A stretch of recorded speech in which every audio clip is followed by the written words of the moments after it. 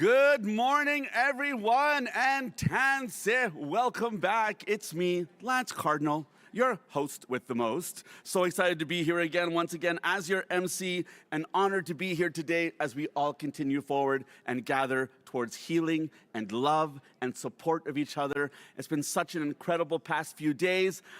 So much has happened. So many things have been talked about. So many things have been felt. For me, it's been an emotional journey, and I'm so excited to be here once again. I'd like to start by thanking Francis Sarazin, the Algonquin of Pikwaganagan, for offering the smudge this morning. Thank you so much, Francis, for helping us begin our day in a good way. Oh, the breakfast was warm this morning. It was so nice to have bacon and eggs and sausages, although those were little tiny sausages. I don't know where they got those from, but those aren't like the ones we have back home. Now, before we begin, a gentle reminder that the health and cultural support workers are available throughout the day today. Please take care of yourselves in the way that feels right for you. You are welcome to sit or stand or step outside or connect with the support workers at any time. They even have a wonderful space just over there where you can go and have a private time and have some cedar smudging, and it's wonderful. Also, last night we had bingo. Who was all at the bingo last night? Let's hear it. How was bingo? Oh my gosh, I heard it was incredible. And I heard that we had some great winners, and we had some bingo, some jigging competition, I heard. One of the people said she was jigging till she was jiggling. And I think that's amazing. That's why I don't dance anymore. Too many things are shaking and moving. So congratulations to all those winners last night and all those who didn't win. It's okay. It was fun to come together. We had like 186 people there last night. That's incredible. I was sound asleep at the time. Sorry I couldn't be there with you. Also, I want to talk a little bit about the Survivors logo, which is part of the Survivors flag. We can see some of it being featured on this beautiful medallion we have here, which is also featured on the pins that were given away. And this is an expression of remembrance. It's meant to honor residential school survivors and all the lives and communities impacted by the residential school system in Canada. Now, this Survivors logo and flag that we see on the medallion and the pins was designed during 6 weeks of consultation, discussion, and collaboration with the survivors from across Canada. The Inuit, Mi'kmaq, Atikamekw, Cree, Ojibwe, Dakota, Mohawk, Dene, Nuu-chah-nulth, and the Siwepmik. Thank you for helping me with that over there. And the Métis survivors brought the flag to life by sharing their thoughts, ideas, and lived experiences to identify the important symbolisms you see in that design.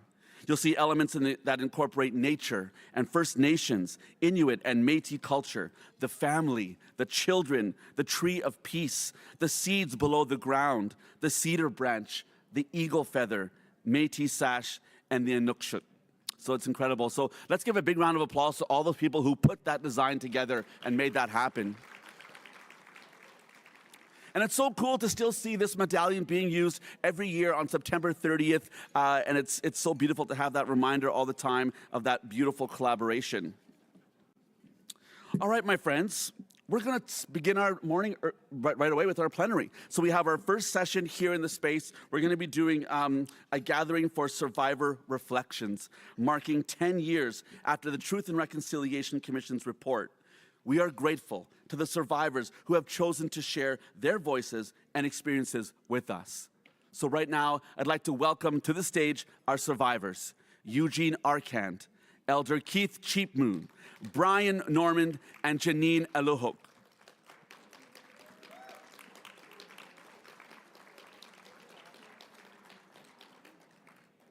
The session today will be moderated by Naomi Reset, Executive Director of the Future Generations Foundation. So once again, welcome to the stage, my friends. We look forward to hearing from you.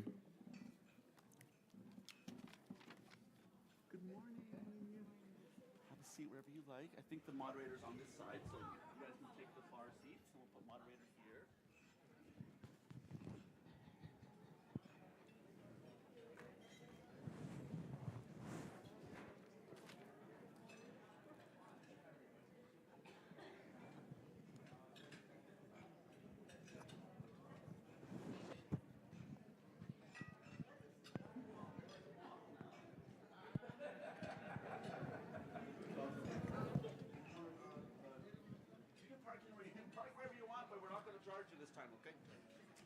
she want a closest seat? Whatever you, yeah, you want to, right here, don't worry, we'll take care of that. And I'll have the chairs right here. Give you that seat right there. I'll give you the closest seat. Uh-huh. So you're not far from your seat. So I'm going to give you a 5-minute.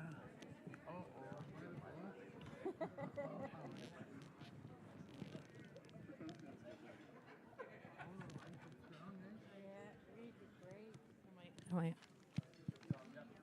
Okay, hold on. Oh yeah, it's working. Woohoo.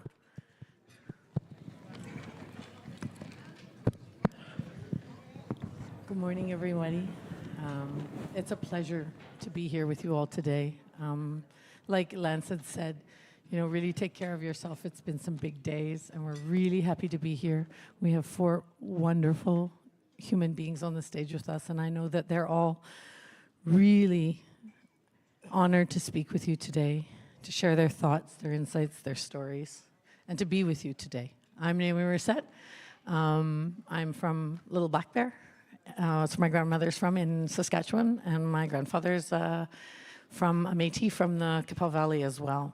So I'm going to introduce our 4 wonderful guests today, and then I'm going to let them take the stage, and I'm just going to be the pretty eye candy on the side. So first down here on the end is, of course, Eugene Arcan. Eugene is a Cree from Muskeg Lake, Treaty 6. Eugene spent 11 years at 2 different residential schools, St. Michael's and St. Paul's. He was inducted into the First Nations Sports Hall of Fame for his ongoing commitment to sport, health, and wellness. He continues to uphold these values through his advocacy for residential school survivors, the community, and he plays a really strong voice in raising the voice of survivors. Eugene will credit all his success and his strength to his loving family, and particularly his wife, Lorna.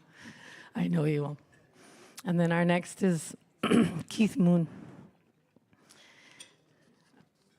Keith is a Blackfoot from Guyana, a blood from Alberta, Treaty 7, the Blackfoot Confederacy. Keith spent several years in both the Anglican and Catholic residential schools. Keith is an educator. He has his BA, his BEd, his MA. He's a really strong leader in his community. He speaks his own language. He's a Sundance teacher. They all have thousands and thousands of accolades. I could talk for hours about each of them, so I'm picking out some of the things that touch my heart, and I know will touch yours. And Keith has been a professor, a teacher, and an eloquent speaker. Then, of course, we have Ginny. Ginny Echalach. I've been working on her last name to get it right in Inuktitut. Echalach. She was born on the DEW line. That's the digital early warning line. I had to look that up. It's a particular thing in the north, in Cambridge Bay and Nunavut. She spent most of her life in Cambridge Bay, Nunavut. She attended residential school at Stringer Hall, and at the age of 4, and then Sir Alexander Mackenzie in Inuvik. Her life was impacted by residential school system, but she remains resilient. Jenny was the minister responsible for the status of women, community and government services, Quill Energy Corporation, justice, labor, environment, and she was a mayor of Cambridge Bay. Plus, she has lots of children and grandchildren. And then, of course, this wonderful gentleman right here beside me is Brian Joseph Norman. He's a proud Métis from the Red River. His traditional name translates to grizzly bear heart of a good man. Maybe he'll say it in his own language for us, because I can't speak it yet. He's strong memories of living in the residential school, living on the land, of the nuns. He spent many years healing, working in the justice system, growing, loving his family, working really hard, advocating for his people. He spends a lot of his time working with youth in his community, on the land, teaching and passing on knowledge. So these are our 4 guests today, and we're really looking forward to hearing from them. And I'll start with Brian, if that's okay. Anybody want to add that I missed something? Chief Moon. Okay. Okay.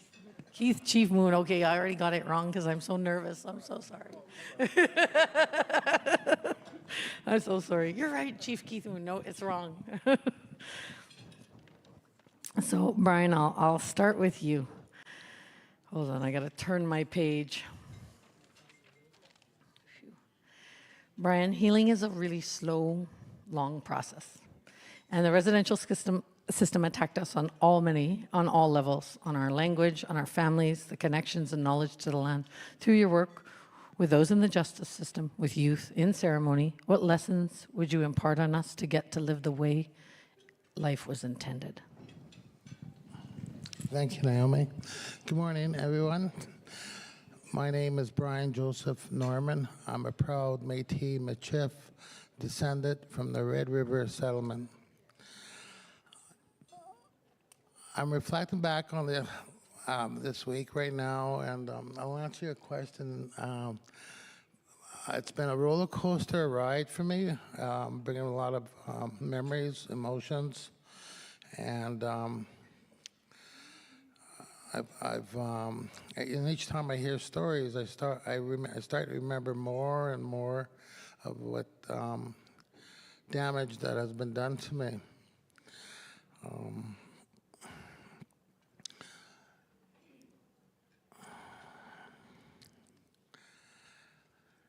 Growing up as a child,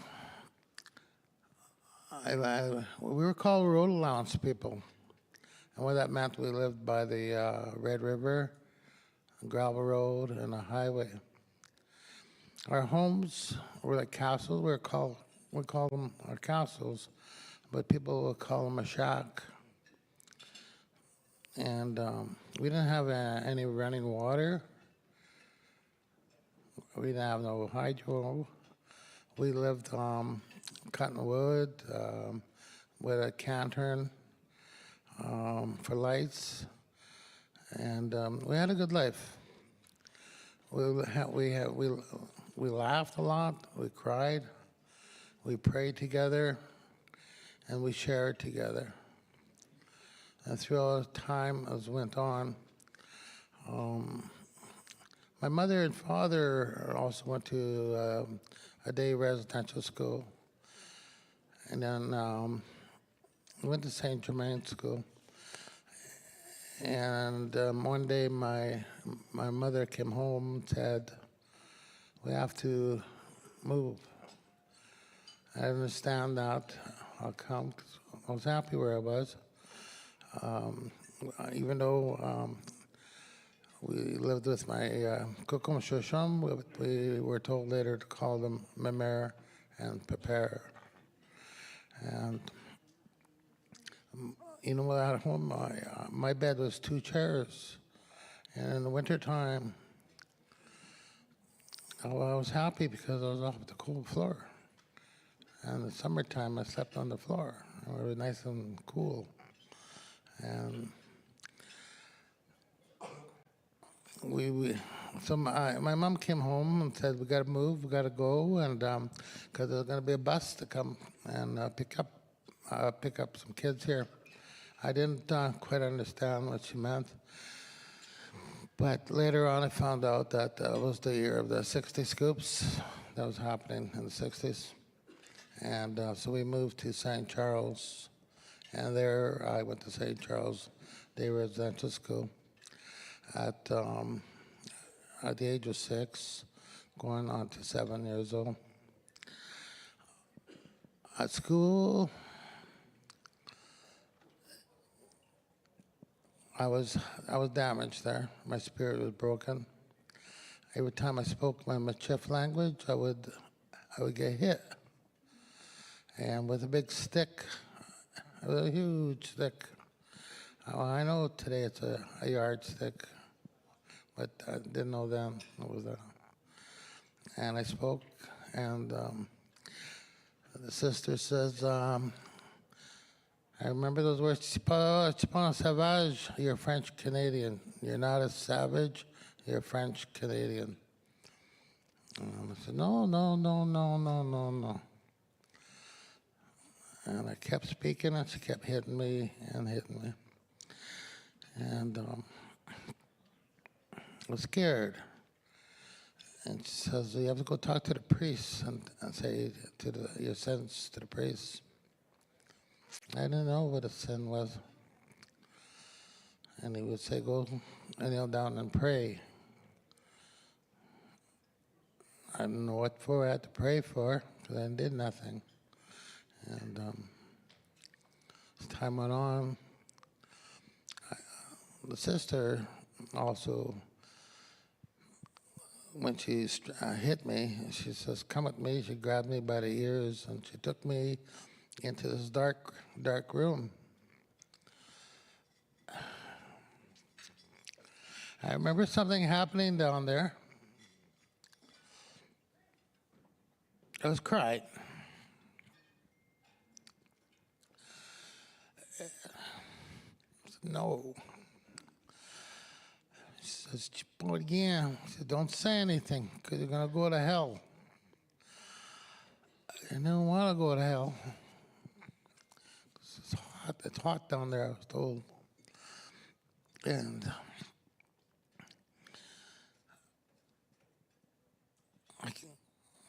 time went on, and I kept going. And one day the priest took me down there in that dark room. And he also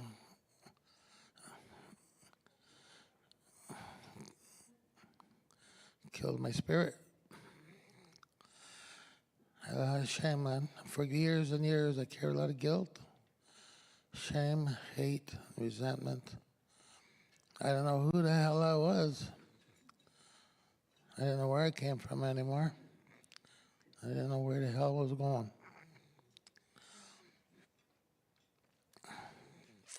My dad worked in the cemetery where the school where I was.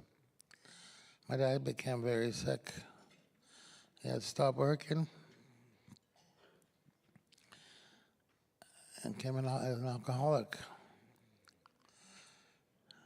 And at age 9 years old, he kicked me out of the house.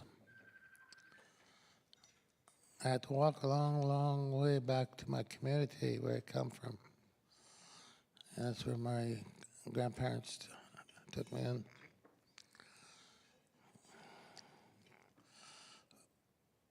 I remember my prepare, we call him prepare. I had a hard time calling them Mamere and prepare because we always said Kukum and Shisham. And when Mamere says, you can't say that to us no more, that's not our name. And I didn't understand that. I would walk in the bush with my grandfather, my prepare, and we'd go snare rabbits, and we'd go sit on a log and we'd talk. And I was scarred at that time. And I told him, I'm not well prepared. I don't feel good. There's something going on. I hate myself. And he told me, you need to pray and ask for forgiveness. I didn't know what to say because I would forgive what. And he said to me, you have a lot of feelings going on, my boy, inside. You have two loves in you, and one's got a lot of, that love that's a bad one has got a lot of hate, lots of guilt, and he's very evil. And the other one has a lot of respect and a lot of care and just a loving spirit inside you. And they both want you. He says, well, who do I choose? He says, the one that you feed, he said, the one you give to. I understand that. And growing up, I turned to drugs and alcohol. I was shunned from my community. I had no respect for nobody, for myself. I went living in by the trees and talked to the trees. And then I ended up living in garages. When I At a time later, in a couple of years, our land got expropriated, and we moved to urban city, which was a fast way of life. And there we had lights and running water. And I remember I heard a swearing word in my chief, and it was my grandpa. He put the water on, and he was scared. He was shocked because it's the first time I take a shower. It was different. He jumped out of there, and he swore. I said, "Whoa, he's mad." And one time my grandpa disciplined me, and my aunts and uncles, they were younger at that time, he just had to look at us. He didn't have to say anything. We knew what we did wrong, and we knew what we had to do not to do what we did again. And then one day he says, "You know, Brian," he says, life is too fast here. We have to look at the time. We have to make an appointment to go and see our families. Because when our land got expropriated, we moved all in different areas in the city. And so we lost our community, our family. And we had to make an appointment to go and visit, and a lot of times never had a chance to go and visit. I met my rock when I was 18 years old. And bless her heart, we were married 45 years. I have 3 proud Métis daughters. I have a Métis son. Slipped into the spirit world. He's always in my heart and spirit. I pray for him every day.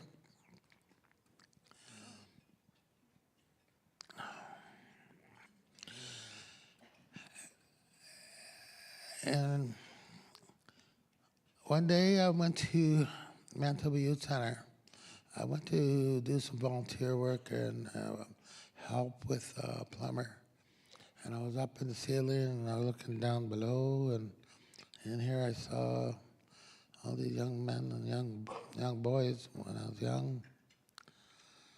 That could have been me down there. And I said, I want to help.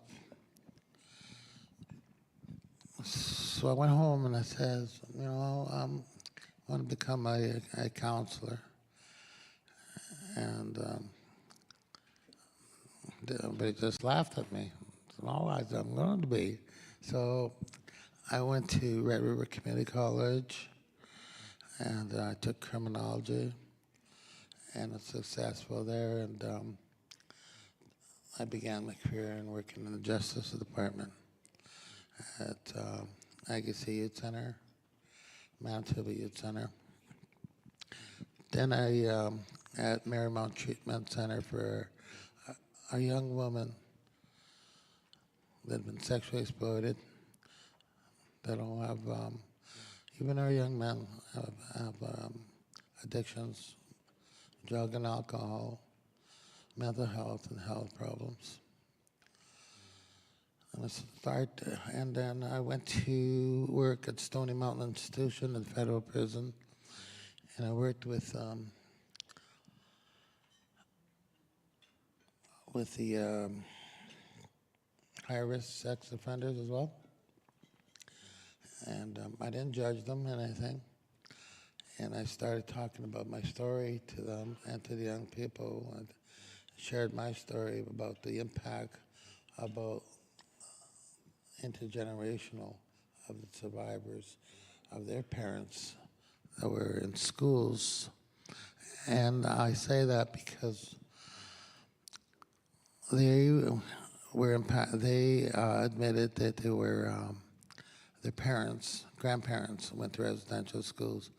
You know, 80% of our indigenous people are locked up in institutions. And that's sad. It's hard work for me to do there. I find a lot of barriers there. I find, when we talk about treatment consolation, and it just penciled on it. It doesn't mean nothing to them, and I share that from my heart. There are some good people, but there are some those that are denials that work there.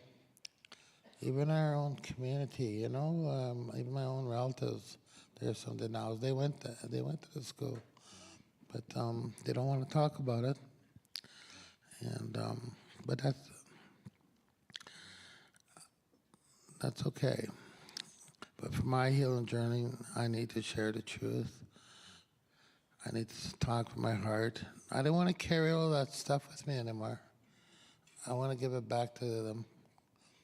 I wanted to apologize to the sister and to the priest. I did get a lawyer, and the lawyer says, well, we'll have a discovery meeting. So I waited. He says, he called me up. You don't have to come. He says, the sisters will probably be all dead by then. I said, I only wanted to apologize. I want to say, I forgive you. I want to give it back to her. I want to give it back to the priest. I don't want to carry it no more.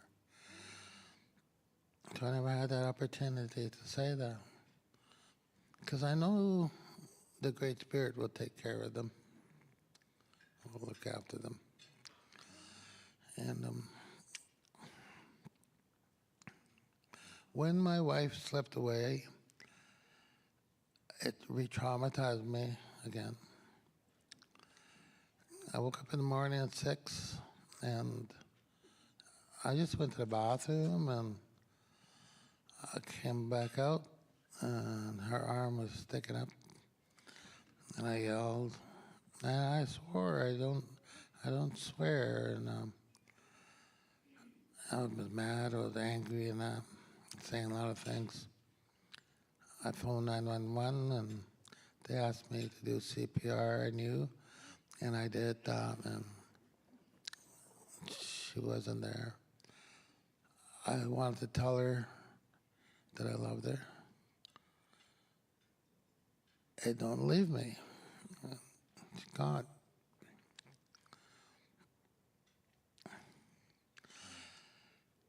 I tell people, when you tell somebody, your loved ones, you're locked up here now in jail, you're in child family, or at home or wherever you are, you see somebody you love, let them know you love them. Speak from your heart. Give them a hug, but not only one hug, give them 2 hugs. Give them 2 hugs. We need that, and they need that.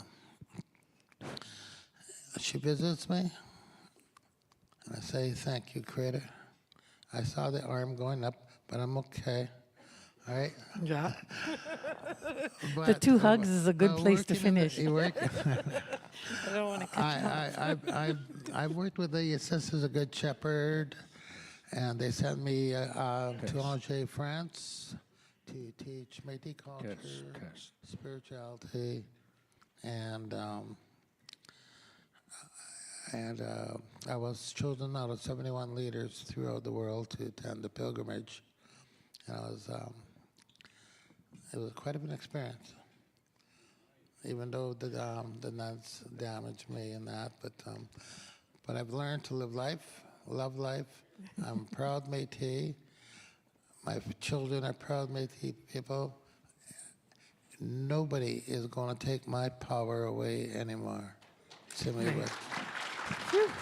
Thank you, Brian. Thank you. Test. There's Eugene. Is your microphone working, Eugene? It is now. Yeah. I wish I could have turned off Brian's earlier. He owes me 10 minutes. He didn't even hear me. Hey, we all gossip amongst ourselves, and we all know you can't give a half-breed a mic with 3 Indians sitting beside him. Otherwise, he's going to not let you talk. Thank you for the introduction. Nigan naskumaga mamautte piitsigit muute pe tatsioga peatsemuan pe bikskuan. Jo kakki okte kapiegi tamskatagok. Ja kui inaskumu muuta kakki muuta kagi pe tema ei kavu jääga muuta pe appia by miasin. So I thank the Creator for putting me where He's put me today amongst my people. I give greetings to all of you. The words you just heard me speak in my language, I've only been speaking for approximately 15 years. I'm 73 years old, and I was brainwashed into believing I had lost my language. With the help of Senator Hilliard Ermine, who reminded me that our language is in our hearts, I took that advice and I relearned my language. And if a dummy like me can do it, we can all do it. And make sure that our children and our grandchildren continue that. I'm not going to go into depth regarding the trauma that we all shared and I had experienced also in residential school. If you want to read about it, you can go to Google TSN 781, which is my residential school number, and go to the NCTR website, and it's all there, written by Bob McKenzie from the Sports Network. I'm not trying to avoid what we all shared in those horrific concentration camps that we were in.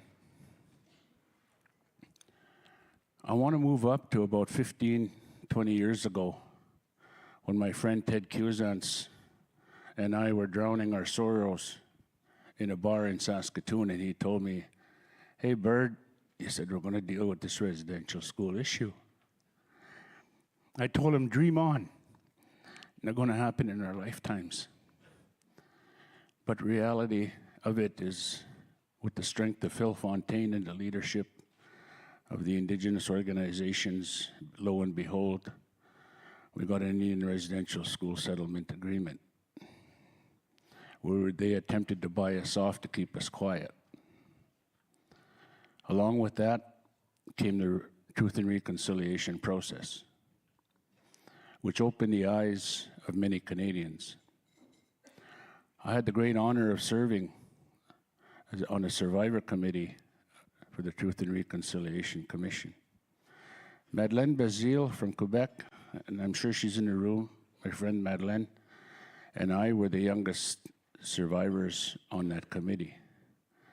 We traveled 6.5 years with that bentwood box, because as the young ones on the committee, we were tasked with accepting the gestures of reconciliation.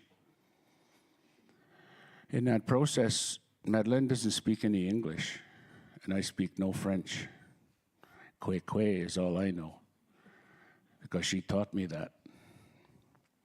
95% of the gestures of reconciliation, when we debriefed in James Bay Cree and Plains Cree. And 95% of the time, we knew who was doing it for show and who was doing it sincerely. We agreed 100% of the time. During that time, just prior to that time, in one of my hungover days, I went to the University of Saskatchewan reluctantly because I'm not an academic. I never was in residential school, and I never was as an adult. I'm a sports guy. That's all I know, sports. This gentleman who was talking there started talking about blameless shame. And I felt like he was looking me in the eye and then he was talking directly to me. I thought, how does this guy know me? Because I couldn't quit drinking, I couldn't quit drugging, I couldn't quit partying.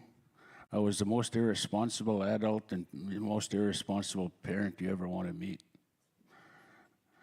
I had just finished 11 years hard time and I had no fear. I wasn't scared of no cops, I wasn't scared of no jails, I was not scared of any courts. I went through the same childhood you did. That's why they call us survivors. But this blameless shame lit my light.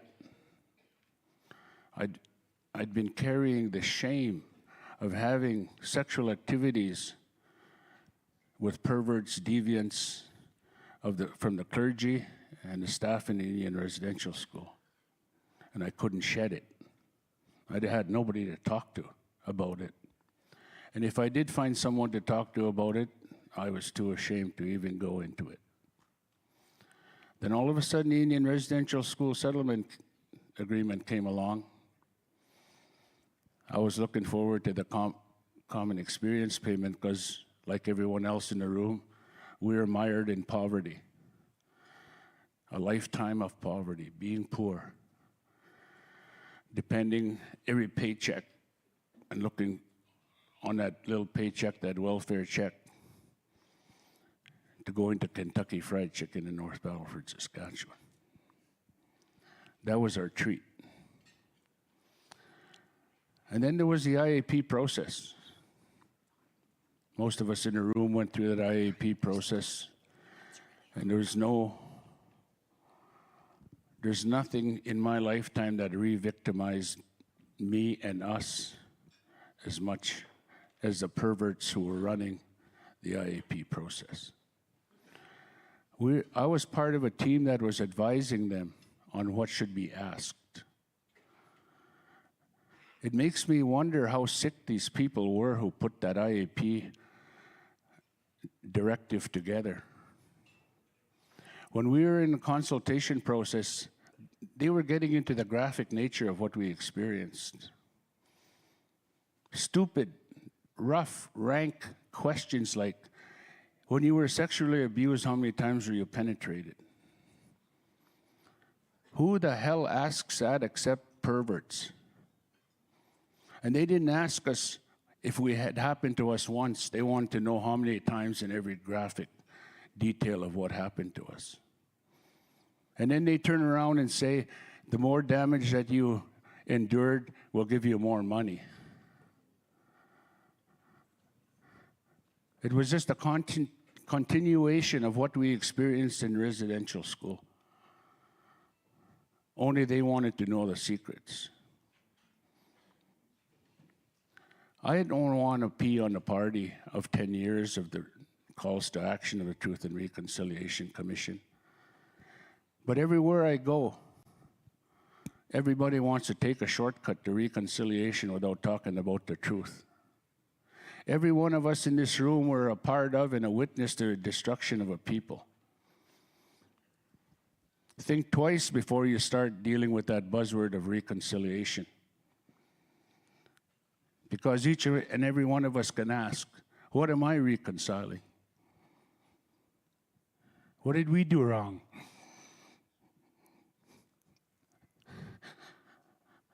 These perverts and these deviants who tried to destroy us are talking to me about reconciliation. Get lost. I have more to reconcile with my family, with my community, than anyone else out there. Because I was destroying them, because I was so damn colonized. I had to get out of this genocidal mind that I was stuck in. I was violent. I was temperamental. And my children endured it. That's where reconciliation has to happen. That's where truth has to come before reconciliation. I don't have a lot of time because Brian took most of it. But I think it's important from when the Truth and Reconciliation began their work. It's important after they completed the report, to recognize that there's a couple things that have no template. One of them is the National Center of Truth and Reconciliation. This National Center of Truth and Reconciliation does not belong to the University of Manitoba. It belongs to us and each and every one of you. It's our center, our center. That's where the true history of all of us sits. When we first engaged with the University of Manitoba, I happened to have the luxury of being the first chair of NCTR for 6 years with Roy Moran. There's no template for this. We had to do this. Thinking Nehiyaw Mamtanaytsigan, indigenous thinking, had to go into this place. Yet the University of Manitoba at that time, it has changed a lot. Put us on a mantelpiece as a trophy. That first president, Mr. Barnhart, I think was his name, I butted horns with him constantly to let him know you don't own us. You are on our land in your university. You don't own us. Don't ever think you own us. And we will never be owned again. And we got to maintain that Nehiyaw Mamtanaytsigan, that mental toughness that we came out of there with to be survivors. For the first few years of building that, we were a hat-in-hand relationship with the University of Manitoba. There was times we couldn't even meet payroll. We were scrambling hard. And every one of us in this room and all those who are watching back home should always be forever grateful to the 215 that woke up the world and woke each and every one of us up and empowered us to be the survivors that we are.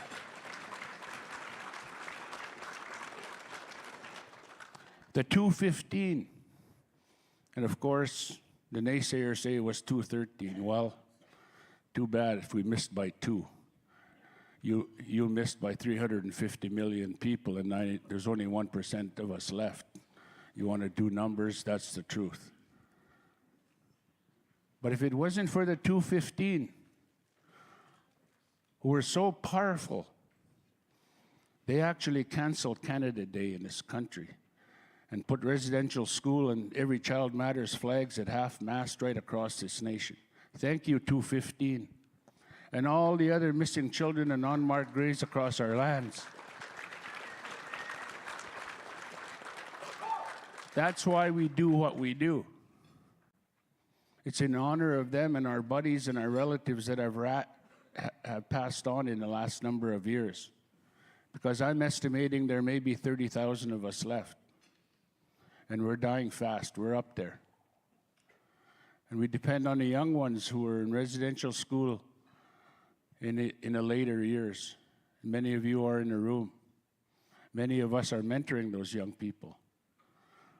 To carry on this truth is more important at this point in time in our lives than reconciliation. There cannot be reconciliation without truth. No more shortcuts. Get rid of this buzzword. What the heck are they talking about? Economic reconciliation. Define it. Why are we still the poorest of the poor in our own lands? And they're calling it economic reconciliation. What are the determining factors of reconciliation?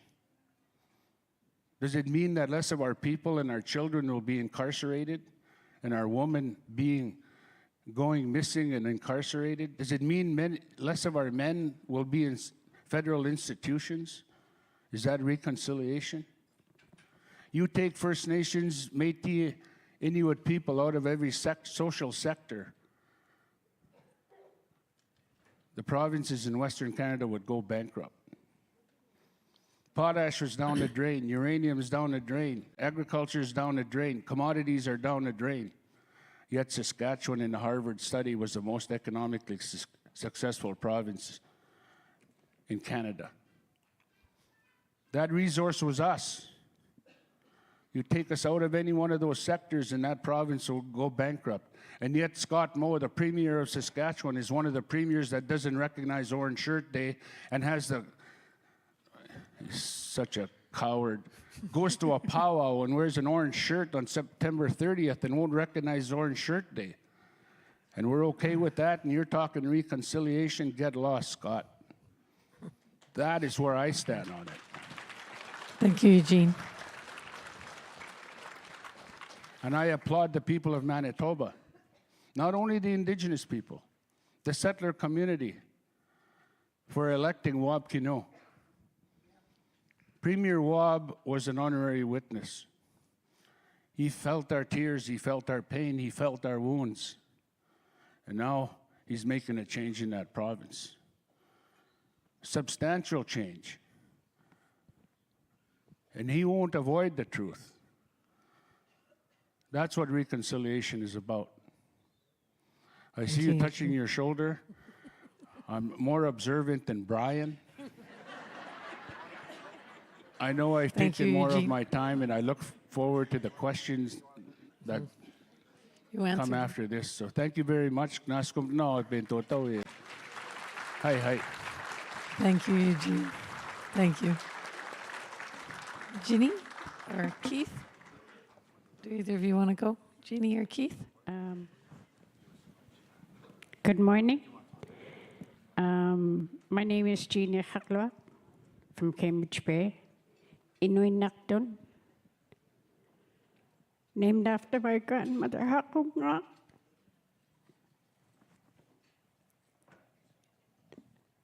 This is the first time in my life I've been asked to speak about my experience as a residential school survivor.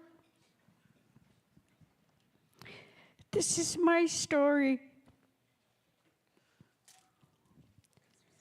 The experiences and the impacts every other person who has experienced is unique. Our common experience is losing our family. In losing family, we lost culture, we lost our heritage, and we lost our traditional skills. My strong family ties help me to keep my language, my culture, and my traditional skills. As she mentioned, I was only 4 when I first went to residential school. I remember we got on a bus off the plane to Stringer Hall, and as we got off the bus, I only spoke Inuit Nakdun. And my sister said to me, "Whatever you do, don't speak your language, just nod your head." And I said, "Okay." When I was asked to come here to speak, I had a lot of reflections, a lot of memories. And growing up on the Dew Line, we shared beds, so I always slept with my siblings. I remember my very first night in this huge dorm, all by myself, and I cried myself to sleep for many nights.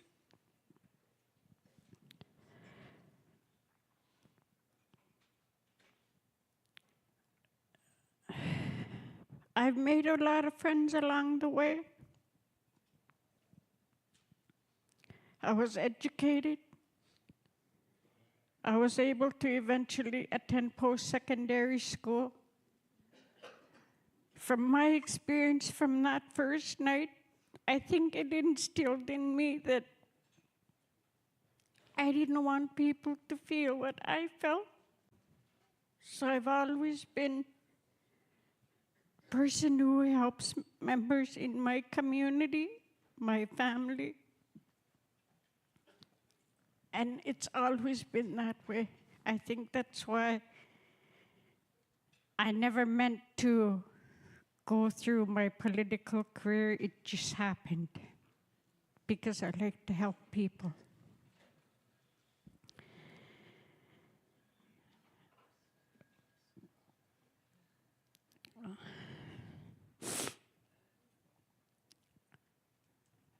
I was asked, how many people out there thought the Prime Minister's apology was enough? Not me. How many people were okay with the payments that we received? Not me.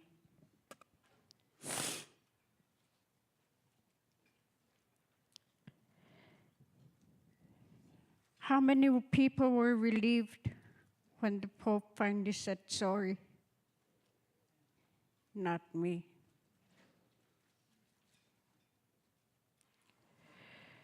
For many, these words and the money came too late. For those of us still alive, sorry doesn't have strength from when the hurt continues. Money doesn't take away memories, nightmares, and intergenerational trauma. Indigenous people for hundreds of years have been strong and resilient. Actions speak louder than words.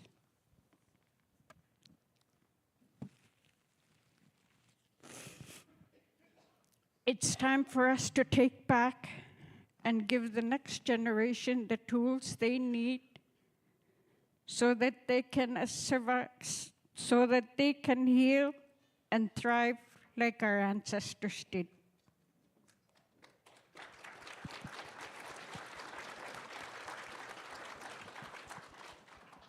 I recently retired from my political career. And when I told my grandson that I was coming here, he said, "Nana, you're not even done yet." And I asked him why, and he said, "I can see you doing more." And I want to thank my sister Edna for her support during my time here. And I want to thank the people who have supported me through my career.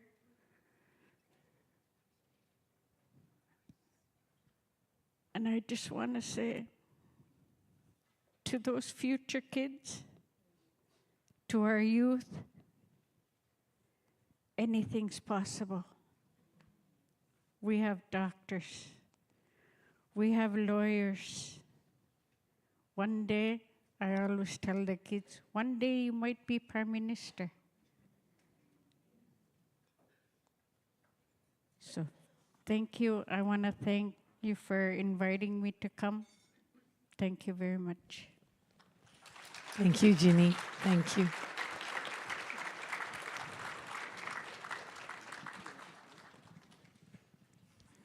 Keith?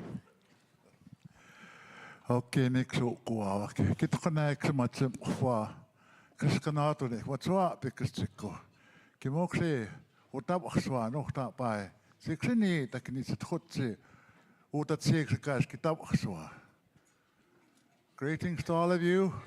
My name is Jacob. That's my Blackfoot name, and I go on to say Blackfoot is my first language. And it's Keith, Chief Moon. I'm from Guyana, hot standoff. And my great-grandpa was Red Crow. He was one of the ones that signed Treaty 7. But first of all, before I go into my presentation, I want to acknowledge all the survivors here that are here today.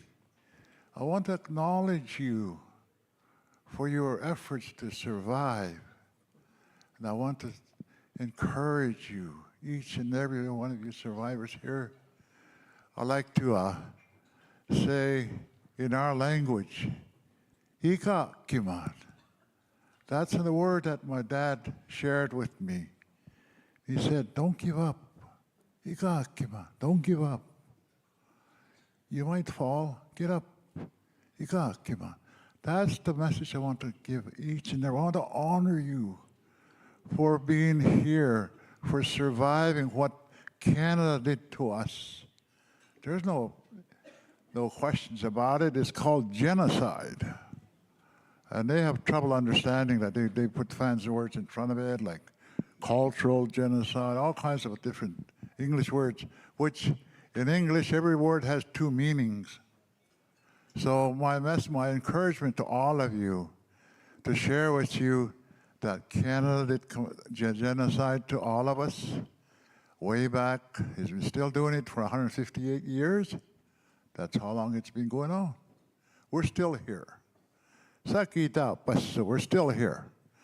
I also want to say that when they signed the treaties, they starved the people in Treaty 6. And if you want, like if you think I'm fabricating all this story, I'm not. There's a document written by James Daschuk, and they call it Clearing the Plains. And when they did that to us in our Treaty 7, and also I just want to acknowledge all the atrocities that Canadian government has done to us. If I do that, we will be here all day if we talk. I just want to, first of all, I want us to say what they did to us. A lot of people will be exterminated, like what Canada is known. Canada and USA are known for that. Hitler studied Canada's way of dealing with the Indigenous First Nations, and they followed the format. They call it the Holocaust, but they're still doing it here. And again, just want to share what they did. But for myself, I'm very honored to be able to be here in this very distinguished group of crowd survivors. And I just want to acknowledge all of you for surviving. And also on my part here, I too was victimized. It was not an easy path for me. I was subjected to a lot of the genocides they did to us. You know, I was taken into residential school first of all, the Catholics residential school because my mother was considered a Catholic. Then they found out that she was Catholic. They dragged us over to Anglicans, and the same abuse carried on. And that's so we got double whammy because there's a group on our reservation that followed that adamantly, and then there's a group that followed Anglican. So we got it from both sides, all sides. But my dad was very courageous, and he did a lot of things that was outside of the parameters of what he did. So he told us, don't give up. We're here to stay. And what they did to all across the reservations across Canada, they also did biological warfare. The food we eat, that we were used to eating, they changed that. And they gave us all this. Now we have any reservation now, in particular in our country, we have diabetes, high blood pressure, cancer, all those European diseases that they gave to us for us to become extinct. But we're still here. And we find ways to address it. In fact, we got hit smallpox big time. Our tribe, my clan, we escaped to the mountains. We stayed there till watched because we're trying to figure out how do we contend with that. And we survived. We finally came back to the reservation. And that's what we dealt with. So that the encouragement I have for all of you is what they've done to us. Yes, they did big time genocide, but we're still here. Again, for what I was able to, I guess you'd say the formula that helped me survive, helped me to be able to make my own choices was spirituality. A grandma, she had passed on. Because I got caught up. I was an alcoholic. I drank. I wanted to. be like everybody else and drink Bud Light, all those fancy alcoholic drinks, and be a part of the group. But little did they know that I was hurting myself. So I got to the point that when I finished the schools that I came out of, I went to the provincial school in Cardston.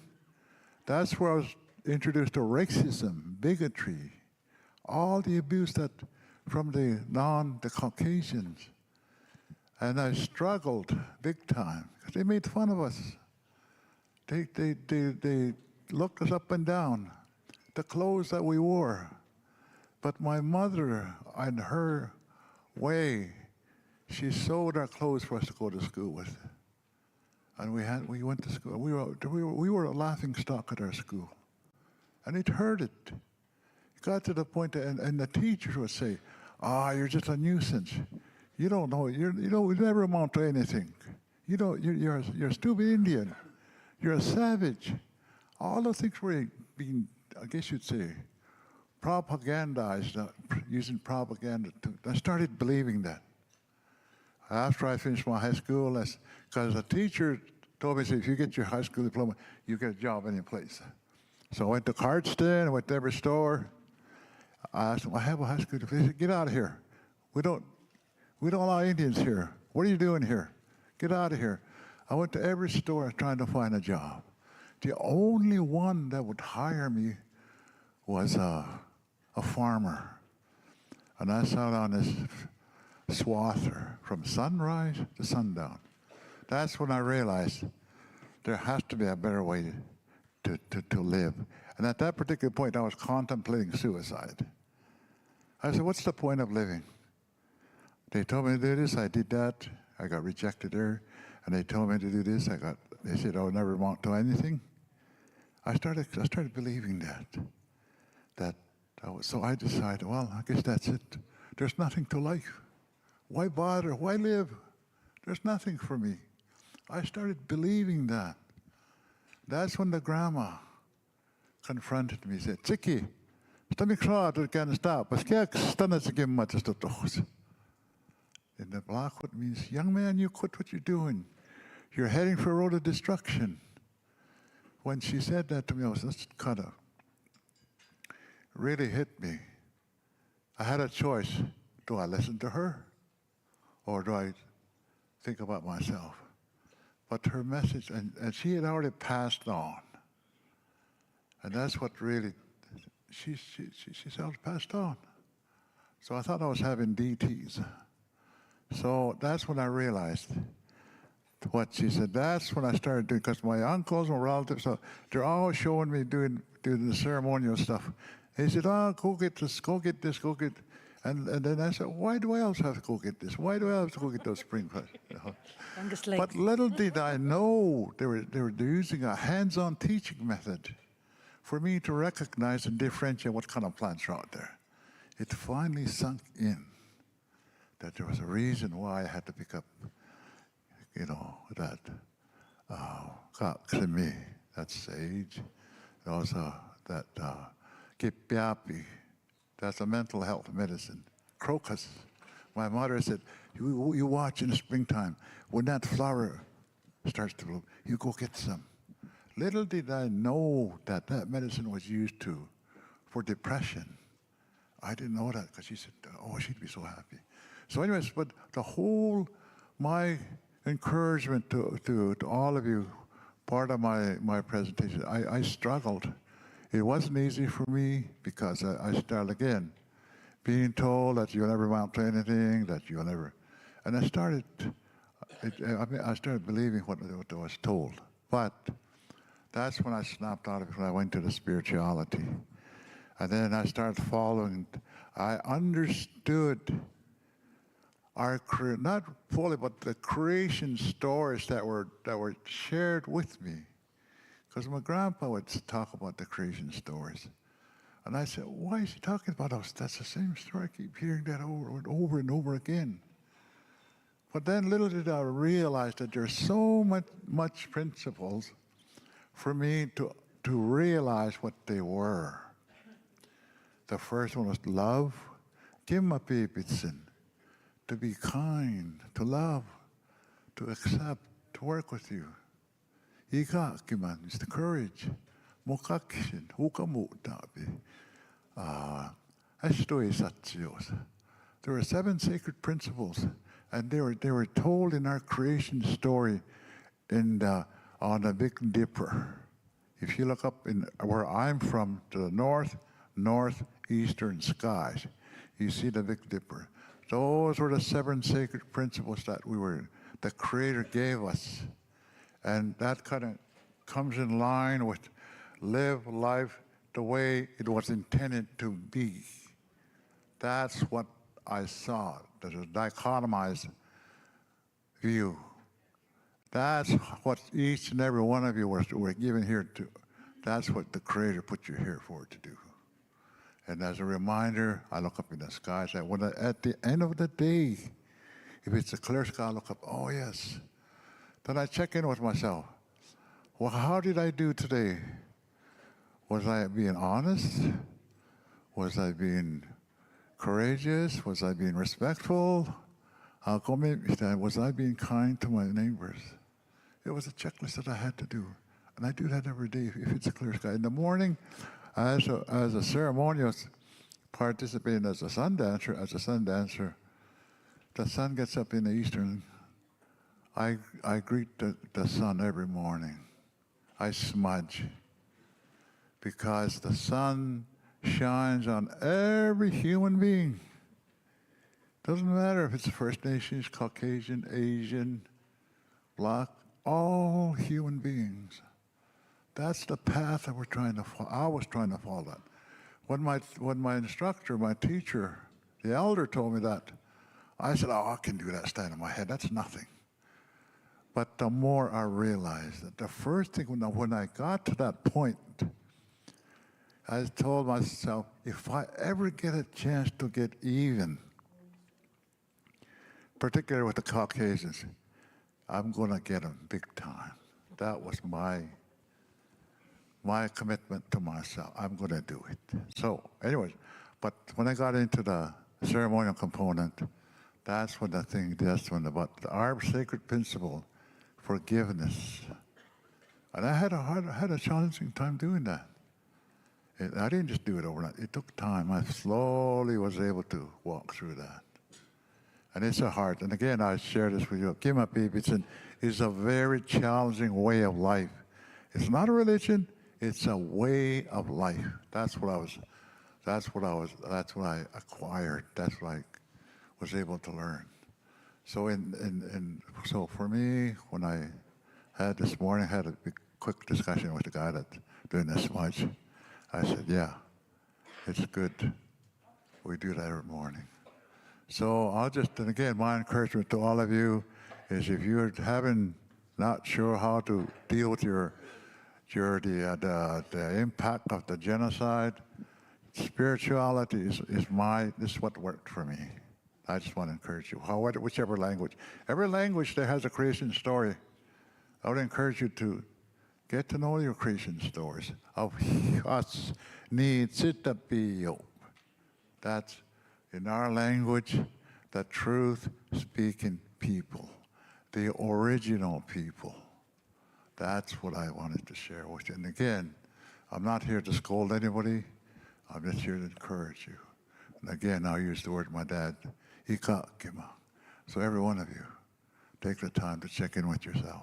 If you're struggling, or if you see somebody struggling, tell them about the spirituality. And if they're not following, we don't use force. We use encouragement. And so that's just cheap. Just ask the Creator. So I'll stop there for now, and I guess thank you for listening to me. Thank you, Keith. Thank you, Keith. We've heard from all of them, and I'm sure they all want to talk on top of the things they've heard from each other. Eugene, thank you for your, call to action that we need to keep going, keep telling our truths. Keith, grounding us in who we are as people. Ginny, thank you for bringing the North voice, and I'm so So happy you're here with us today, and Brian, thank you. I'm going to let Eugene add some more comments because he's been listening, I know. And he's always likes to talk, and he did lose 7 minutes. Tess, So I want to give him back to him. in another life, I'm going to be an auctioneer and a bingo caller. You know, as you've heard, though, from all of us, you know, we're in a generation right now that's technology-based. I'd say over half of us in this room are technologically challenged. And in that process, we're also dealing with a language that is buried and began, but has shown its head again based on tokenism and paternalism. And we're caught up in this. We're being used. And we have to be careful. We have to understand what words like collaboration means. I'm telling you right now, don't collaborate.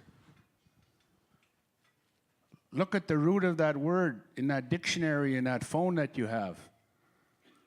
It comes to us from the Nazi era. That's where the word collaborators started. And now it's a buzzword used amongst indigenous people as if it's something good. When you collaborate, there's always one above another. And they say, okay, smartass, what's the other word? The smartass says it's the word symbiotic, a word that's mutually beneficial, which is what our treaties were about, which is what our agreements with the newcomers into this country was about a symbiotic relationship, not collaborating. On every document right now as it relates to Indigenous people that's released by the federal government, you get caught up in collaboration. What happens when we get caught up in that kind of crap is it makes us complicit without even knowing. Words matter. Our languages matter, and we got to know what that English word or that French word or that European word that's being used to sensitize themselves, not us. We have to be careful with that. This is a world that most of us thought we'd never ever see. Artificial intelligence, wow. You know, for somebody who had 17% in French, and you come to me with artificial intelligence and say, you find out what it means on your phone, that just blows me away. It blows us away. So when I say what I said about the buzzword of reconciliation, be careful with it. There's no reconciliation without truth. Once again, I say that. When the truth is not there to hurt. The truth is there to educate this country that something went wrong. In that social experiment that John A. Macdonald put together and went to Haskell Indian School and brought it back to Canada and started in Brantford, Ontario, and ended up with over 147 recognized schools in this country. Those were not schools. Those are concentration camps. That's the truth. I'm not saying that to hurt anyone, and I don't want anybody here feeling sorry for me or pitying me. Those days are done. I want them to open your eyes, open your hearts, and open your brains to why we're the poorest of the poor on our lands. When you recognize that, then we start talking about reconciliation. Hey. Thank you, Eugene. Brian, did you want to add? He had some comments to add. Thank you. I want to thank each and one of you, Eugene, Chief, and my dear friend, I don't remember your name, Gina, you're a sweetheart. Thank you. I sincerely thank NCTR, Nancy, love you all. And NCTR is my family. I'm so thankful that I have Stephanie to look after me here. She's a great helper. One thing I've been praying and praying this week was Makukum to come and talk to me. And she did not too long ago. She said, don't forget to tell the people what we need to do is teach our young people, learn how to pray again. You don't need a book. You don't need time. You can pray anytime. And a prayer, you can say, thank you for life. That's a prayer. And learn how to laugh again. When's the last time we had a good laugh that we had tears coming down our eyes? Been a long, long time. Learn to share. Share your thoughts and feelings and be truthful about it.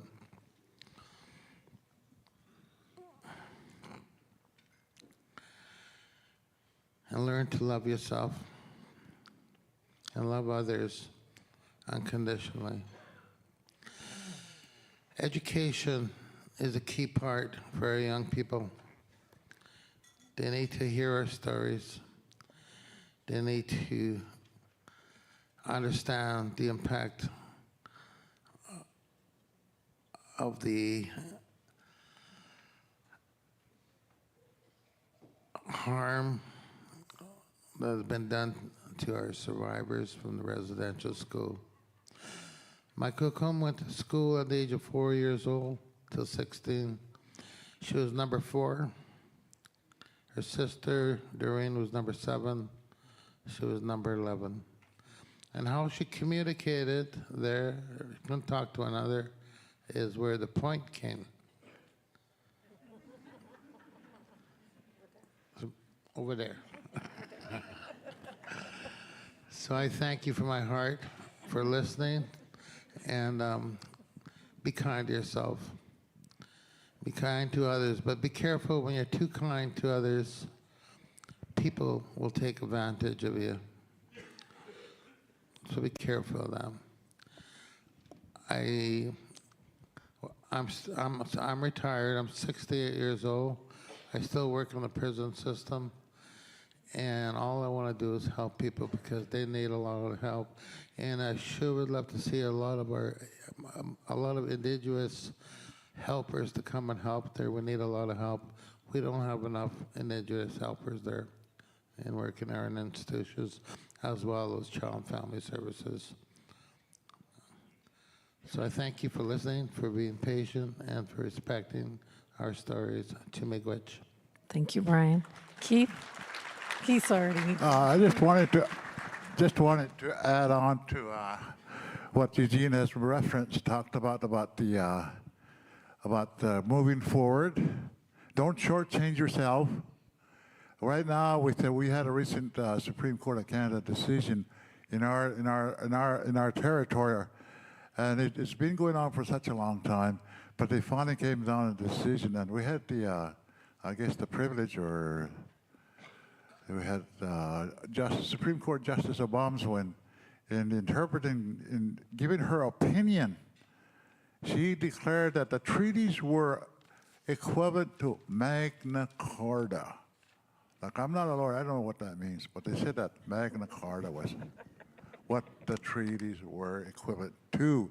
In addition to that, she also said, another justice, Supreme Court of Canada justice, said that there's sui generis relationship. And again, I am not a lawyer, I have no idea what that means. But I think what it means is that there's a special relationship. Canada has an obligation. We were never conquered, and we never will be, because they entered in. They were going to use force, but they realized they were going to lose. So they decided to entice us through spirituality and all that. They said us Indians are very spiritual people, so that's true. So that's why they introduced the churches there to manipulate us. And also, in addition to that, one of the other things that was said about these again, don't shortchange yourself. You know, you have you have dreams, pursue them. Don't let anybody cut you back. Don't let anybody, because you have all the right to do that. In addition to pursuing your dream, don't get done. Like I said, don't shortchange yourself. And again, with the court decisions there that have recently, the Supreme Court of Canada now is the highest level of law that they have to check into. Those are the opinions of the highest court of Canada, and the information is like, I'm not fabricating. It's public information. It's out there. If you want to check for yourself what actually went through, they're out there. You can check it out and see what I'm saying. So those are things that I just want to share with you, that the Supreme Court of Canada is now starting to realize the potential that we have as Nitsitapi. Okay? I'm not going to say Canadian, I'm not going to say First Nation, I'm going to say Nitsitapi. That's the Blackfoot word meaning the real people, the truth-speaking people. Thank you. Thank you, Keith. Ginny, do you want to add some words from our Inuit? Thank you very much. I just want to say that we're proof that we can live in two worlds. We're smart, we can be educated, we can have those hot top-level positions, we can be politicians, we have people who are very successful, but we can also live our traditional life. We can speak our language, we can pass that down to our children, and we can still live in our culture. And I just want to say thank you very much. I want to give the opportunity to thank our elders here. And this is my first Truth and Reconciliation conference that I've attended, and I do plan to attend more. And I really enjoyed my stay here. I enjoy listening to the stories. I enjoy people coming to me and telling me their stories. And it helps me heal. It helps me understand. And we need to talk about it more. That yes, we can live in two worlds. Thank you. Thank you, Jenny. Those are some powerful words from our guests, and I want to thank you all for listening. And I know, as Keith had said, thank you all for being here. It is very humbling for me myself to be in this room with all of you and to be with these illustrious people. I've had some beautiful time to spend with them, and I just want to thank you. And I think we're even 1 minute early. Who would have thought, survivors? Woo! Champions. So thank you.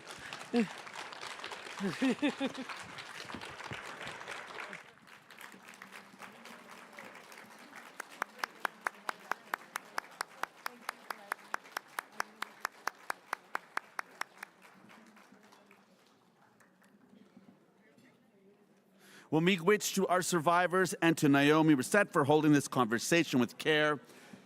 Big thank you to all of them for sharing their truths with us. Now, before we all take off for our breaks, all you running out there to go buy stuff at the vendors, I can see already trying to get out there. We want to talk a little bit about our breakout sessions before we go, so I want to just explain what all these sessions are before we leave. So settle down, geez. Oh my goodness. So we have 3 wonderful sessions this morning we're going to be going to. There's not even drummers in here. Why is everyone talking? I'm just joking. We got 3 wonderful sessions this morning we're going to get to. The first one is going to be happening here in the plenary room, and it is the 2S LGBTQ relatives and communities. And this workshop will explain the term Two-Spirit and discuss the historic contemporary importance of the First Nations 2S LGBTQ people with our communities. The second one's going to be happening in Governor General Room 1, and this is called the Indigenous Men's Alliance Values of Success, and it helps us to believe in ourselves and strengthen our spirit. And in this session, you will learn a values-based model for success that can help you overcome the everyday challenges that you may face. And the third one is happening in the Governor General Room 2, and that is called Rooted and Rising, Reclaiming Our Power as Women, a call to remember Indigenous Wisdom Ceremony. Oh, thank you. Oh my gosh, I was just blessed.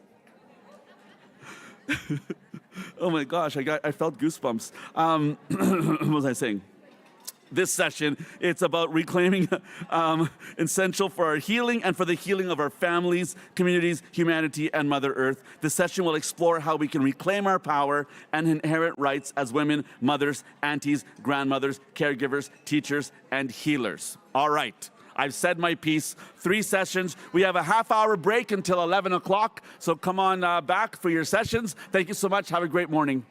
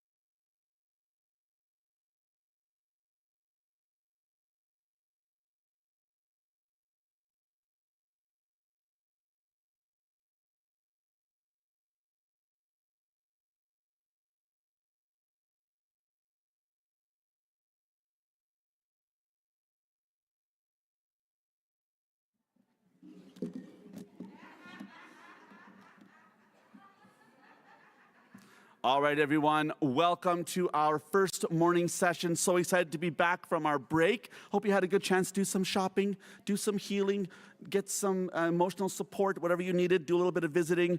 But now we're going to start with our first session here, which is the 2S LGBTQ relatives and communities. Now, this workshop will explore the term Two-Spirit, which I am so proud and honored to carry as my description as well as a Two-Spirit person, and the historic and contemporary importance of the First Nations Two-Spirit, lesbian, gay, bisexual, transgendered, and queer people within our communities. And so we please welcome to the stage today Dr. Alex Wilson, Director of the Aboriginal Education Research Centre at the University of Saskatchewan. Let's give a big round of applause.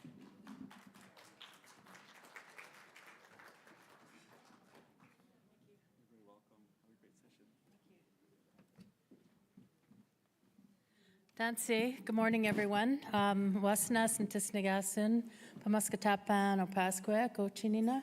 I'm from the Opasquia Cree Nation, and my family is the Wilson family.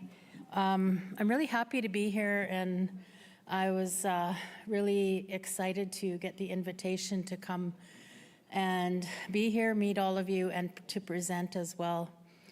As some of you might know, the TRC calls to action didn't mention Two-Spirit people, so this is a really good opportunity for us to kind of reflect back on the past 10 years and then think about moving forward. And in that moving forward, also widen the discussion and broaden the discussion so that all of our community members are included. I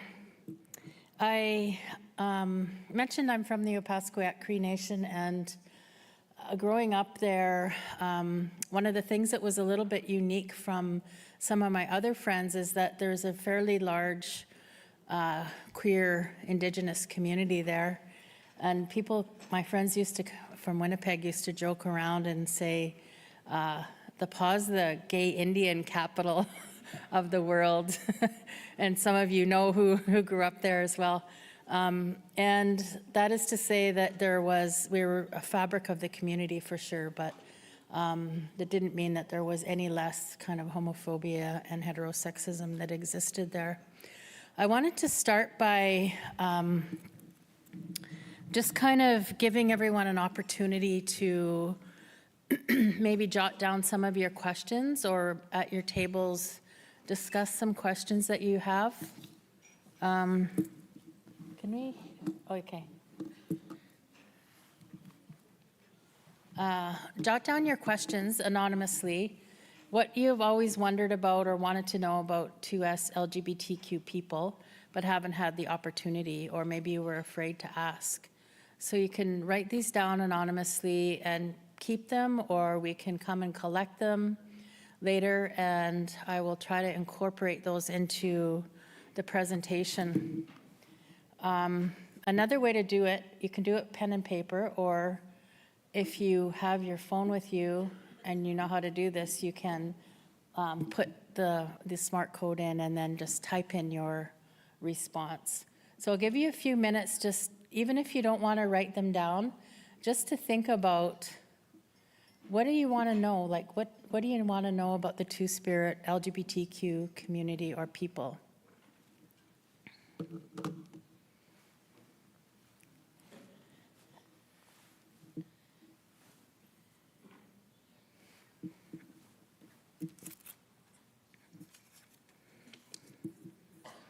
If you send those in on the QR code, they will be anonymous. It won't say your name. Yep.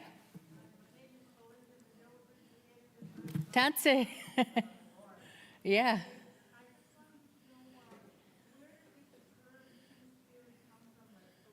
Yeah, okay. So Belinda was asking where the term Two-Spirit came from originally, and that'll be part of the presentation, so I'll get to that. Thank you for that question. If anyone else has questions they want to say publicly too, now you could do that now if you want.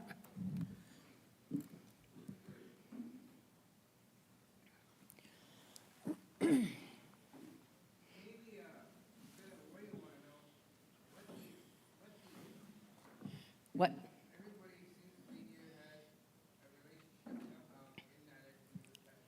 Yeah.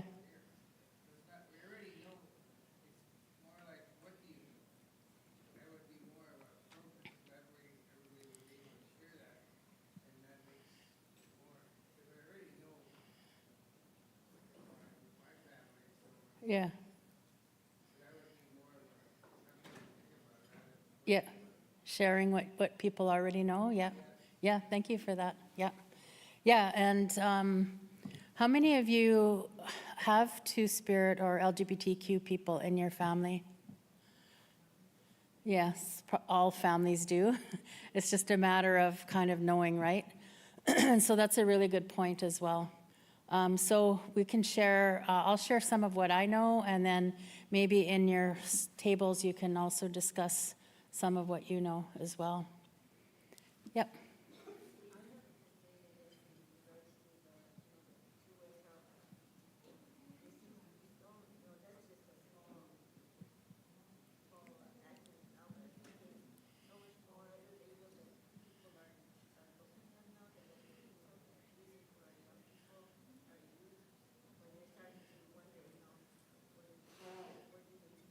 Right, yeah, exactly.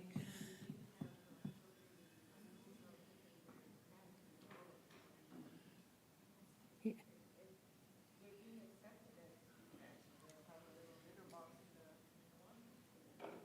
just seems so, Yeah. I don't know, too crazy. Yeah, so you're asking about the acronym, and the acronym does keep getting longer as people have more agency to define and say who they are. And then also there's stereotypes around what that means.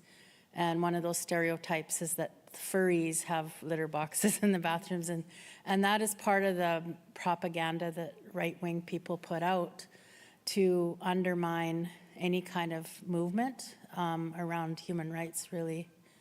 So we'll get into that. Yep. Dr. Wilson, I know a lot of your information is you probably got and doing a lot of research about the movement.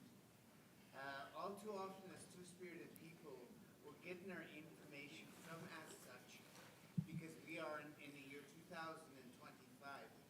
Have you had the opportunity to do your own personal research? Because we know where the research is coming from. Yeah. White colonial settlers and Catholic people who write those books about two-spirited people. For me, I've always was aghast because throughout some of the historians delivering about two-spirited people was so inaccurate, it made us sound like prostitutes or what have you. So as you go on, I remember even at age 5, I'm getting my information from my grandmother who lived in the 1800s. So this is how our history has been passed on. I'm getting my information, my research from where it came from. Because let's face it, a lot of that information has been gone. And we know we've had to step up to our rightful place by being pressured by diseases, by being pressured by prejudice, and being pressured from every angle to be who we are and do it without fear and without danger. So a lot of us have gotten to that place. Yeah. I speak from the concept of a kateak because my information is coming from that lower space. And I just hope, Dr. Wilson, that a lot of your information is coming from the same source and not from colonial standards. Yeah. Yeah. Yeah, thank you for that. And what's your name? Laurie McDonald. Hi, oh, nice to meet you. Yeah, and so part of this is research is part of my own story.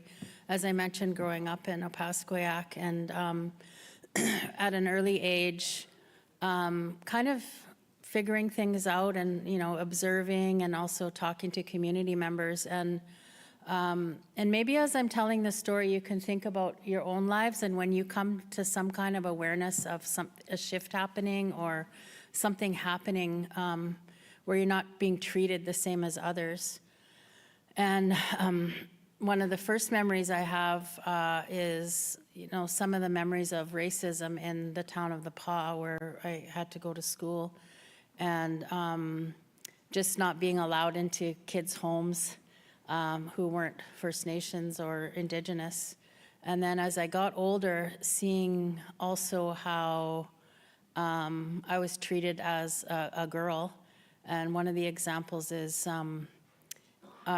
going to, in our community, we had these little social dances. They weren't powwows, but they were kind of traditional social dances that probably many of you had them in your community centers.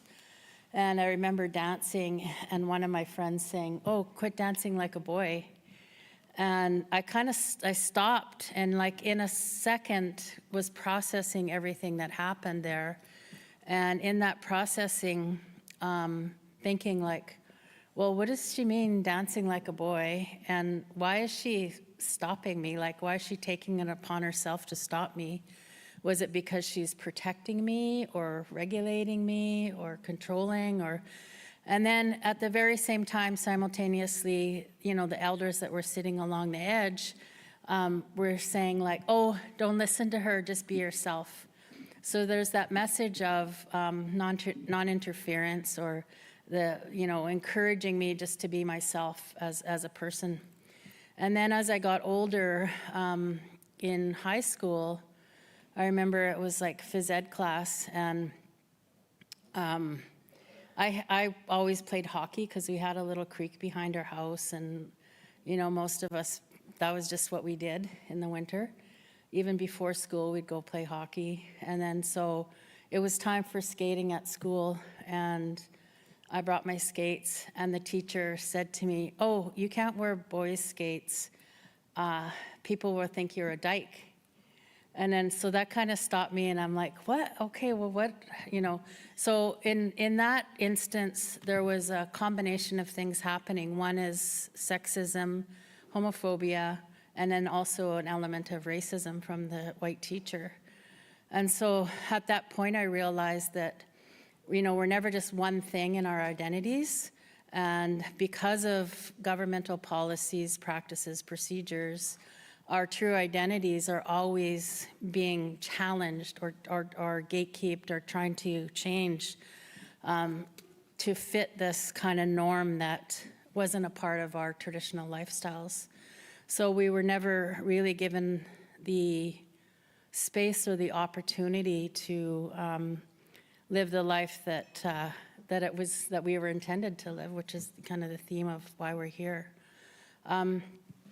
So I started to think about it more, and like yourself, talking to elders, and the first person I talked to was my grandmother, Beatrice Wilson, and I asked her, well, what was it like when you were growing up? Like, were there gay people around then? Or what, you know, what is our word in Cree? And she said, well, we don't really have a word. We have lots of descriptive terms, lots of descriptive words for all kinds of people. And there were lots of people in our community, such as, and then she named the two men that lived in Baghetti, and then she named these two women, but they were just a part of the community, so it was very normal. And so she said that when she was growing up, it was very normal that there was a whole range of human existence, which we would call sexuality and also gender variance today. So that was a part of our traditional worldview. And then as I've gotten older, listening to stories, listening to them when I was younger, like the Wisagijak stories, and then as I got older, talking with more elders and hearing the interpretation of them, they're really about the importance of the continuity of energy from the universe that is passed down to us and that gives us our spirit. And it's about life and not about gender or sexuality. Even though Wisagijak could shift into many different forms, human form, animal form, plant form, so like a very queer entity representing energy in all of its forms. So that worldview is very much present, was present, and was one of the things that obviously was a target of colonial policies through the residential school era or other things that have happened in our communities. And when I got older, I thought I'd want to look into, well, what have other people said? You know, what have other First Nations and other Indigenous communities, what do they have to say about gender and sexuality? So to do that, I looked around and I couldn't, you know, I could talk to people and we have our histories, of course, and then went to the literature as well, as you were mentioning, the academic literature. And then right around that time, I was just finishing my undergrad, and I was working as a youth counselor in my last year. And I went home for the summer, and then when I came back to the youth group in the fall, which was Indigenous and non-Indigenous kids, mostly like, you know, in an urban setting, and came back, and all of the Indigenous kids that had been in that, the Lambda Center, which is a gay community center, all of them over the course of the summer had committed suicide.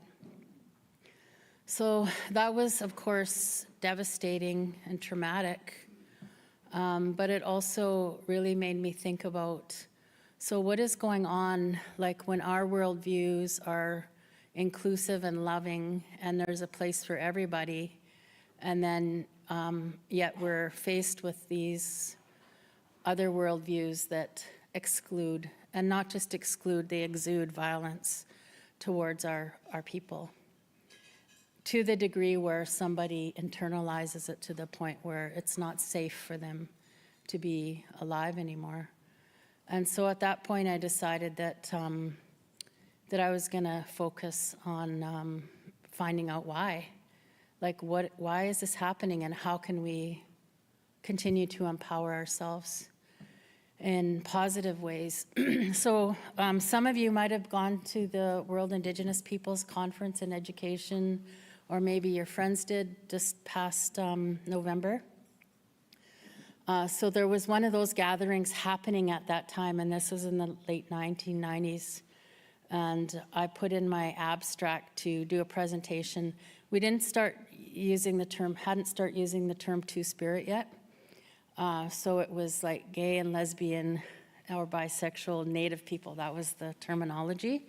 So I put in a little proposal, and I got back my letter saying I was accepted to present. And so I got ready. I got funding from my band. I got some other funding to go, got my ticket. And then I got mailed the conference package, and my stuff wasn't in there. So my presentation had been kind of excluded from everything. So I was trying to call, but this was in Australia, so I was never really able to get through. So I thought, well, I'm just gonna go anyway. So I went, and then when I was able to talk to the conference organizers, they said, well, it's too controversial.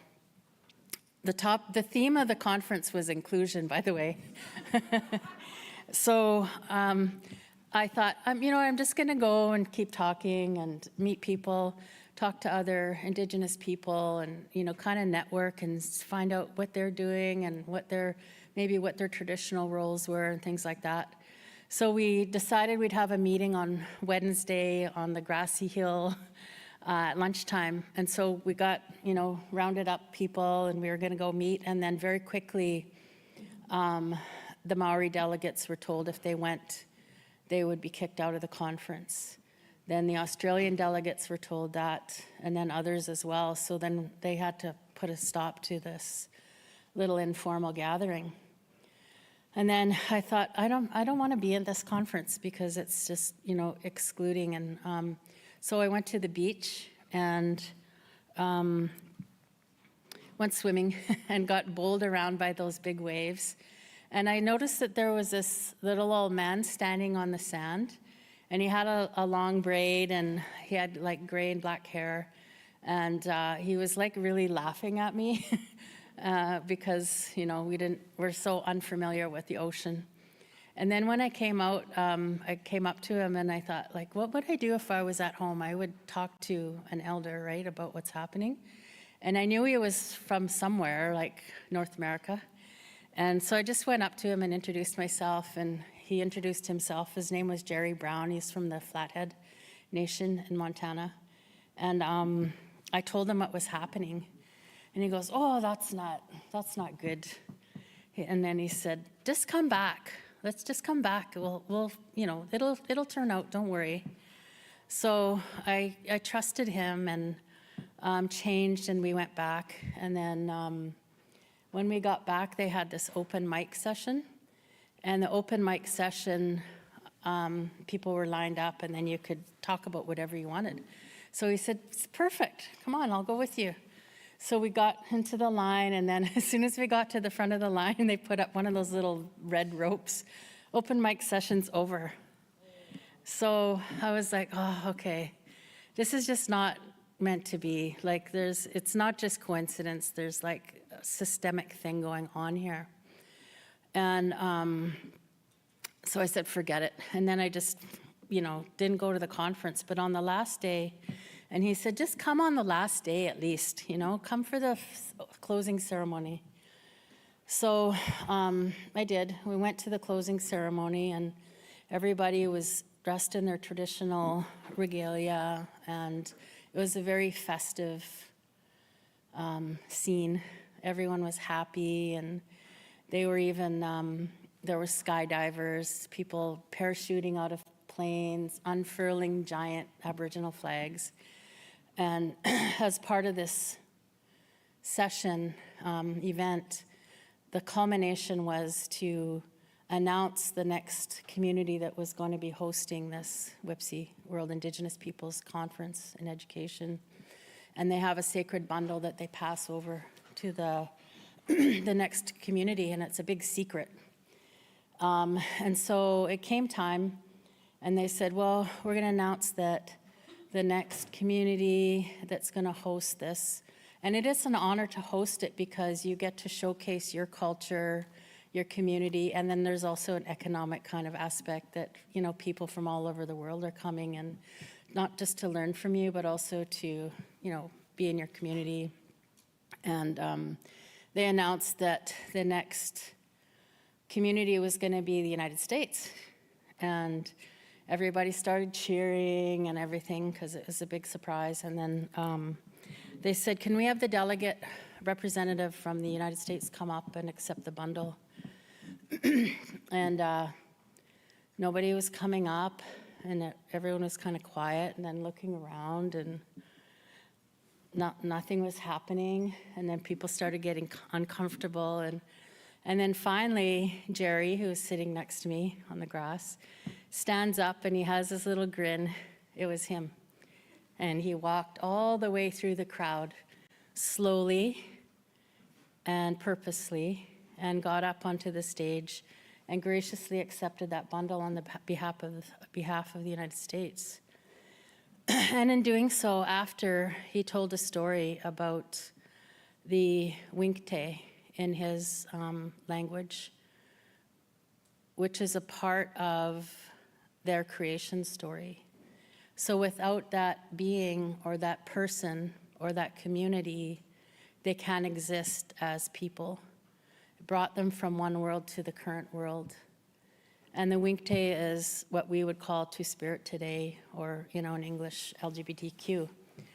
And so he didn't scold or anything, but he taught a really important lesson about the importance, or not just the importance, but how it's essential that all aspects of our community are honored and a part of it, in particular, in that case, the Winkte. And everybody cheered and clapped, and it was a very emotional experience for me, obviously, because of everything that had happened. And also, it taught me a few lessons. One is that to be patient, but also that patience doesn't mean just sitting and waiting, that you actually have to do something in that patience. The other is that things do happen when the time is right, but again, there's some agency in that as well. And then it also taught me, it made me realize that I was going to dedicate my life to addressing why this happens. And so that became like a lifelong research question. in my academic career, but also a lifelong kind of commitment to ensuring that things change. So there's a long history of gender and sexual diversity within our communities in North America. And we know that through, just because we are here and we'll always be here. We're always have been a fabric of the community, and our roles or our importance has changed in some communities. In other communities, that still exists. So our traditional roles in ceremony, our traditional roles within the family, our traditional roles within the larger community, our roles within the political structure and governance structure, our roles within kinship and families. So in some communities, there is terminology. There's definitely descriptive words or phrases in all languages. And then our own stories of people, individuals, but also of communities and what happened when colonization started. And then as I started looking into what was available, like the academic literature or what was written, there wasn't, like you said, Lori, there was nothing written by Indigenous people at that time in the 1990s. And then I kind of delved deeper into looking at what was written. And one of the things that is out there are the journals of De las Casas, who was a priest that traveled with Christopher Columbus. And he documented what Columbus did and eventually ended up parting ways and was very critical of Columbus. And one of the things that he documented was a practice where they would gather up 13 people. Today we would describe them as maybe queer people, effeminate men, people that didn't fit into like gender binary. They would gather them up and then burn them. And it was a form of intimidation and also kind of meant to be a warning. So if you can imagine if you were the First Nations that were in contact, like the people in the Caribbean, what would you do if you were one of those people or you had those people in your family like you all say you do? You could hide, you could go underground, you could internalize some of it and start thinking that they're bad or less than equal. You could join in and enact violence on them. So, or you could support and stand up in solidarity with and try to fight that narrative or that overt violence. And all of those things have happened in all of our communities and continue today. So since that time, another thing that's happened is kind of the romanticization of Indigenous queer people, mostly by anthropologists, white anthropologists. And so a lot of the writing in the 1950s really was first all kind of like interested in this phenomenon of people that didn't fit a gender binary or sexuality that was like not heterosexual. And a lot of the anthropologists that were writing were actually gay men. So they were looking for some kind of validation of their own identity in our communities, which is good because it's there. But at the same time, it also, in some ways, pathologized and romanticized our realities. An example of that is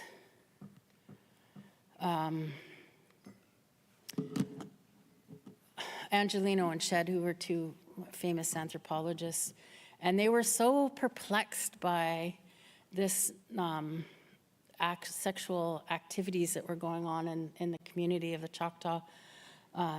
One of the things they wrote was that a majority of the Choctaws are addicted to sodomy. These corrupt men wear their hair long and short skirts like the women. So you can see so much in that one little statement is they're making all kinds of assumptions around what is normal sex. What does it look like to be a man or a woman with your hair length or even your clothing?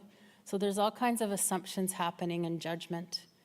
And then they said they don't even have a word for the beastly and loathsome sin of sodomy. So again, it's showing that they weren't just objectively kind of observing. They were linked to the values and morals of mostly Catholicism as well, where certain types of sex were seen as sinful. So you can interpret that in another way too, is that in that community that was just normal. It wasn't seen as a sin, and it wasn't seen as beastly or loathsome. And so over and over and over again, we see this in the writing. And and then people start to internalize that message.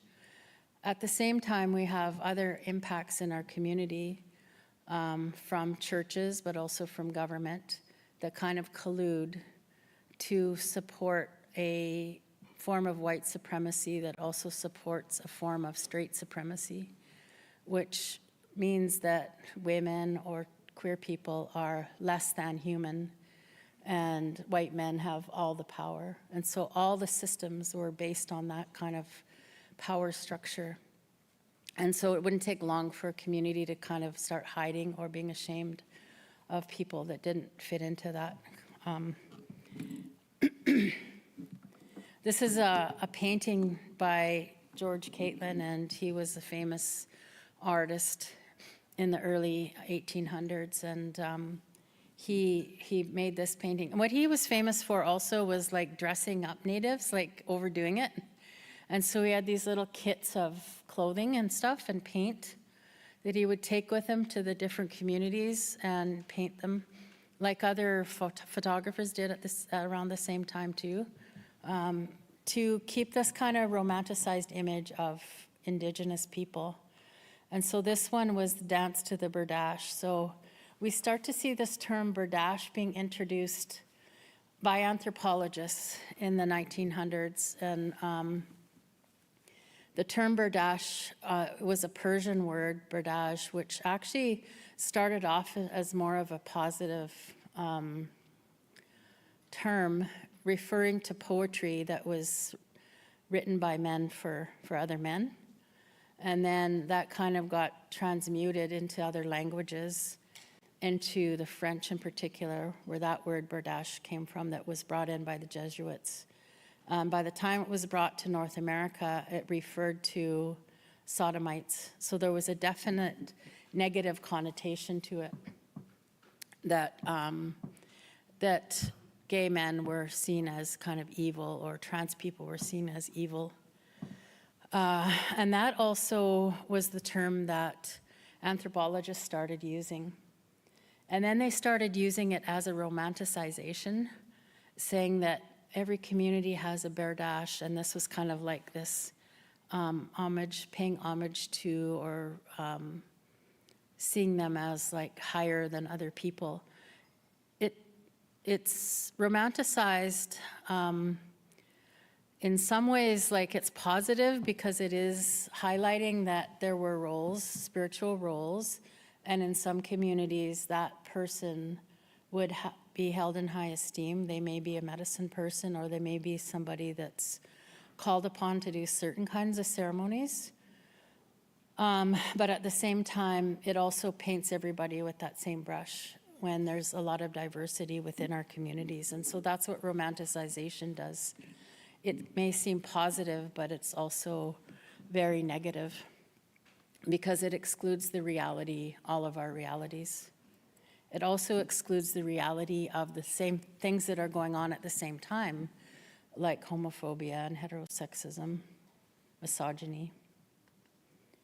And so now we have these contemporary terms, and in the 1990s, as Belinda was asking about the term Two-Spirit, the term Two-Spirit came about. Well, actually, I have to back up there, because people had used the term Two-Spirit in the 1960s and the 1970s, particularly in Alaska, But the English term was used to describe people that were biracial, so it had nothing to do with the contemporary term. And so there's some writing about that and some common stories about people using it that way. But the way that we're using it today in this context came about in the 1990s in Winnipeg. And so in the late 80s, gay American Indians was the term, started to have gatherings in San Francisco, in Minnesota, and in Manitoba. And at these gatherings, people would come together and share traditional knowledge, share stories, and just kind of have fun and create community and support one another. And at one gathering in Beausejour, Manitoba, a person came forward after having a vision. And the vision was part of another protest that was going on at the legislature at the time. And she had this vision of the term Two-Spirit being used for the LGBTQ Indigenous community.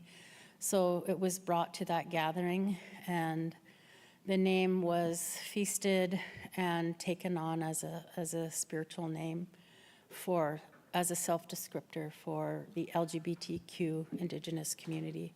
So that's how the term came about. It's always had a spiritual significance and an importance in our community for saving it for a self-descriptor for ourselves. So it doesn't refer to non-Indigenous people that are queer. It is specifically for Indigenous people that are LGBTQ. L, lesbian, G, gay, B, bisexual, T, trans, Q, queer or questioning. And then there's other letters as well that was brought up. I, intersex, A, asexual. Yeah, Lori? I think it also came about too, that gathering in 1992 Yeah, in Winnipeg, there were many different types of tribes, different nations. yeah, Many. yeah, But prior to that, there was an organization in Vancouver which started the transition of gay natives coming out into the public. yeah, But how the name Two-Spirited came about is that if we all have names for that group of people, and indigiqueer was a word we stayed away from because it was like being called a nigger or a squaw. So there's at different times and different ways, right? yeah, So now we do it because we have to meet the youth of where they are at. Yeah. So this is fine. But going back to the concept of the name Two-Spirited, each one of the nations had a name, which it may or may not imply that it was spiritual.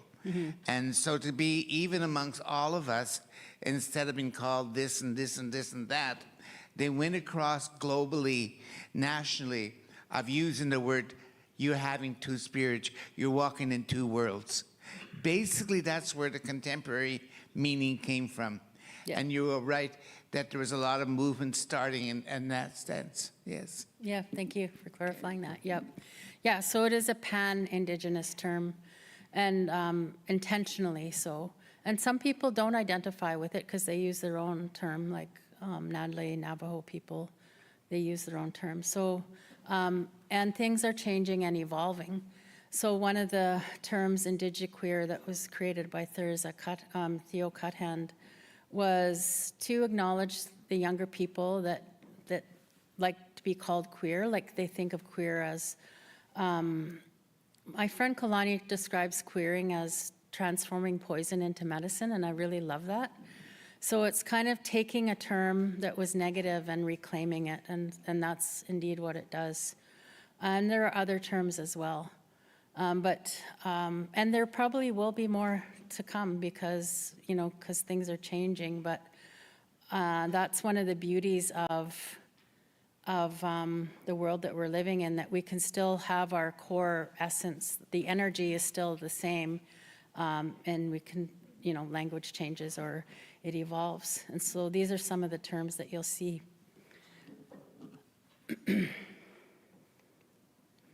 So the movement, as Lori was mentioning, there were movements starting in Vancouver, San Francisco, Boston, Winnipeg, the Paw, everywhere.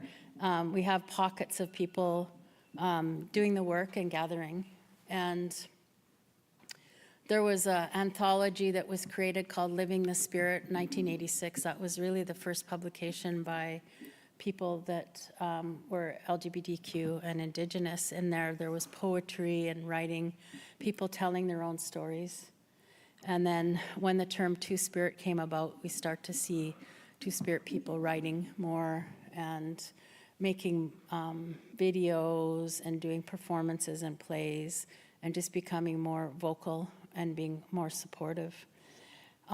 International gatherings are still happening every year.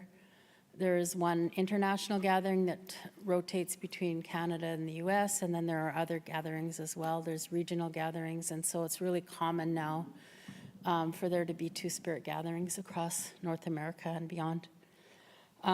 There is a Two-Spirit Sundance that happens outside of Winnipeg. This will be the third year of the Sundance, and that is Two-Spirit people from all over North America come to it, but it's led by Barbara Bruce and Charlotte Nolan. Those are the Sundance leaders there, and mostly people from Manitoba, but is a very powerful ceremony, a reclamation of our traditional roles and responsibilities. There's powwows, and then there's coming in ceremonies. I just want to talk about coming in a little bit, because one of the things that happened after that gathering that I discussed that was in Australia, when I decided to kind of commit to this work, I thought, well, what is the term, what do people mean by Two-Spirit? Because it just came up. I knew what I thought it meant, because I'm, from Manitoba and have been to those gatherings. A lot of people were using the term.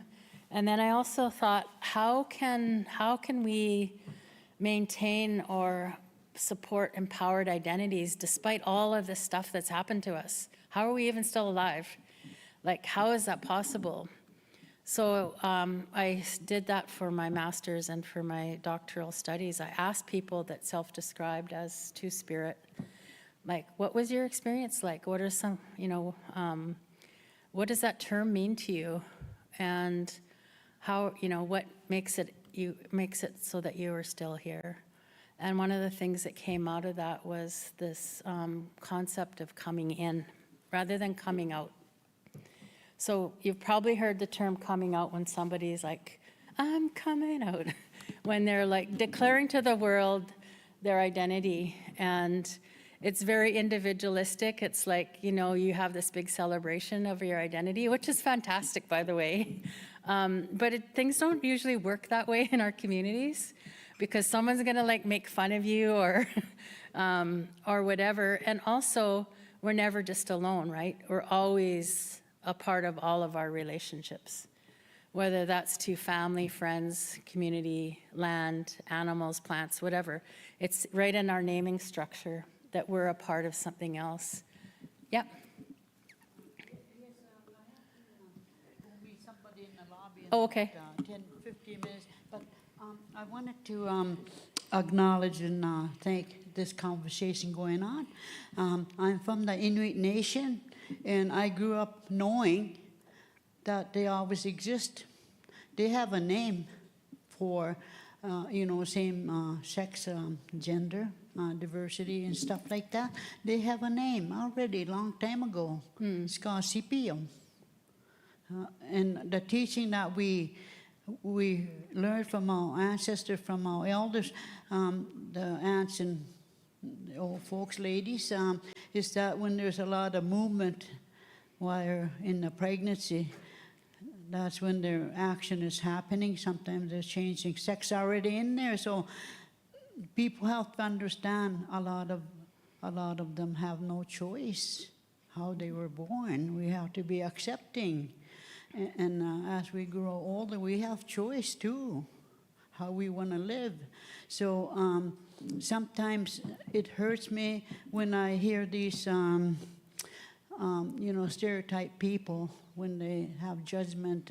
I know on social media, CBC, I heard this one lady from way up north talking, it's not the Inuit way. That hurt me very badly.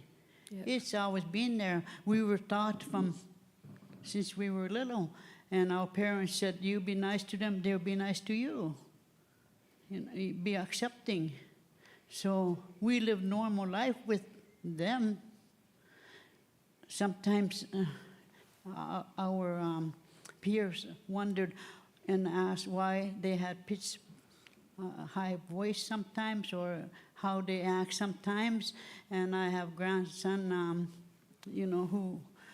who have that accent, and then some of the siblings asked, why does he act like that? And I said, that's how he was born. You love him, you be accepting. So they are accepting. You explain it to them.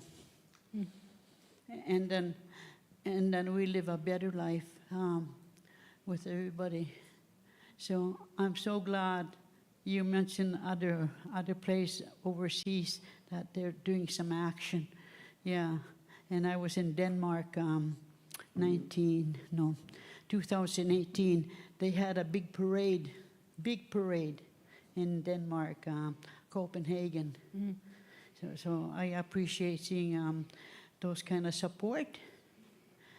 And I think there was a song when I was growing up, I heard Live and Let Live. Yeah. How wonderful that is. And the other one is Lean on Me. It accepts everybody. Thank you. Thank you. Yes, thank you for your comments.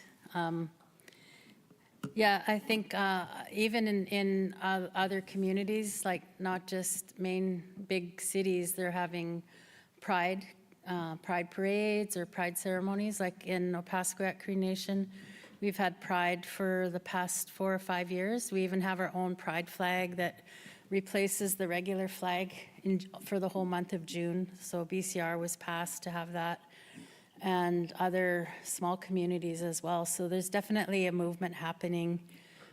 So thank you.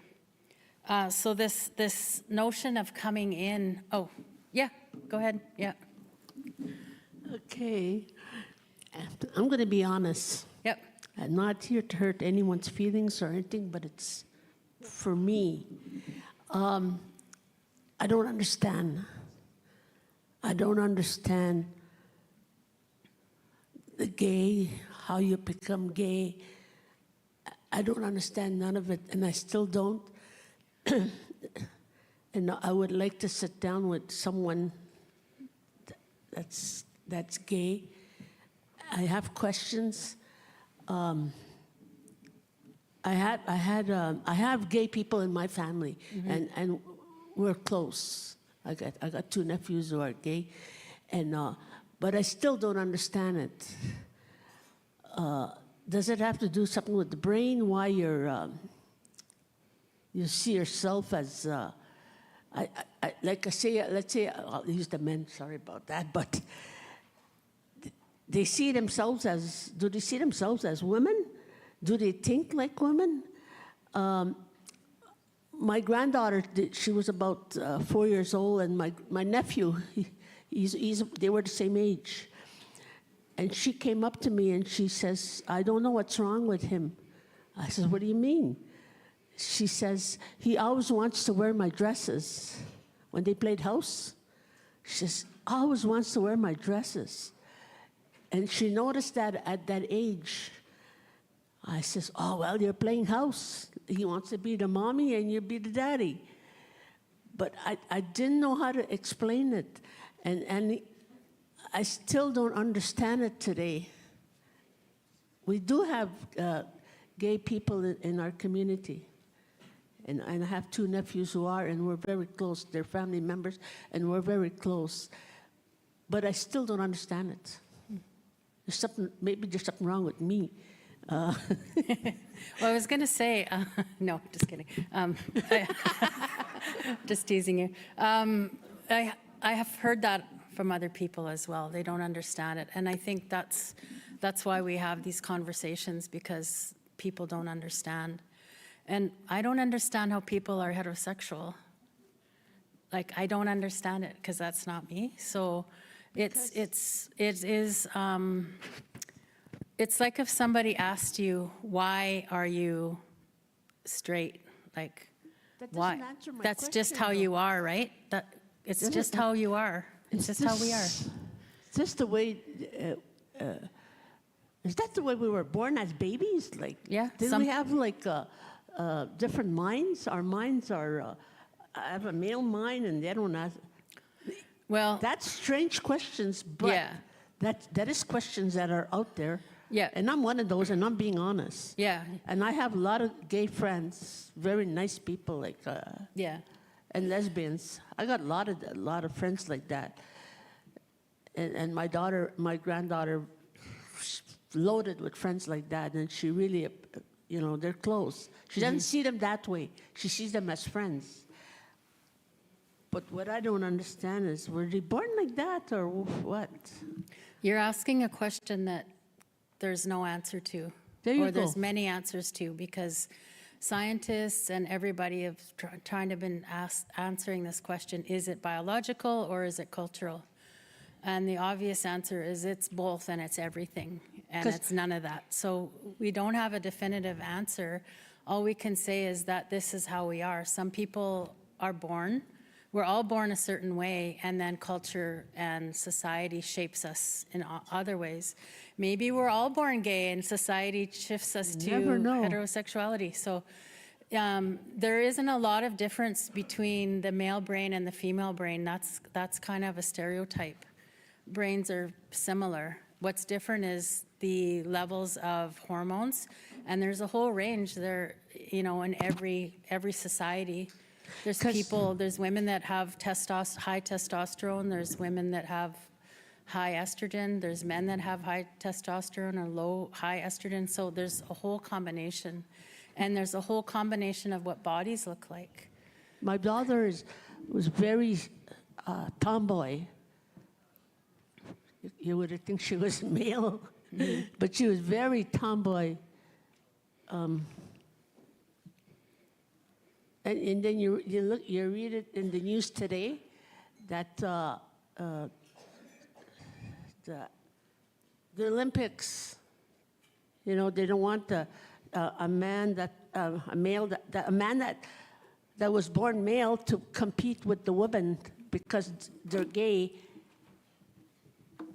And I agree with what they're saying, because a man, when you're born a man, that's me though. Don't get me wrong. You're more stronger than the woman. So why would they let a man compete with the woman, like that swimming thing? Yeah. there? There's He's a got lot of more discussion strength than- about that. And also, there are people that feel like they are born a certain gender and that they want to express it that way. So those people may be trans and they may do things to enhance that or to support their true identity. But it's a bigger conversation than just like thinking about how it happened or why. And I think the thing that we can focus on, though, is how to undo some of the forms of oppression that have been pushing people down because they've tried to be themselves. And so from our worldview, it is, or from my perspective and the way I was raised, it's more about like, let's figure out how to support. Because there's big questions that you're asking that they're important, and everyone in this room will have a different kind of answer to it for themselves. And then scientists have a whole range of understandings, social scientists as well. So I think the key is to kind of shift the thinking to how can I be better at helping people live the life that the way it was intended to be? How can you support your daughter's friends?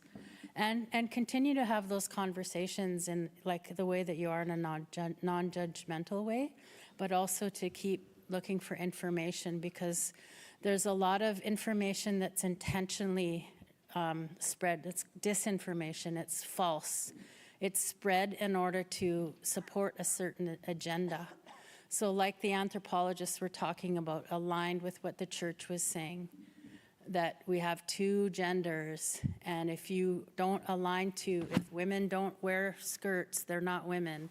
If men don't do this, they're not men. We know that's not true, right? Right. But that is a way to control people. And when you can control people, you can control their thinking, you can control their resources, you can take their land, you can take their children, and we know the story over and over and over again in our history.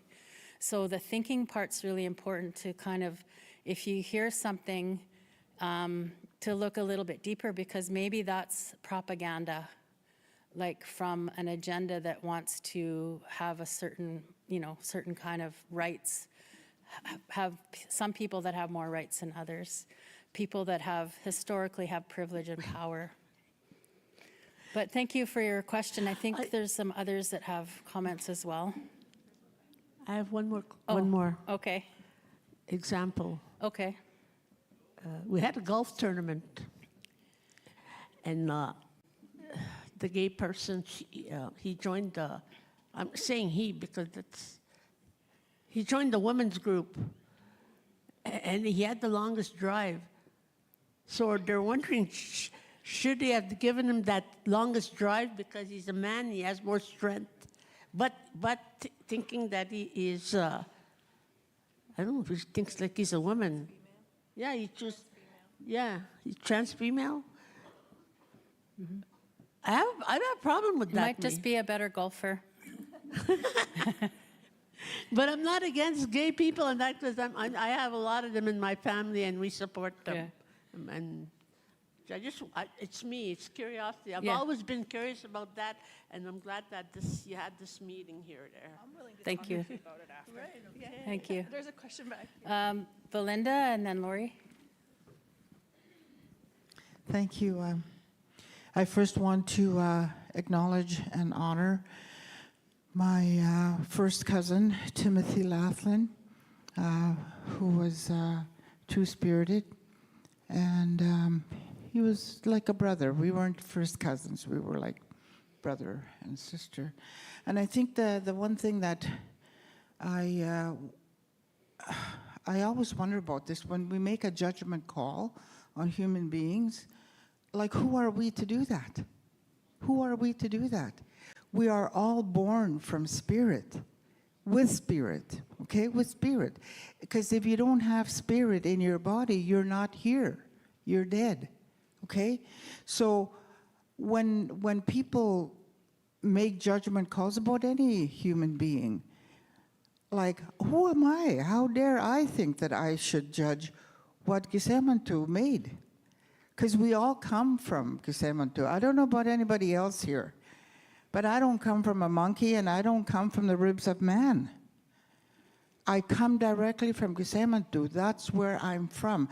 That's why we all have spirit inside us that tells us the truth, and it will never lie. So whatever you feel in your life is what it is for you.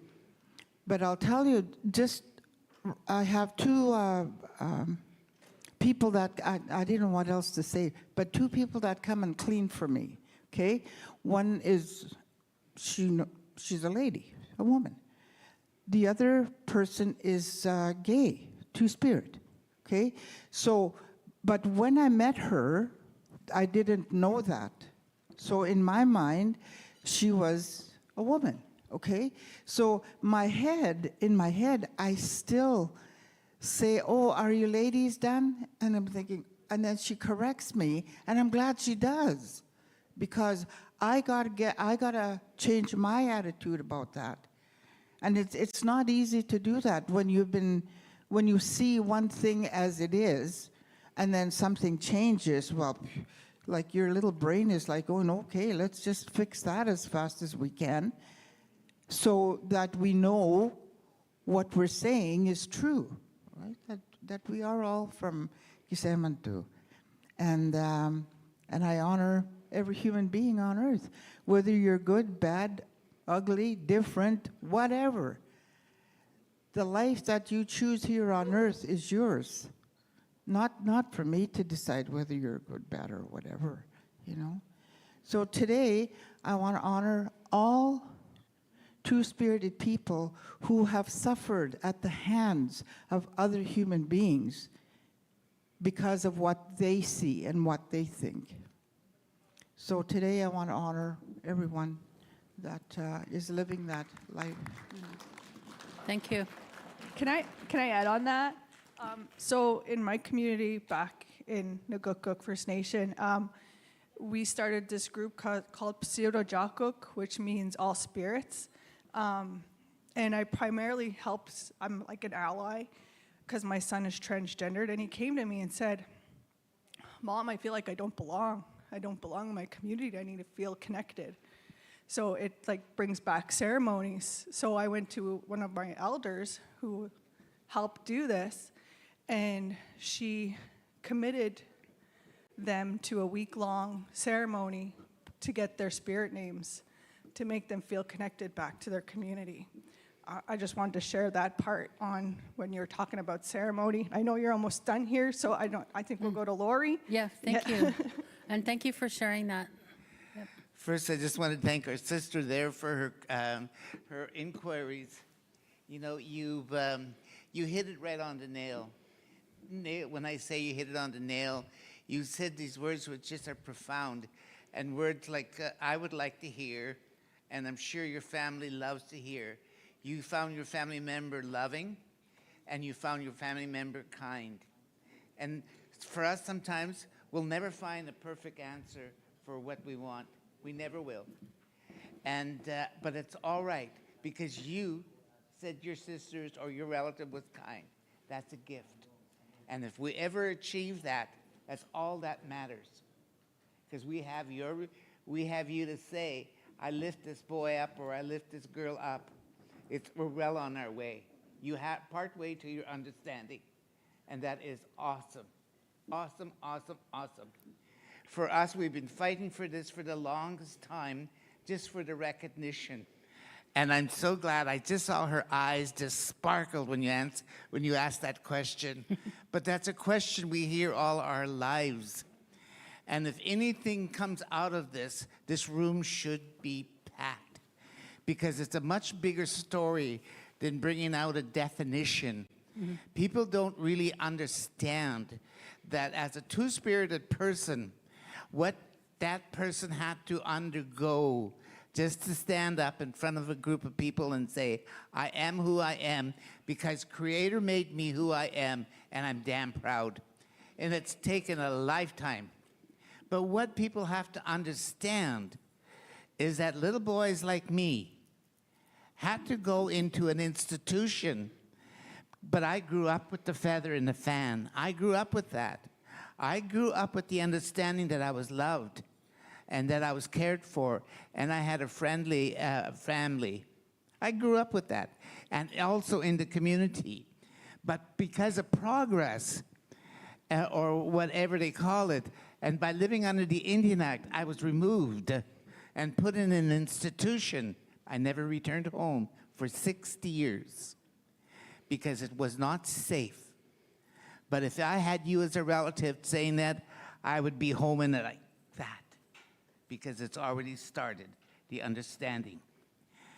So what happened to two-spirited people in institutions was profound. We're all put in the same basket of abuses, physical, emotional, sexual, and spiritual. But it was more profound because we had religious organizations in there, and you brought it out in that painting of Catalan and of Catholicism, saying what you're doing is bad. Was it bad? My grandmother said it wasn't. She said this was a gift. And that's how I grew up with, is as a gift. I went on from one institution to another institution, but doing what this lady does with a bachelor's of education, but I don't need it. I already had it because I had that gift. And that's all you have to remember. And so when we talk about coming out and coming out ceremonies, sometimes we don't even know what our duties are that the Creator gives us until it throws at us in our face. And it came out during the AIDS crisis, when families wouldn't take their two-spirited people home, when families would leave them sitting in a mortuary, and when families would be sending their ashes of the ones to my house. At one time, I had 17 boxes in my house.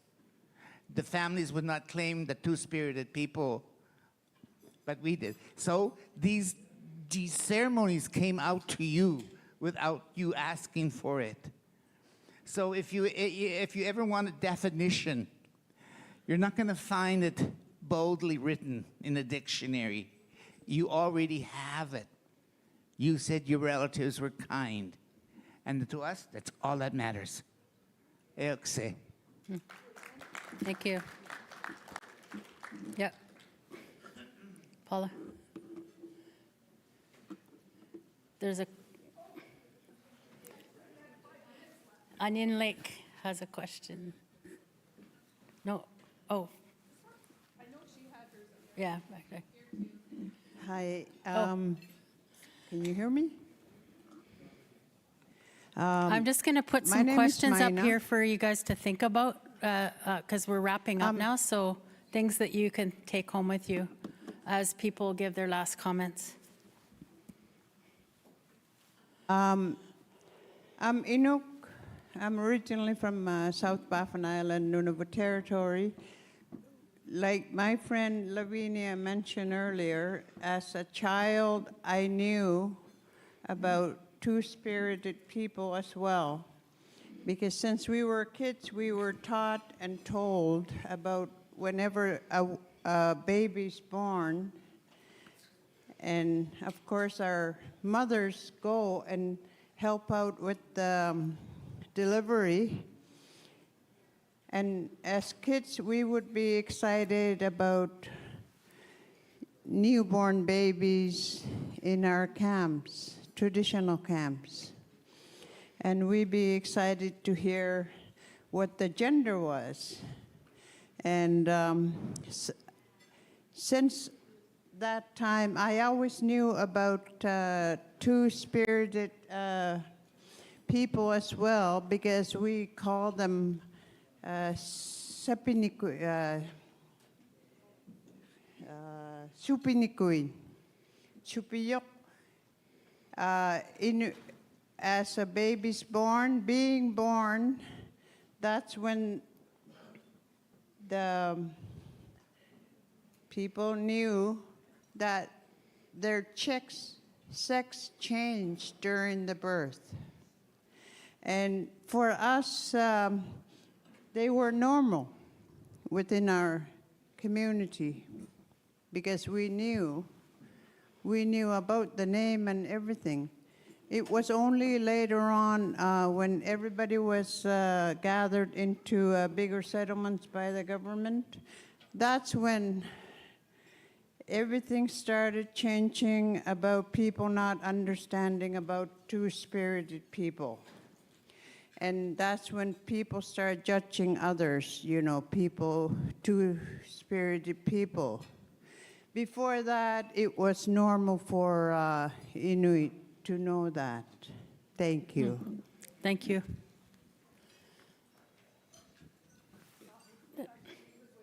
Oh, okay. Yeah. Okay. I was the second person that had their hand up Okay. a while ago. Okay. So my name is Leanne, and I'm from Siksika. I'm a mother of a son who's two-spirited. And I do want to speak on this because in our Blackfoot way, what our knowledge keepers have told us is that they were seen as very spiritual people in our earlier days of ceremony. Why? Because they had a foot in both worlds. The Creator gave them a piece of this and a piece of that, and they were mightier than the regular female and male. And they were regarded as very holy people. So they've always been seen that way in our Blackfoot culture. And there was a purpose for them as well, too, in our ceremony. My son, who is gay, I am very proud to say, has taught me as a mother of that, of his way. My cousin, Romeo Crochief, who is one of our counselors today, taught me a lot. When my son came out to let me know about who he was, I asked Romeo, I said, teach me. I need to learn about my son's ways because I love him. And what he told me has made an impact in not only my life, but in my son's life. What he said was, we're all humans.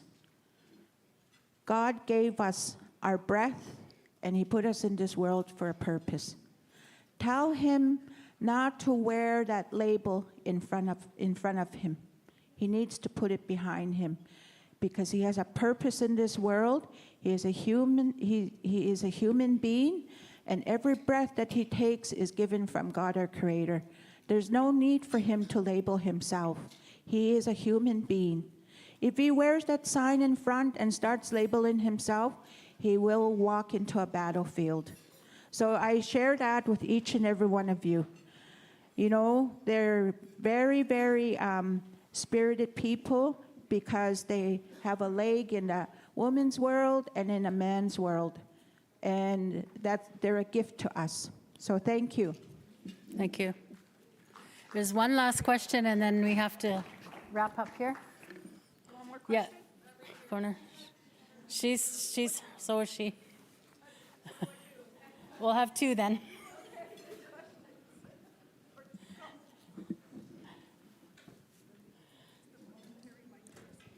Thank you, Alex. My name is Abby McIntyre. I'm from northern Saskatchewan. You know, in Saskatchewan, there's different organizations. There's Métis Nation, FSIN, AFN. Now, my hope is there one day there'll be a two-spirit nation where we have your own president, your own whatever, an organization where everybody can feel safe and to talk about their concerns or whatever. And now I'd like to end with a funny story because laughter is medicine. When my sister was alive, you know, she's older than me and she's kind of old school. She was visiting her daughter in Prince Albert. And at that evening, they're having a few drinks and my sister went to bed. The next morning, my sister asked my niece, why were you guys so loud and cheering? What were you guys doing last night? And my niece said, Jay came out of the closet.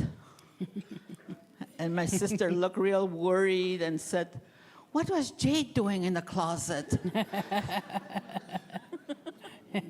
Thank you, Alex. Thanks, Abby. And there are some national organizations, Two Sims is one, and then Saskatchewan has, Manitoba has Two Spirit People in Manitoba. But on the national level, like same as AFN and Métis, there isn't that body yet, so that's a great suggestion. Thank you. Okay, last word. Thank you, Doctor. My name is Jackie Bouvier, and I was born in Beauval, Saskatchewan, and attended third-generation Beauval Residential School. Mm. The community that I first went to school at was Alacross Boarding School. And then I adopted, and I won't talk long. Then I adopted a boy, my niece's boy, because I couldn't have any children.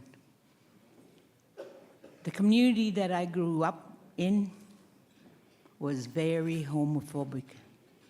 My cousin had to move to Saskatoon and then Vancouver because he was bullied in school.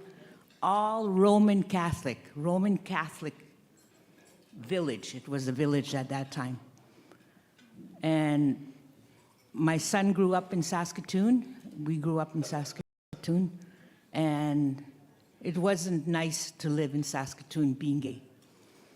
He called my mother, and he said, "Kukum." And she said, "Yeah, I'm gay." "Oh, that's really nice. Are you sleeping alone?"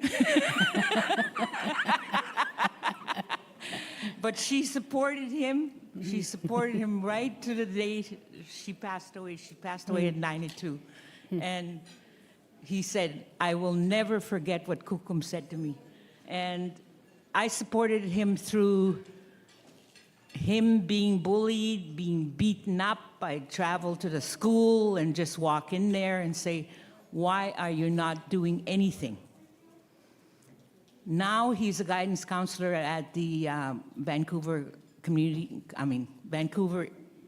Native Education Counselor College, and he supports everybody. He supports everybody there in the school, and he's doing really good. He got married. I walked him down the aisle. It was the longest church aisle that I've ever walked in heels. I work with youth. And a lot of youth are from the prairies that come to Vancouver. And they're trans. They're not accepted in the prairies by their families or anything, but they come to Vancouver. And they're aging out. Foster care was terrible for them. And at where we work, it's called 10Ks, Directions Youth Services. It is a supportive. We support them in what they do and as they trans out. They call me Kukum in there, and 99% are Indigenous. So we don't judge them. We love them. We hug them. We support them in anything that they do. And I just wanted to share that. Thank you, Jackie. Yeah. And thanks for the work that you're doing. Yeah. Thank you. Kinanaskamat now. Thanks, everyone. I think you can talk to me after, because I've been getting the little hook around. Okay. Hello? I want to say this is a very interesting topic, and you have a lot of people that want to give their opinion, and I hate that when they have a deadline. It's like the government. Well, you got 5 minutes, that's it. Don't do that. Let the people talk. Let the people ask their questions. Let the people give their opinions. These conferences we have, they always have a friggin' deadline. I don't agree with that. I'm just giving my opinion. Thank you. Yeah. Yeah. That's the name of the game. Wonderful. Thank you so much. Thank you. Thank you. My goodness. Beautiful. Thank you, Dr. Wilson. That was incredible. And yes, I think one thing we did learn from this session today is we need more conversation. We need more conversation on Two-Spirit topics. And people have a lot to say, have a lot of questions, and I think that's something we should learn and we should try to enforce in our own future gatherings, is having more space to speak on Two-Spirit issues and conversations. We need more of it. I absolutely agree with that. And yeah, and I'm sorry about cutting things off. I'm sorry about the time frame. They pay me to do that. I'm so sorry. But I get that. We could be here all night long talking, and I think it's valuable. But you know what we need right now? Food. It's lunchtime. So let's get out there, get some food. We're back here at 1:15. Well, I mean, we're going to be in here eating together, but we have to start again at 1:15. So go ahead, have some lunch. Thank you so much for your wonderful contributions today. We'll see you soon.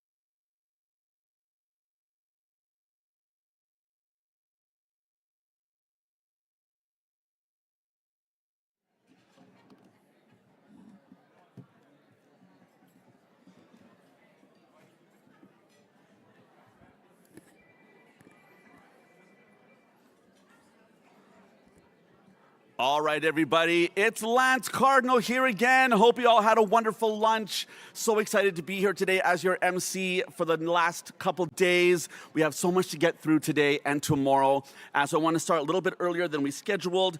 A few announcements. Let's do some business work while we're all finishing our lunch, which was so delicious. A few things I want to talk about. First of all, I want to talk a bit about today's first session. Now, regretfully, there's been a change in schedule. Abraham Bearskin was unable to join us today, but instead we're going to have Nigan Sinclair do his session, 10 lessons from Commissioner Dad, and it'll be here in the plenary at 1:15, so we're very, very excited to have him here. That's so cool. Number two, we want to talk a bit about tomorrow and going home, okay? So just so you know, our checkout is at 11 a.m. tomorrow morning at the latest, all right? We'd recommend everyone checks out before coming down for breakfast, and you're allowed to bring your bags down here to Governor General Room 3 at the end of the hallway. So you check out before breakfast, bring your bags down. I know, I gotta do the same thing. I know what you're thinking, but I gotta do it too.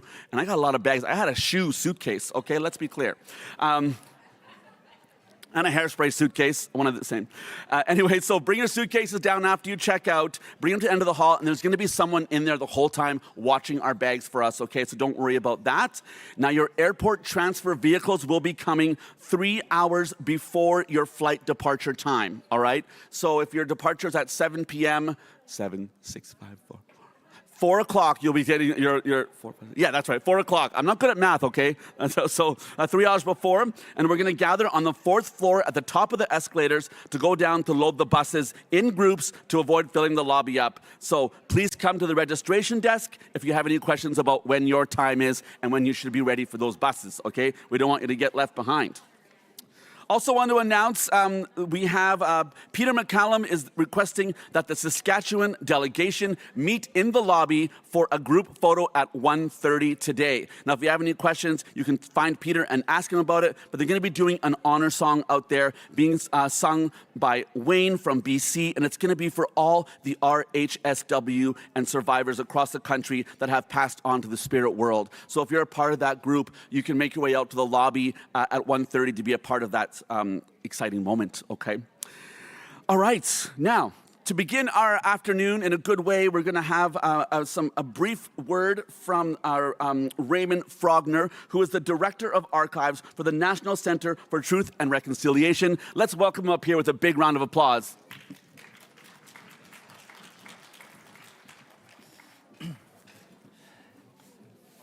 Hello, my name is Raymond Frogner. I'm the Senior Director of Research and the Head of Archives for the NCTR. The preservation work we do at the NCTR to protect your truths and our histories is something we take very seriously, and we do it with the utmost respect. It's my privilege to be with you today and to be able to participate in this gathering for survivors and health support workers.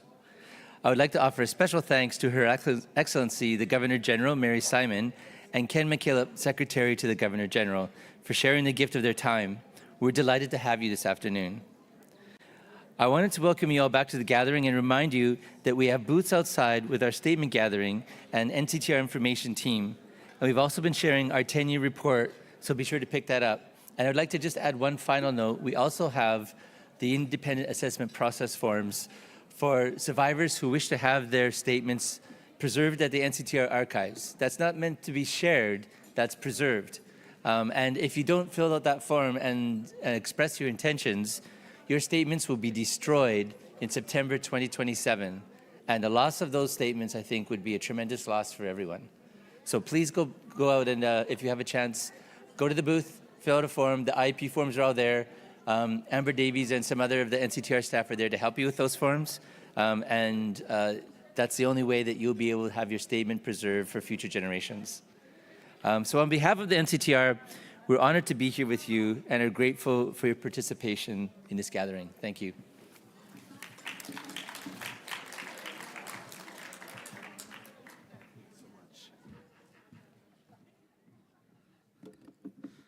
Thank you so much, Raymond Frogner. That's an amazing words of kindness. We love that so much. And once again, like I said, thank you all so much for being here today. I wanted to tell a little quick story, if I could, about my mom. My mother recently passed away about 6 months ago. And I was here in Toronto in June, receiving the Canadian Screen Award for Best Children's Television Show in Canada. And so that was really, really exciting. Thank you. I love that. Thank you. But anyway, so I was kind of going through the mourning process, and I decided to take a day to go to Niagara Falls, okay? So I've always wanted to take that boat into the water and go underneath the falls and wear the thing and do the thing. And I was like, I'm going to do it. I'm going to do my own vacation and just, go be with the water. And so I went on this trip into the water, and I was down there, and the water's waving, and it's splashing my face, and I'm covered with this weird tarp or whatever it was. And I suddenly heard a song. It was, I only describe it as a prayer song, and I could hear it somewhere around me. And I thought, oh my gosh, I'm hearing something, and I don't know what that is. And I feel like it's a message from my mom. And I'm like, oh my gosh, Mom, you're here. She was a spiritual woman. She was a pipe holder and a language keeper and our knowledge keeper for our nation, Big Stone Cree Nation. And so I knew it was her. But when I looked beside me, I saw this elderly woman who was standing beside me, holding on to the rails as hard as she could because it's really wavy and windy. Her hair was blowing, but she was singing this beautiful prayer song. And as soon as we were done going through the waterfalls, coming back to the dock, I remember her. I asked her, "Who are you? Where are you from?" And she's a Maori elder. And she had spent some time in South Dakota learning from the indigenous people there. And she learned that prayer song, and she told me, I just had a feeling I needed to sing this song for you. And she came and stood beside me and sang that song for me. And it made me realize that, as we do everything in life, as we go through this stuff, that these people are with us. Our spirits, our past loved ones, our elders, our ancestors are always with us, as they say. And that was a very, very powerful moment for me. So I'm really, really wanted to share that with you as I'm on my own healing journey. And I thank all of you out there who's been giving me lots of hugs and love and cookum love and mom love that I absolutely need. So it's really, really amazing. Also this morning we had some incredible sessions, talked about some important things. And I think, what I love most about these sessions is that we have a chance to express ourselves and speak and disagree and agree. And that's what we're supposed to be doing today, is making conversations that are sometimes difficult, that are sometimes challenging, and it's never enough time for us to be doing that. So right now, I think what we're going to do is we're going to get into our first presenter of the afternoon. Now, we have one presenter here today that we're going to be having in this room, and then we have some breakouts. And I think what I'll do is quickly just talk about our breakouts that we're having this afternoon before we speak with you, because we have some incredibly important things happening. So our first breakout we have this afternoon will be dispelling the myth of denialism, and that's going to be happening here, and that's going to be honoring truth. That's going to be amazing. The second one we have is going to be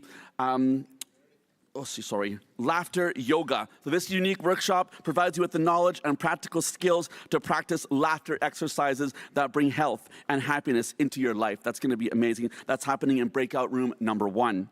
The third session is storytelling workshop, and that's happening in breakout room number 2, and that is join us in exploring the rich tradition of Inuk storytelling to foster connections to the land, culture, and community. And that's going to be led by Elder Ripa Evik Carlton. That's going to be amazing as well. So 3 beautiful sessions happening this afternoon, and we cannot wait for that to happen. It's so exciting. I want to acknowledge that we are joined today by the Right Honourable Mary Simon, Governor General of Canada. We're so happy to have you back again and be here with us today. It's so important that you're here. We love you and we honor you as well. Now, speaking of honoring, I think we're ready for our, he's ready to go. We want to, our next session we're having today is 10 lessons from Commissioner Dad. Now, during his final speech at the TRC final event, Lead Commissioner Murray Sinclair shared that his only regret was spending so much time away from his family. Now, this session reflects on the reasons behind that and on the legacy of Murray Sinclair Iban. Please welcome to the stage, Nagan Sinclair, Professor of Indigenous Studies at the University of Manitoba.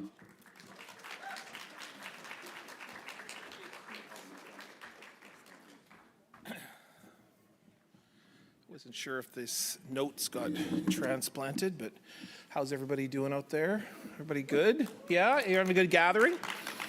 It's nice to be here. So bonjour de magadaduk ni ganwe bidam nadishna kos namago shindo dam ni menwenda momayayin. It's nice to be here. Bonjour de mishamasak na komasak.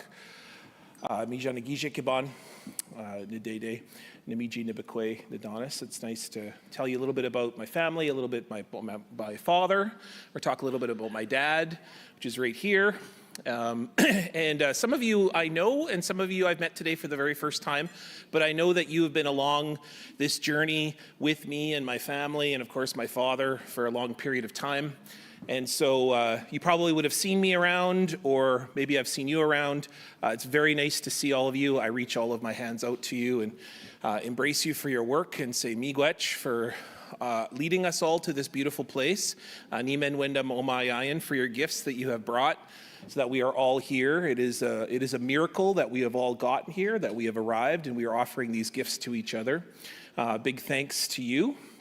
I'm going to talk a little bit about Dad, and a little bit about some of Dad's work. And of course, you know Dad, portions of his life, and my hope is that you can hear a little bit about some of the reasons that he spoke.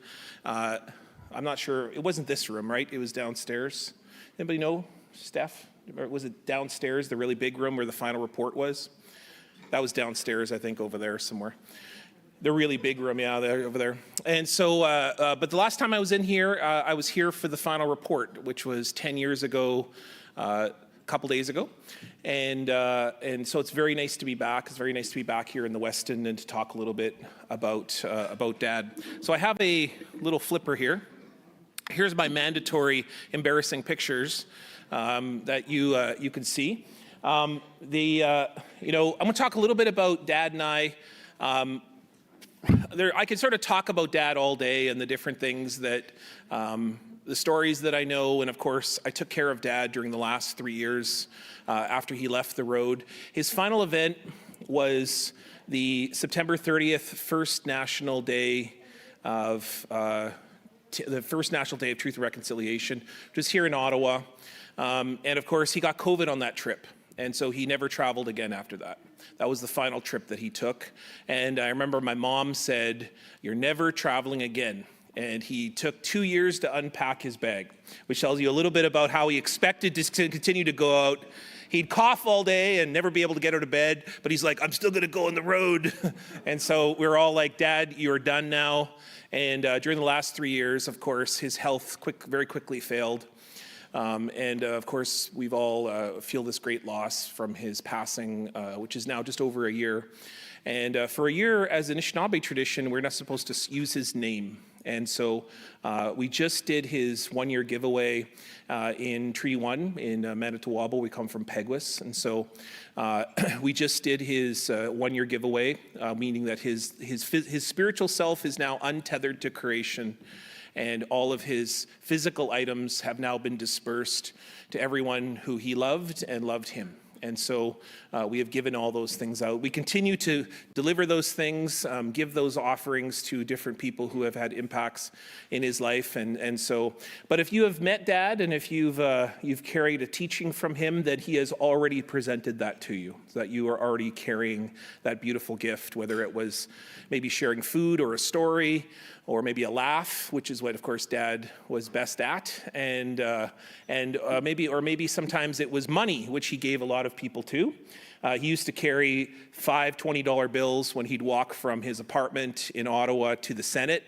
And when he ran out of $20 bills, which is about a block in, he started just buying people things on his credit card.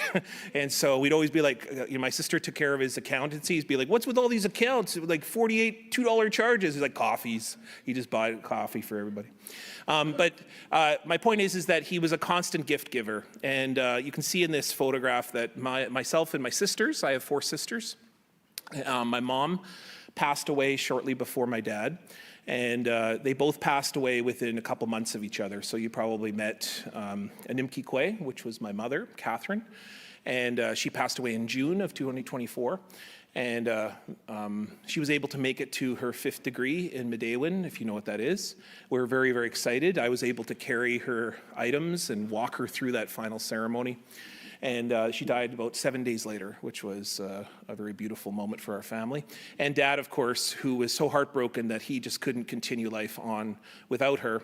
And there's nothing more perfect than she went first because she knew that he would mess up the place. That's definitely... There's nothing that's more true than that, than Dad would mess up everything. So in that lodge to the west, they are now together. But I'm going to talk a little bit about Dad today. I share lots of stories about Dad, and I can talk about Dad all day. I know all the different dark and deep stories about Dad. Of course, you all know him as the father, the uncle, the grandfather of reconciliation in the country. He's not so fun, though, when he's grounding you in grade 8. Okay, so... I have a much different experience than everybody else. There's no honorary witnesses when you're in grade 8 and you're in trouble, you know. It's only just the gavel, you know. So, the story that I like to tell the most about Dad was when I was very young, I was about 3-4 years old, my dad frequently would eat a lot of sugar. And he started showing signs of diabetes. And he went from being the athlete of the year, which is what he was when he graduated in grade 12. When he was 16 years old, he skipped 2 grades when he was in school, to gaining a lot of weight. And so my mother put him very quickly on a diet. And so he would have to do a lot of kind of nefarious sneaking around to get his sugar fixes, which involved mostly waking me up at 3 a.m. to eat all of the oatmeal cookies in the house. And so one of the few memories I have of being very young is being woken up by Dad and eating a lot of oatmeal cookies. And then I think he just woke me up to get an excuse to eat the oatmeal cookies. But my other favorite story is that he would take me out and eat jujubes. And we would go driving in his big blue car for hours and hours and hours. And he would often take me up to court up north, and there would be bags and bags of jujubes.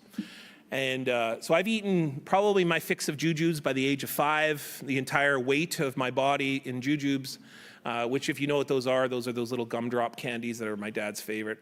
And when we did his final feast, I had a bag of jujubes that I gave to him for his travels.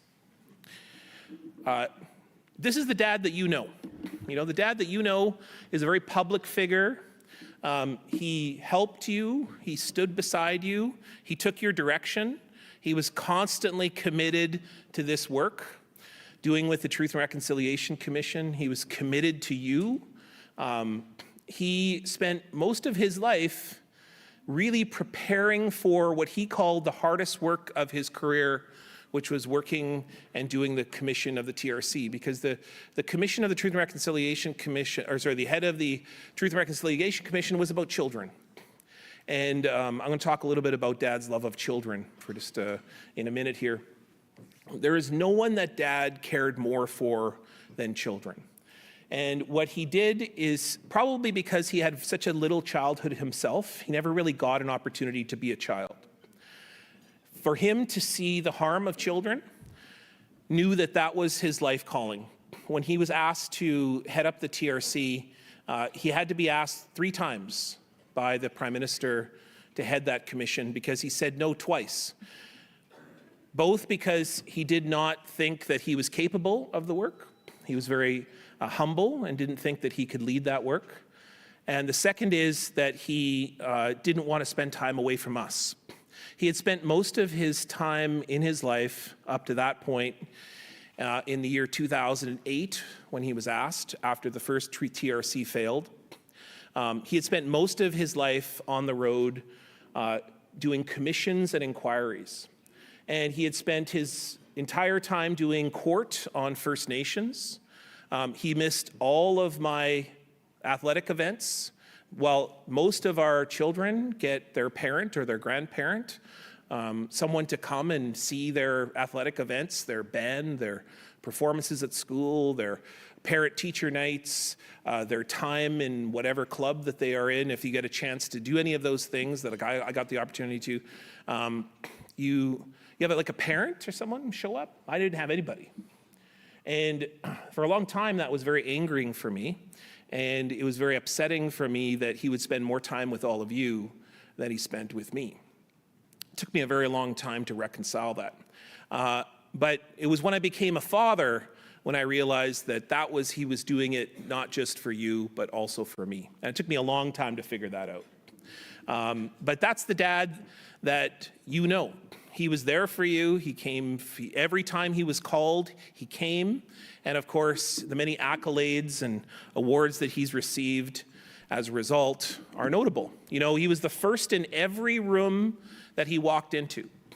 You know how many people come up to Dad, and I'd be there with him, either as a little boy or even as when I was in my 20s, 30s, even my 40s, and people would come up to him and they'd say, you know, Murray, you were the first Native person I ever met.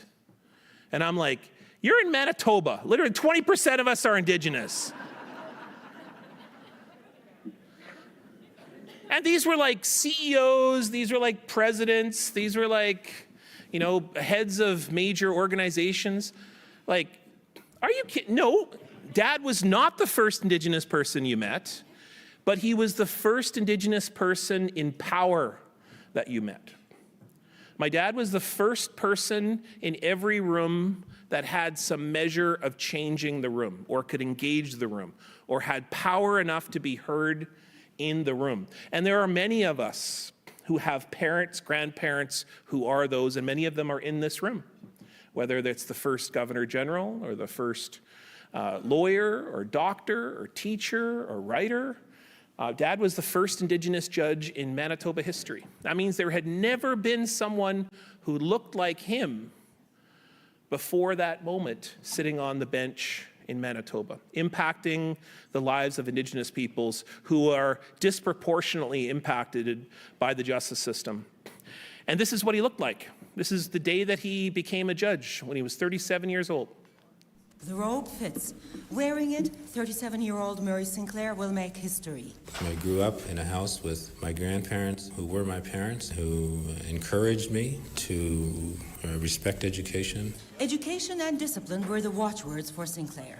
He learned a lot about discipline during his teenage years as an air cadet. In 1968, Sinclair won an award as the top senior leader in the Cadet Corps in Manitoba. Law school was another turning point. Sinclair had to confront prejudice. One of the reasons early on in my legal career I thought of leaving the practice of law entirely was I had convinced myself that you couldn't be a good Indian, you couldn't be an Indian and be a lawyer, that they were so much at odds with each other that they were incompatible.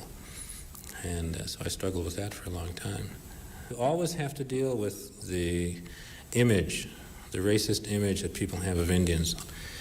And I had similar problems at the Remand Center in terms of appearing there to get clients out on bail, where I was the only person in my class that I was aware of who almost didn't get out of the Remand Center after I interviewed my client because the guard thought that I was one of the inmates. You're about to take an important step. How do you feel? Very anxious. But on the other hand, I want the opportunity to do it, and I'm playing in front of hometowns. So, yeah. I'm gonna fill in some of the gaps of history as we go for this. The reason that Dad actually, not one of the reasons, of course the reason was he's Indigenous, but one of the other reasons why he wasn't let out of the Remand Center that day, we had gone fishing, him and I. I remember that story. We were out fishing at our old trap line as a family out in Breezy Point, and he was wearing his typical Murray Sinclair short shorts. They were yellow and way cut high. And he rushed home and he was wearing a button-up shirt and he had lost his cowboy hat that day. In fact, way out on the water, he was trying to catch it with his rod, which is the funniest thing ever. But anyways, he got home, he got a call, and the person he was actually trying to get out of the Remand Center was his law partner who got a DUI that weekend, who was dressed up completely in a suit, but a white guy.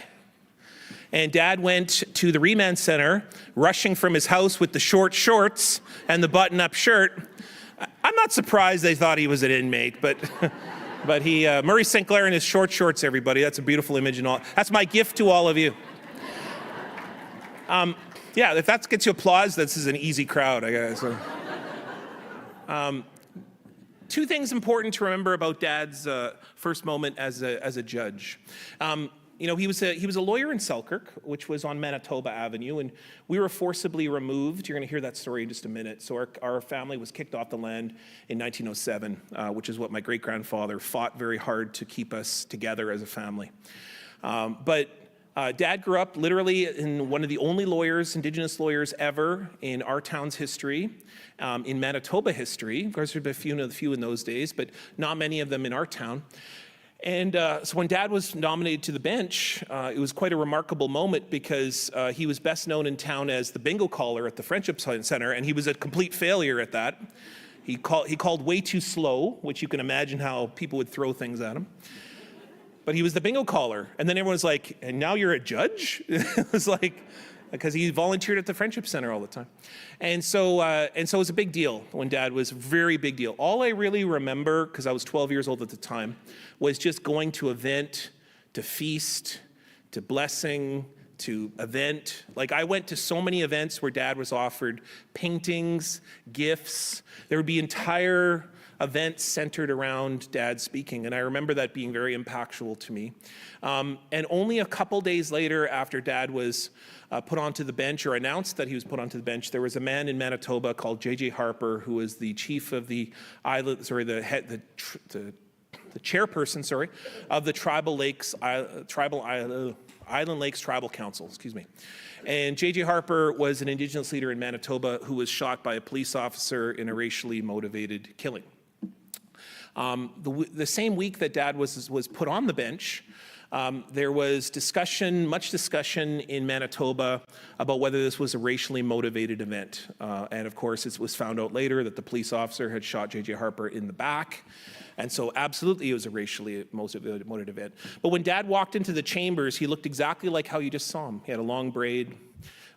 He walked into a very established court system in Manitoba with a lot of old school experienced judges. And he looked like that. And when he walked in, the very first day, they had a tea and a sandwich, and he walked in and he was holding his tea and his sandwich. And they all sat down and they were having a big meeting. And the judges there were discussing whether J.J. Harper was shot by a cop and if it was racist or not. And one of the judges, who was a little annoyed that my father had been appointed the associate chief judge, that meant that he was doing mostly scheduling, professional development, and he was in charge of basically organizing the court. And this young whippersnapper judge, never mind the fact that he was young, 37, he was also Indigenous and very visibly Indigenous. And one of this old judges, who shall remain nameless, turned to another judge and said, well, I guess we don't have to worry about racism anymore because we got an Indian judge now, because we feel bad. And he said that right with my father in the room. Now, my dad had a moment there. What do you do? What would you do? This is 1988. This isn't 2025 where you can go on your Facebook and complain about somebody. This was 1988. He's the first ever in that room. So what are your choices? You could throw tea in his face. No, that's not going to get very far. You could put your finger, call him a white supremacist. No, that's not going to get very far either. In fact, it's probably going to shut the courts off from any other Indigenous judges for the foreseeable future. So my dad sat down, took a bite of his sandwich, gulp of his tea, and he said, straightforward, not even looking at this other judge, he said, well, I may be here because I'm an Indian, but you're here because you're a white guy. And what does that mean for both of us? And that's called sass, is what that's called. Dad's career is defined by his sassiness. Everything Dad did was a little bit of truth, a little bit of humor, and a whole lot of, we got to do something about this. Let's state the obvious and then face it. And that's uncomfortable, man. That's uncomfortable stuff, but very brave. And Dad did that not just during what he was quickly then appointed to was not court. It was to the Aboriginal Justice Inquiry, which was the investigation into justice in Manitoba and the court system, the fact that 90% of the justice system in Manitoba was full of Indigenous peoples. If you are a young person, you are 4 times more likely to go to jail than anybody else in society. If you're a young woman, you're 8 times more likely to go to jail than any other woman who's been charged with even a misdemeanor. And so Dad encountered that, engaged that, traveled to almost every single community by skidoo, by dog sled, by small plane, slept on floors in gymnasiums because there was no hotels in those days, slept usually on dog sleds as he was going from place to place. And he would just spend months and months and months away investigating some of the most egregious things in our province's history. One of the things that he investigated was the murder of J.J. Harper, but also the murder of Helen Betty Osborne. And he wrote a report about both of those. And during his investigation, though, on J.J. Harper, he had to talk a lot about the Winnipeg Police Service. And the Winnipeg Police Service, a bunch of the guys who didn't like that very much, started saying they were going to kill him. And so what do you do when the police service says they're going to kill him? Who's going to protect you? Well, Dad had a few guys that he had previously put into jail from a gang in Manitoba who liked Dad and phoned him up and said, we're going to put a 24-hour watch outside of your house. And Dad said, well, I can't condone that. And they said, we're going to do it anyways. And there's nothing like being a 13-year-old guy and walking out and seeing guys with a whole lot of tattoos and bikes just outside your house, and they're your protectors. And that's what I grew up with. I got to see the way Dad inspired a community and brought this community to leadership in Manitoba with the pediatric inquest, which was, I think, if you were to ask me personally, way harder than the TRC, because this was 12 babies that Dad had to investigate, and they were all killed inappropriately, unjustly, and due to the incompetency of surgeons. Families who offered their babies to hospital, the HSC, Health Science Center in Manitoba. And this 4-year process took a lot out of Dad, took a lot out of him. In fact, I was hoping at the end of that this would be the end, because the end of his career, because as soon as he finished this pediatric inquest, which was the investigation into baby deaths at the Health Science Center in Winnipeg, he had a stroke, just like that. He woke up one morning, he couldn't walk, and half his body was paralyzed. And from that stroke, I thought he'd never be the same. He for years and years, had trouble walking, had circulation issues, and then his gallbladder went, and when his gallbladder went, he was even in more physical trouble. But yet he continued to commit to the work. And when he began to feel better, he began to heal himself. And what really helped is that the birth of his granddaughter in the year 2006, he began to feel better and more engaged, and he committed to, of course, this process, which you now all know about. Canada has been awakened. The words of a residential school survivor today as the final report of the Truth and Reconciliation Commission was submitted. His words came with a plea for Canadians to take that next step, to take the call to action.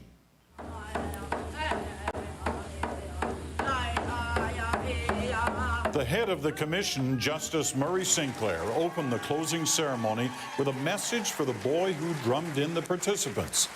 Thielen kicked Nosway, but his message was clearly meant to travel further. I want you to sing loud and do that forever, my young friend, so that people will come to realize what could have always been because of you. The commission took 6 years, heard more than 6,000 stories, and produced 94 calls to action. The Prime Minister repeated his commitment to make them happen. Well, the CBC's Connie Walker begins our coverage tonight. Connie. Peter, it was an emotional day as the three commissioners tasked with documenting one of the darkest chapters in Canada's history presented their final report. The day began with a song to honor the thousands of survivors of Indian residential schools. The story of the truth of residential schools in this country is a story about the resilience of children. This whole process. Eugene Arcan says this photo has traveled with him during the last 6 years with the TRC. There is 9 of us alive. From the 32 kids in his grade 2 picture at St. Michael's Residential School. After hearing thousands of heart-wrenching testimonies from survivors and bearing witness to the lasting legacy of residential schools on families and communities, today Justice Murray Sinclair was nearly brought to tears when speaking about the impact of this work on his own family. They have supported me in this work, but at great loss to the relationships we could have had, and which we will now try to recapture.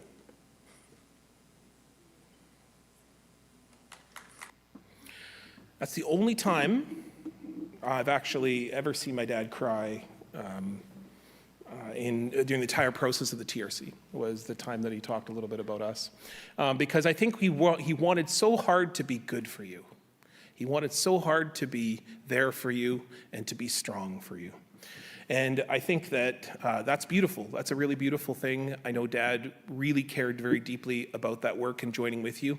So what I want to do is I want to take you through the TRC calls and talk to you about how this is not just a story about the country, about reconciliation. This is actually also a story about Dad and about the Dad's process through his life of coming to an understanding about the TRC calls to action. I'm going to go through calls to action 1 through 42 predominantly, but I'm going to talk a little bit about 43 through 94 as well. It's good that we see some of the history of what took place 10 years ago this week. And I also want us to know that there is a kind of way in which we can see this work then permeating as a path forward, even though Dad and many of us who have joined with this long journey of reconciliation, that we have a real strong path forward now, a real roadmap, and I think it's a roadmap of hope.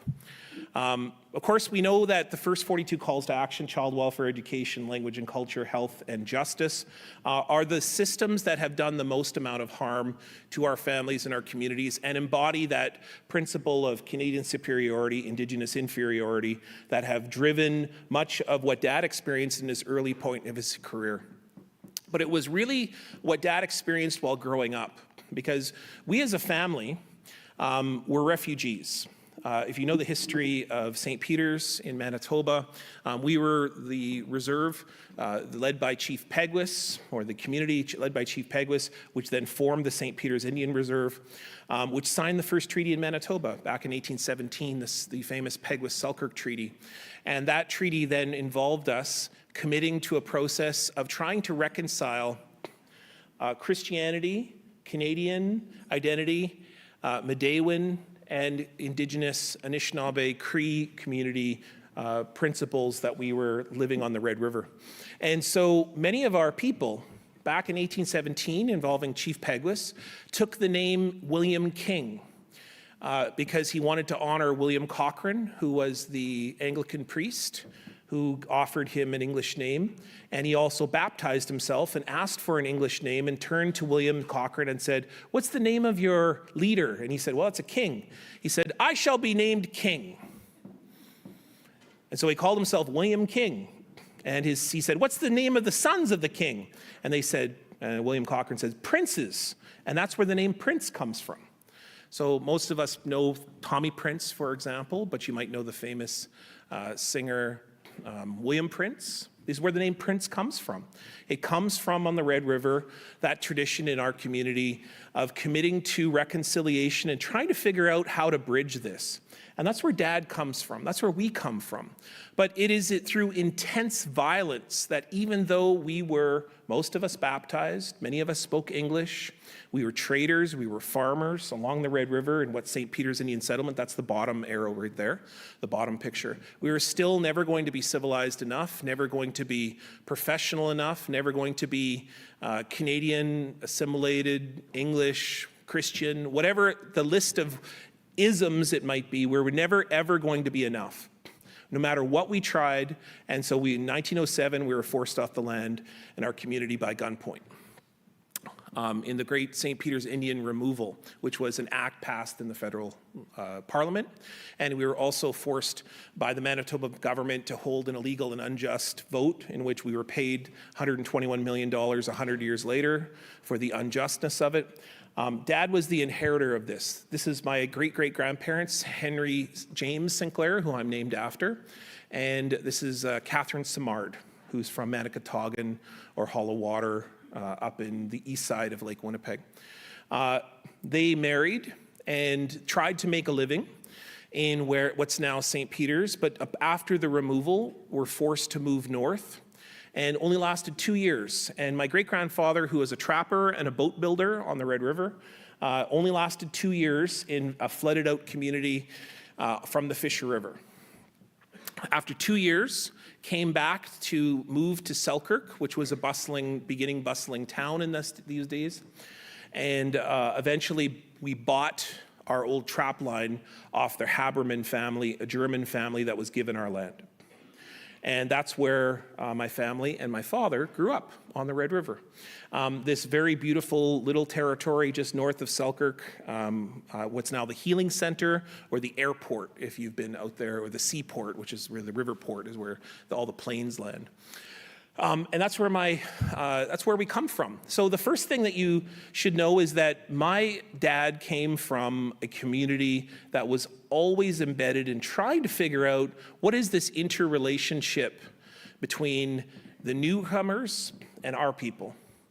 And we were people who tried very hard to engage that relationship. And so it was almost like Dad was birthed into this process that was already undergoing, and that when he eventually entered into his teen years, or his beginning years, and you can see here in the bottom right-hand picture, see if you can guess which one is Dad.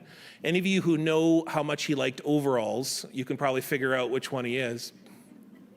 That's my Uncle Richard, who's the tallest one. That's my Auntie Diane, who's really the matriarch of our family. She does the best potato salad I've ever tasted in my life. And that's my Uncle Buddy, or Henry Jr., which is on the bottom right. And that's, of course, Murray Sinclair Ibon, my dad, which is in the overalls to the left.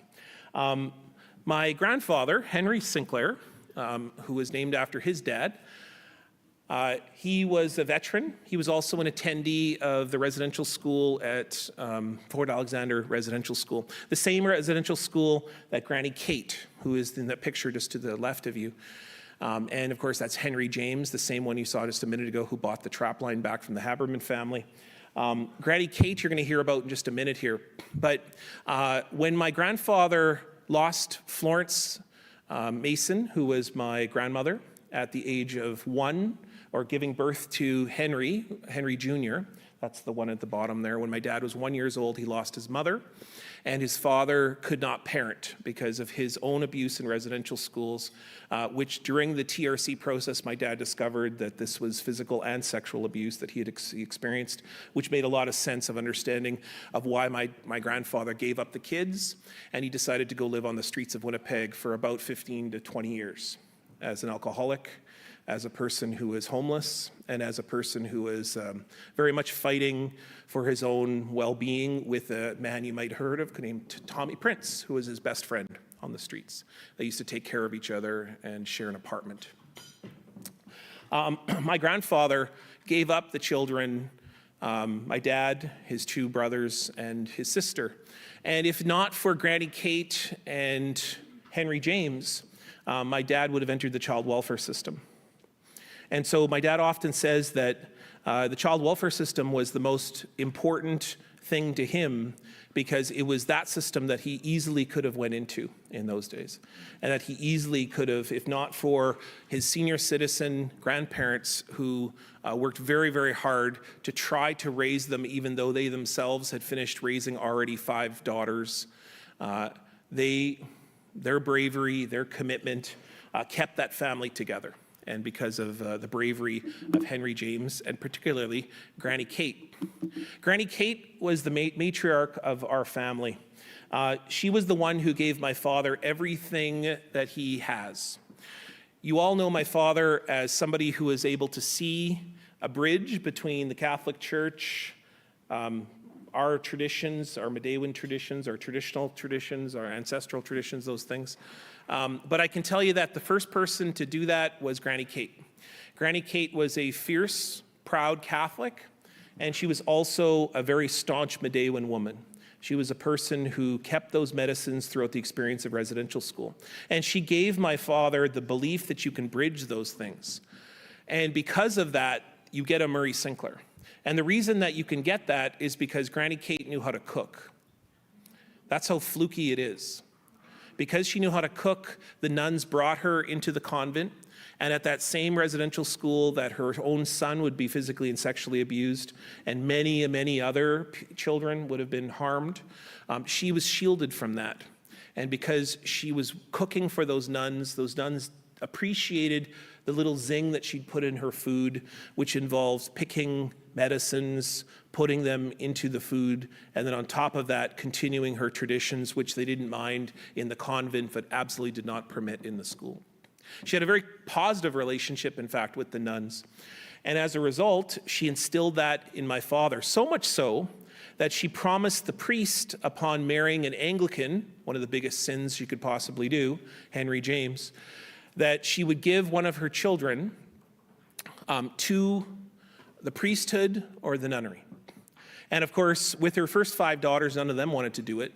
But when she received this set of children, one of them, who was the guy with the button-up shirt and the sweater with the very kind of smiley smile with his eyes closed, the famous Murray Sinclair smile, sitting right beside her to the left, she said, "You shall be the priest of this family." And Dad was committed to the priesthood. He was told from very young that he would be a priest, and he went to church three times a week with her and believed that there would be possibilities in the church, while at the same time picking medicines, doing Medewin, hearing about the Medewin who would be performing ceremonies just across the river from their home. Dad would hear the Medewin teachings and the songs just across the river at Sugar Point.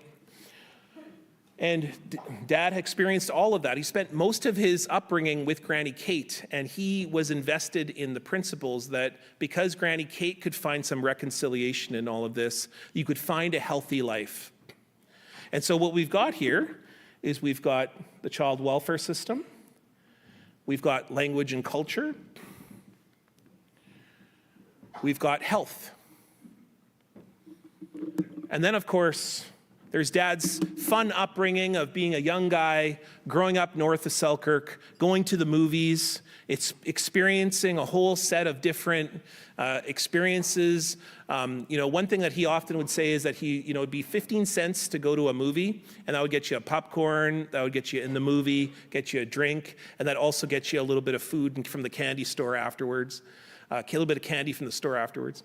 And so Dad went to many movies in Selkirk. It was the big thing. And one of the things that he was most disturbed about later in his life was that in all these movies that he watched, he was always encouraged to cheer for the cowboys and cheer for the killing of Indians, which was very disturbing for him later in his life when he realized that all of his heroes were cowboys. And Dad was very disturbed by that, and I'll talk about that in just a minute. But one of the other things that he was also disturbed about was when he was asked his 8th birthday, he wanted a bicycle really badly.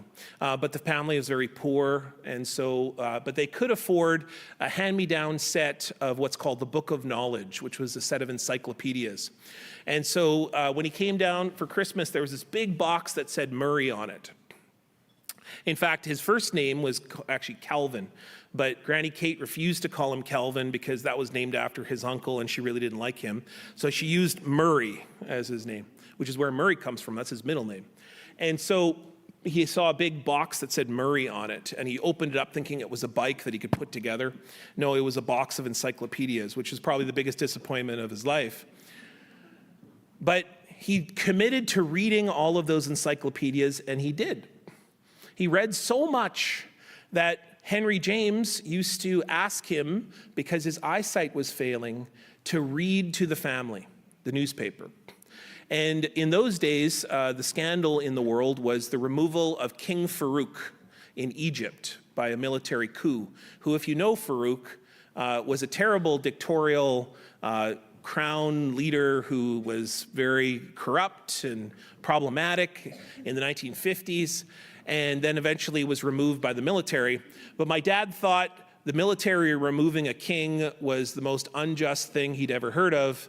And as a young 7, 8-year-old boy, would walk around the house saying, I can't believe they removed King Farouk. And he said it so many times, the family started calling him Farouk. So his nickname, so for many of us on, when we come from Native families, a lot of us have like 2 names, or sometimes 3 names if you have a traditional name. But you have like an English name, and then you also have a nickname. And my dad's nickname, and if you still walk around Selkirk, and if you say to a few of the people who are around the Friendship Center, where's Farouk? They'll know exactly who you're talking about. Now, this led Dad to a kind of a pivotal moment in which he was appointed the winner of a cadet competition. Dad cared a lot about it, the cadets. And I bring up the cadets because the cadets really gave Dad a kind of sense of discipline. And it also gave him a chance to see the world. He won the cadet competition when he was 14 years old, and he got to go to Wales for the first time. And when he went to Wales, he spent time with Welsh people, and he spent specifically a time with the Welsh family, where the father would take him out every evening and speak to him in Welsh. And he would tell him all about the history of the Welsh people, tell him all about the history of their fierce fights against the British, against colonialism. And the father, who knew at this point that Dad was Anishinaabe or Indigenous or Indian in those days, said to my father, well, what have your people done? What have your people done to continue your culture and language? And Dad realized that he didn't know very much. And at the age of 14, 15, and 16, he looked through that book of knowledge and realized that the entry for Indian was about this big.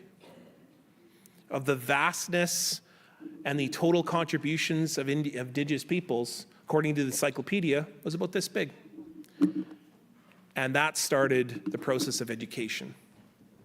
Education, from the first 42 calls of action, is one of the biggest sets, but arguably is the biggest set of all the calls. About half of the calls to action have to do with education, of course, and they have to do with this kind of mantra that Dad had as he worked with Dr. Marie Wilson, who's right here, and also Chief Wilton Littlechild. There was this constant sort of belief that education was going to get us out of this mess. Education was going to be the thing that was going to give us a path forward. Talking, visiting, most importantly, learning from each other. And so, of course, education is the key, and education will get us out of this mess became this kind of mantra of Dad. Dad said it all the time. It was really important to Dad. But it was also something that he'd been thinking about for a long period of time, going back to his time in Wales, going back to his movies that he watched, going all the way back to that first moment in which he realized that he was a refugee from the St. Peter's Indian settlement who had been forced up to Peguis, and we came back and tried to figure out who we are. So during that time period, he started to ask some serious questions, and it's embodied in this video right here. Oh. Oh. Does that video not work? Can you start? Can you start that? Oh. Oh, do I have to do it?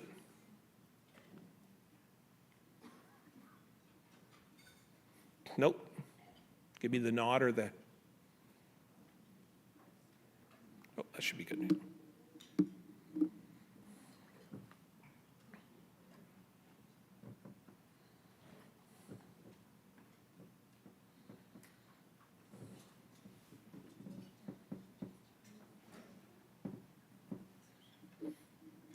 Nope, doesn't work.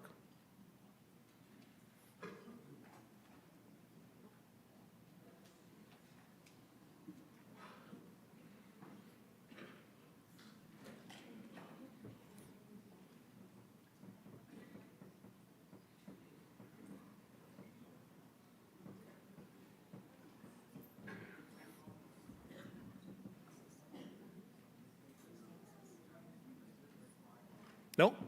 Okay, just skip it. It's okay. So in this video, Dad... Okay. In this video, Dad... Okay. All right, just leave it, okay? Okay. In that video, Dad basically says there are 4 questions. And the 4 questions that all Indigenous peoples and all young peoples need to know are where do we come from? Where are we going? Why are we here? And then who are we? Those are the 4 questions that he points out in that video. So I want to do that. I want to take you on a little path through these 4 questions as the 4 things that I think Dad has invested within Calls to Action 43 through 94. And the first one is, of course, we have to know who we are. And that most important element of who we are is who are our heroes? And this was a question Dad most often asked me as a writer. Now, I'm not a writer. I'm a professor. I'm a person who works in the media, so I'll be on CBC tonight talking on Power and Politics about the 10 years since the TRC. You know, this country really has held up only one set of heroes and ignored, obliterated, marginalized contributions of our people. But if we look to the history of who we are, of course, we are the inventors of democracy. We are the inventors of multiculturalism. We are the inventors of free speech. We are the inventors of the social welfare state. Like, who else would come up with the idea that when we bag a moose, we make sure everybody has a little piece? Like, that's not a European idea.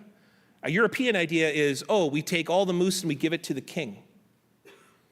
An Indigenous idea is you get the hind, you get the heart, you get the nose, you get the antlers, and every single one of us gets moose. Not because we're altruistic and perfect, but because we know that the next moose that comes in will make sure that everybody is shared. And we are people who are not perfect by any means, but we are people who understand one basic truth, and it is that the winter is coming. That's a Game of Thrones reference right there.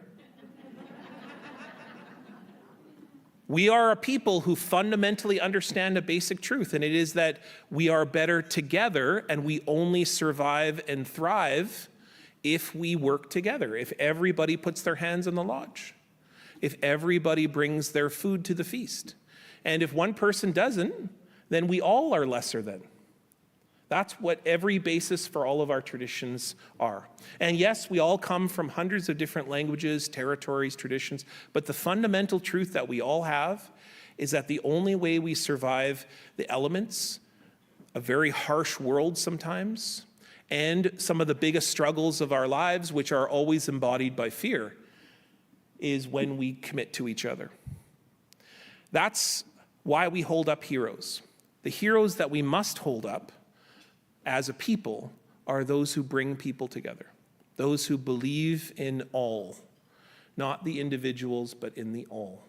And these heroes, and what Dad worked very, very hard to bring to all of our conversations, is that the heroism is not found in the individual achievement, it's in the achievement for the people. And that was what he learned from Granny Kate. You know, remember Granny Kate had committed Dad to become a priest?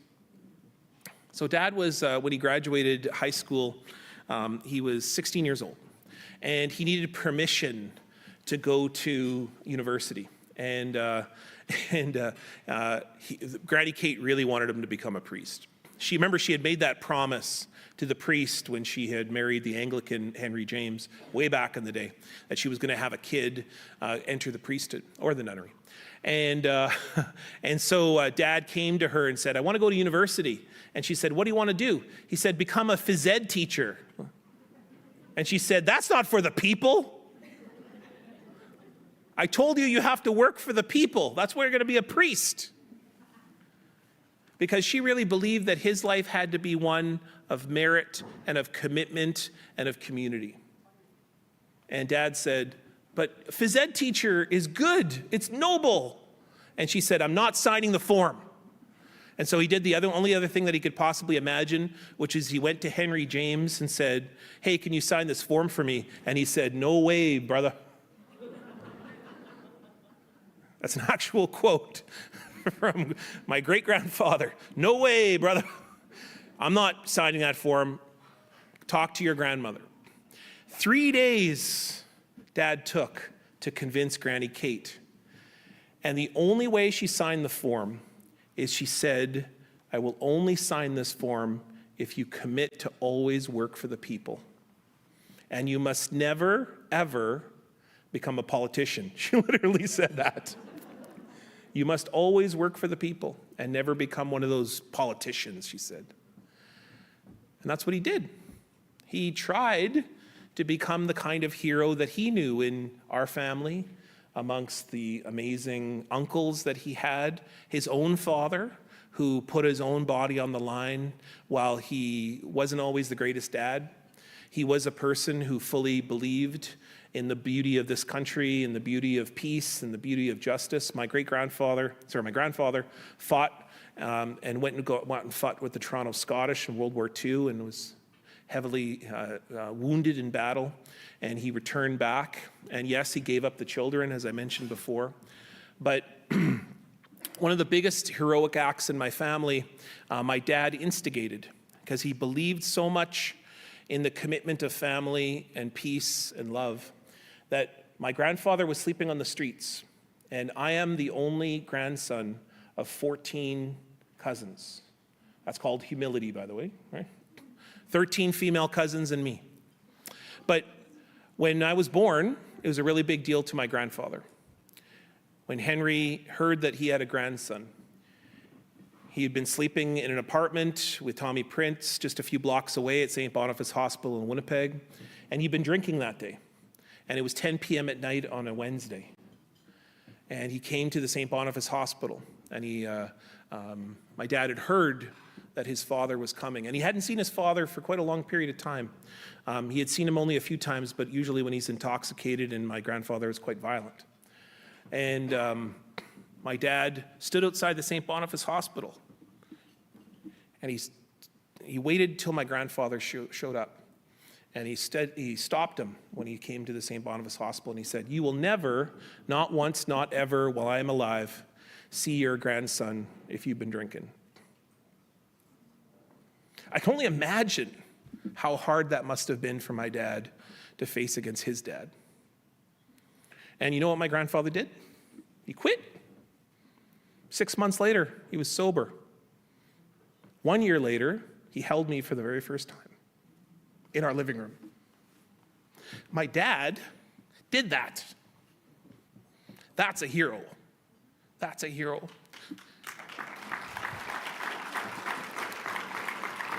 And the best part about that is that I got to have a granddad. I got to have my grandpa. I never would have had him otherwise. My grandpa was the greatest guy in the whole world, completely deaf. In fact, the only thing he'd ever be able to do is write notes to me, because he lost this ear in the war and this ear in residential school from the priest who hit him so hard. But he couldn't speak to me, but he would write me notes. He'd say, "Make Kraft dinner. Turn to Wheel of Fortune." When I was 3 years old, I started spending entire afternoons with my grandfather. When I was 6 years old, I started sleeping over there. I get him dressed in the morning, and then I do this all day. See if you can figure this out. This is probably the only thing I can ever say to an all-Indigenous crowd, and you know completely what I'm doing. Are you ready? Okay, this is what I do.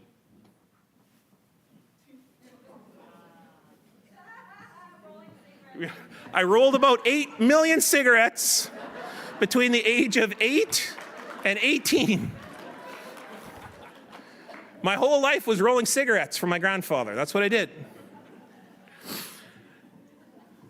I have never, though, felt love from anyone like I felt for my grandfather. My dad loved me a lot. My mom loved me a lot. Nobody loved me like Grandpa did. Nobody. And every time he was poor, very, very poor, but every time I'd go over there, he'd have a little toy truck for me, a stuffed animal. And I used to say to him, "Grandpa, I'm like 16. I don't need a stuffed animal anymore." But he would always have that, and he'd be sitting there and we'd watch Wheel of Fortune together. I never talked to him. I asked him one question in my whole life. I said, "Hey, Grandpa, why did you go to the war?" And he wrote a note to me. He said, "Because my friends were going." That's it. Like, my dad gave me that. He gave me the most amazing relationship in my life. Now, that's what he discovered in the process of going through his life, of realizing who he needed to be, which was that he had to find our heroes. And if he wasn't able to find them, he's able to help us, the rest of us, find them. To help us find our heroes amongst our own people. And I think we've seen that now. We've seen remarkable books, stories, heroes in this room. And so when he got the call from the heroes, the survivors of this country, he knew he had to do the work, even though he was hurting, he was struggling. But he said, we need to figure out where we are going. And where are we going? We have to go double down on love more than ever. Like the process of this entire 10 years since the TRC, of course the 6 years of the TRC, has been really a process of trying to figure out how hard it is to love. Love is easy when it's romantic and new and you're discovering new things for the first time of a new relationship. This relationship that we are in, over 150 years old, and it is very difficult to find love in a relationship that is very, very toxic, that leaves us behind, that constantly leaves us out in the cold, that puts us in situations of danger constantly. But by committing to love, which is what our teachings bring us to, and most markedly that the winter is coming, to maintain that teaching of who we are as a people, as a community, what brought us to this place, what brought us to treaty. It is that teaching that will take us to where we are going. We, of all people who have coming from societies and nations that are millennia old, what will carry us forward in the future will never be to acquiesce to fear or to hate or to violence. It will always be to maintain ourselves in who we are, which is why we continue to visit, give gifts, share our names, why we continue to say, this is why we're here. Why we are here is because we commit most of all to our children. Let's hope this one works.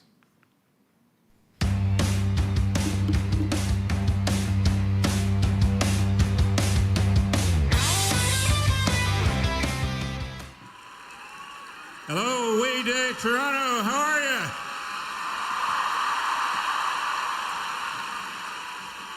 Well, I'm really excited to be here with you.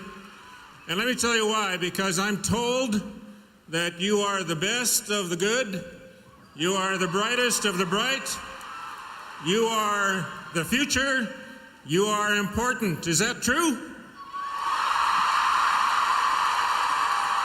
Well, then say it with me. We are the best. We are the brightest. We are the future. We are important. And you are important to me, and let me tell you why. I'm going to tell you a little bit about the work that I'm doing and what I think you might be able to do to help us in our work. Right now, I'm involved with the Truth and Reconciliation Commission of Canada, and we are involved in doing workshops and hearings across this country with the members of the public and with survivors to talk about residential schools and the impact that they're having on Canada's life. For 150 years, the government of this country systematically and forcibly removed Aboriginal children from their families and took them away in buses, in boats, in trucks, against their will, and put them into institutions they called residential schools. And in those schools, they attempted to indoctrinate them into a different culture, to force them to speak a different language. They kept them separate from their families, separate from their brothers and sisters, even in the same school, and told them that they were inferior, that they were savages, that they had to give up their life back in their community, that they had to give up their culture, and they had to become different people. It's hard to believe that they did that in this beautiful country that we believe in so strongly, because this country is so very important to all of us, and I know that you believe that too.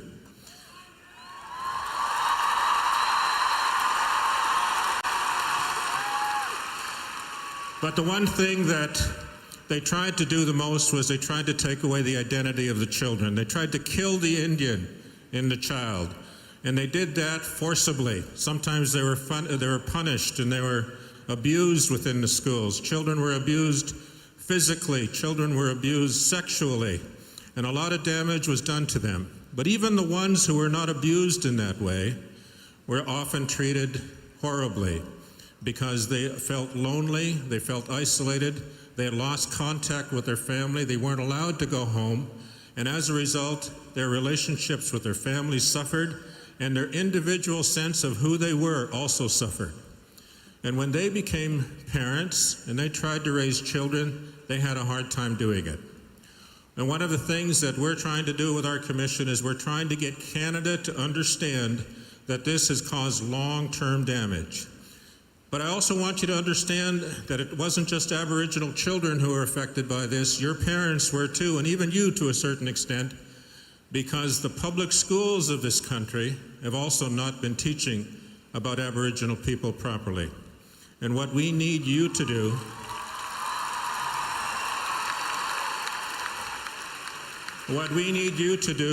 is to make a commitment to the Aboriginal people who have survived residential schools that you will help to make things better. And how can you help?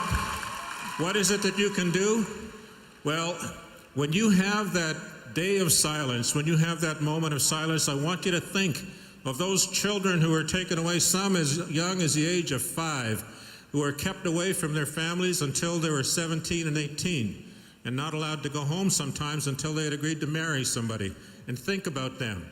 And think about when you are the leaders of this country in the future, and you are talking to the Aboriginal leadership about what can be done to help their communities become stronger, that you will understand where they're coming from, and that you will do what you can to help them to achieve their objectives as well, because you are the future.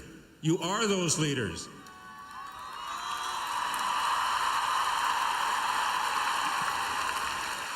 And I'd like you to understand this as well. In the public schools of this country, no one was to blame for what was being educated, but we need to change that. Nobody could change that other than you, because you are the ones who are going to be involved in the way that schools are going to do things in the future.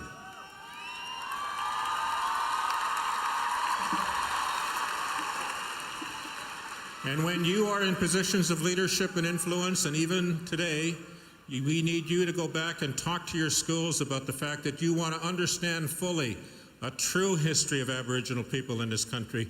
You want to know about what was going on, and you want to make sure that all Aboriginal children of the future are taught properly about who they are, about what they have been, and what they are entitled to be, because you're the ones that are going to make that happen.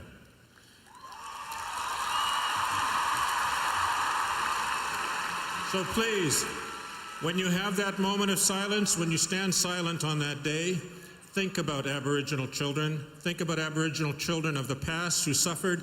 Think about the ones in the future who need your help. Thank you very much.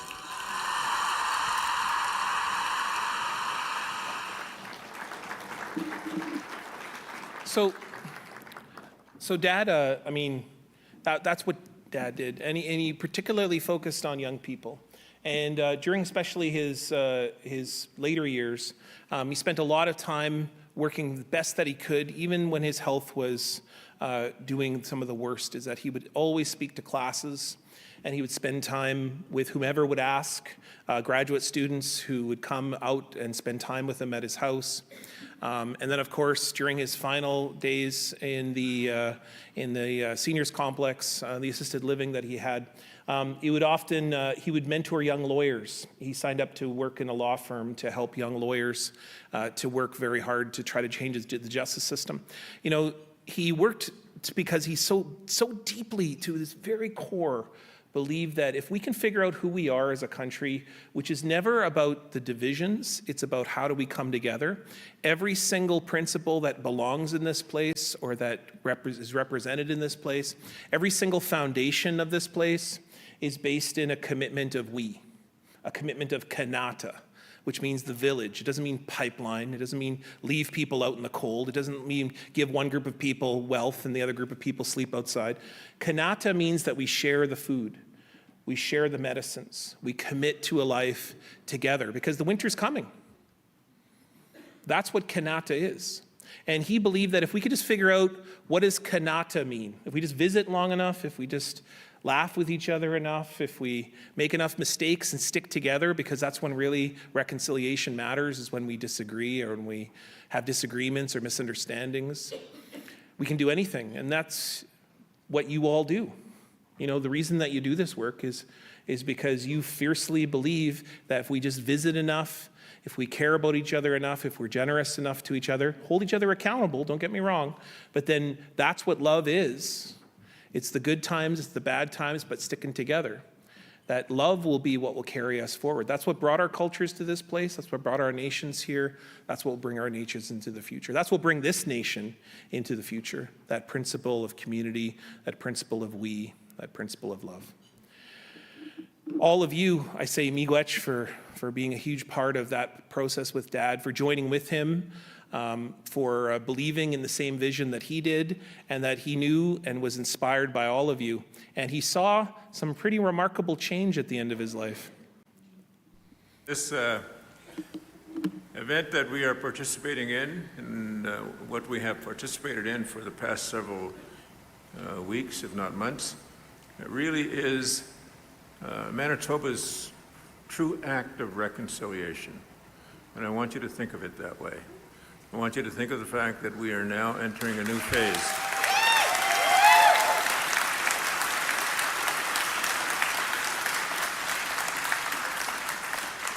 And that phase ultimately is going to lead to a relationship between Indigenous and non-Indigenous people in which we are able to show true respect to all of those who are here and all of those who come here. Because for too long now, the situation of oppression that has occurred in this province has resulted in our people being belittled, and feeling denied of their rights.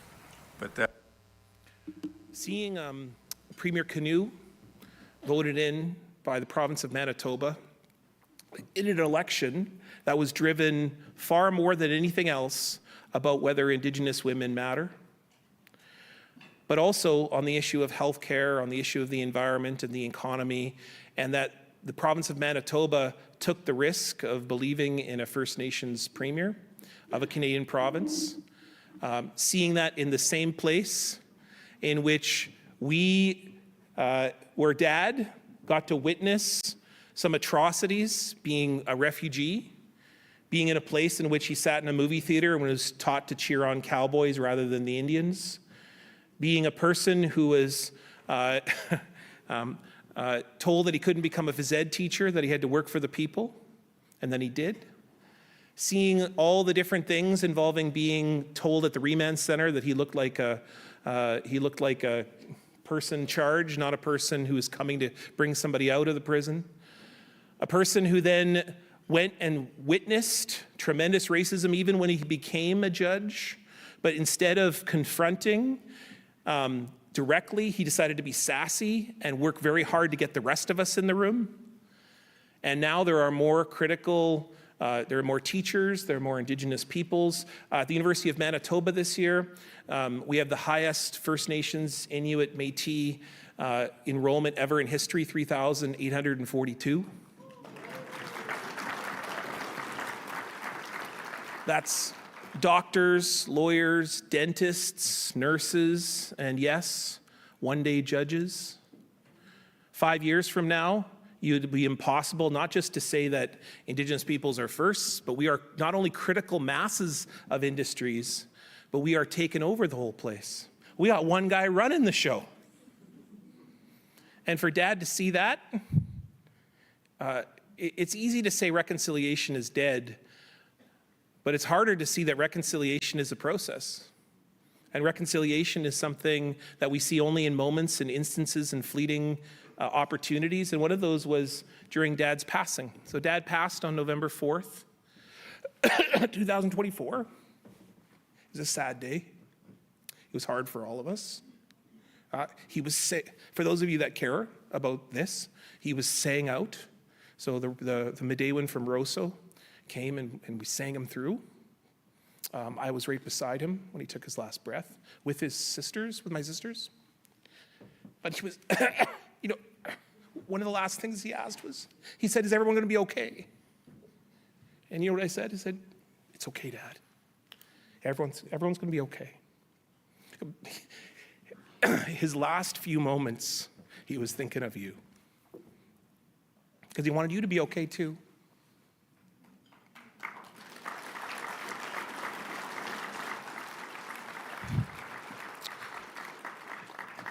And so I didn't come today to tell you a sad story. I actually came to tell you that what an amazing opportunity that we had together.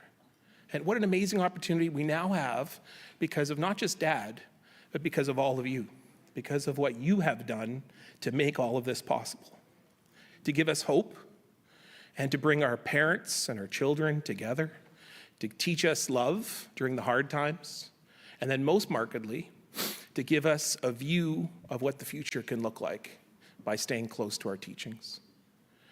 I say miigwech to everybody. Thanks so much for having me.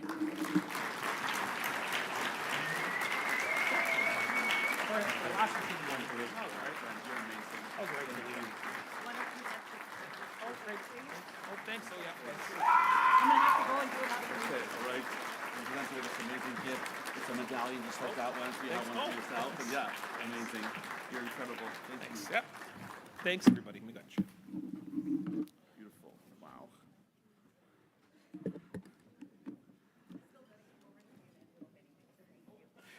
Wow.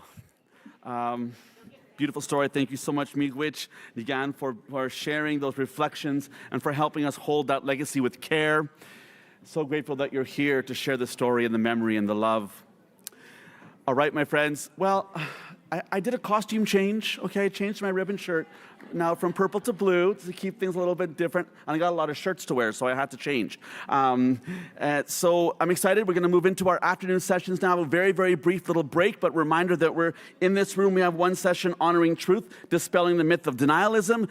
Room 2, laughter yoga. And room 3, breakout storytelling workshop. So those 3 sessions are happening right away here. Have a quick break, head to the sessions, and have a wonderful afternoon. We'll see you soon.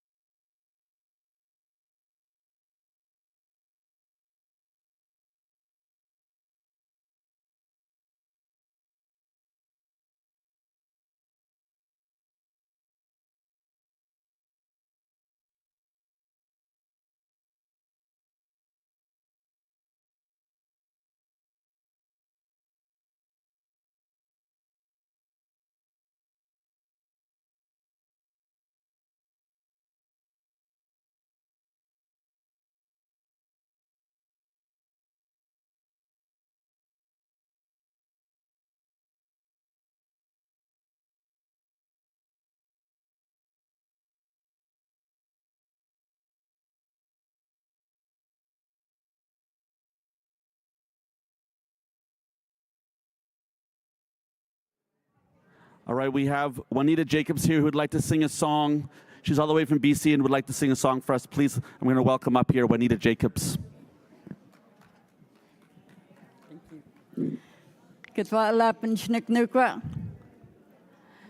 I just wanted to offer a song for all the speakers, because I know a lot of it comes from the heart and it hits a lot of us in our hearts. The song I would like to offer is called Walk Through Time. The songs that I sing come from the mountains. So this is about coming to who you are. And it's exactly the theme of the whole program. I'm not going to stand in front of the mic because I have kind of a louder voice. Amazing.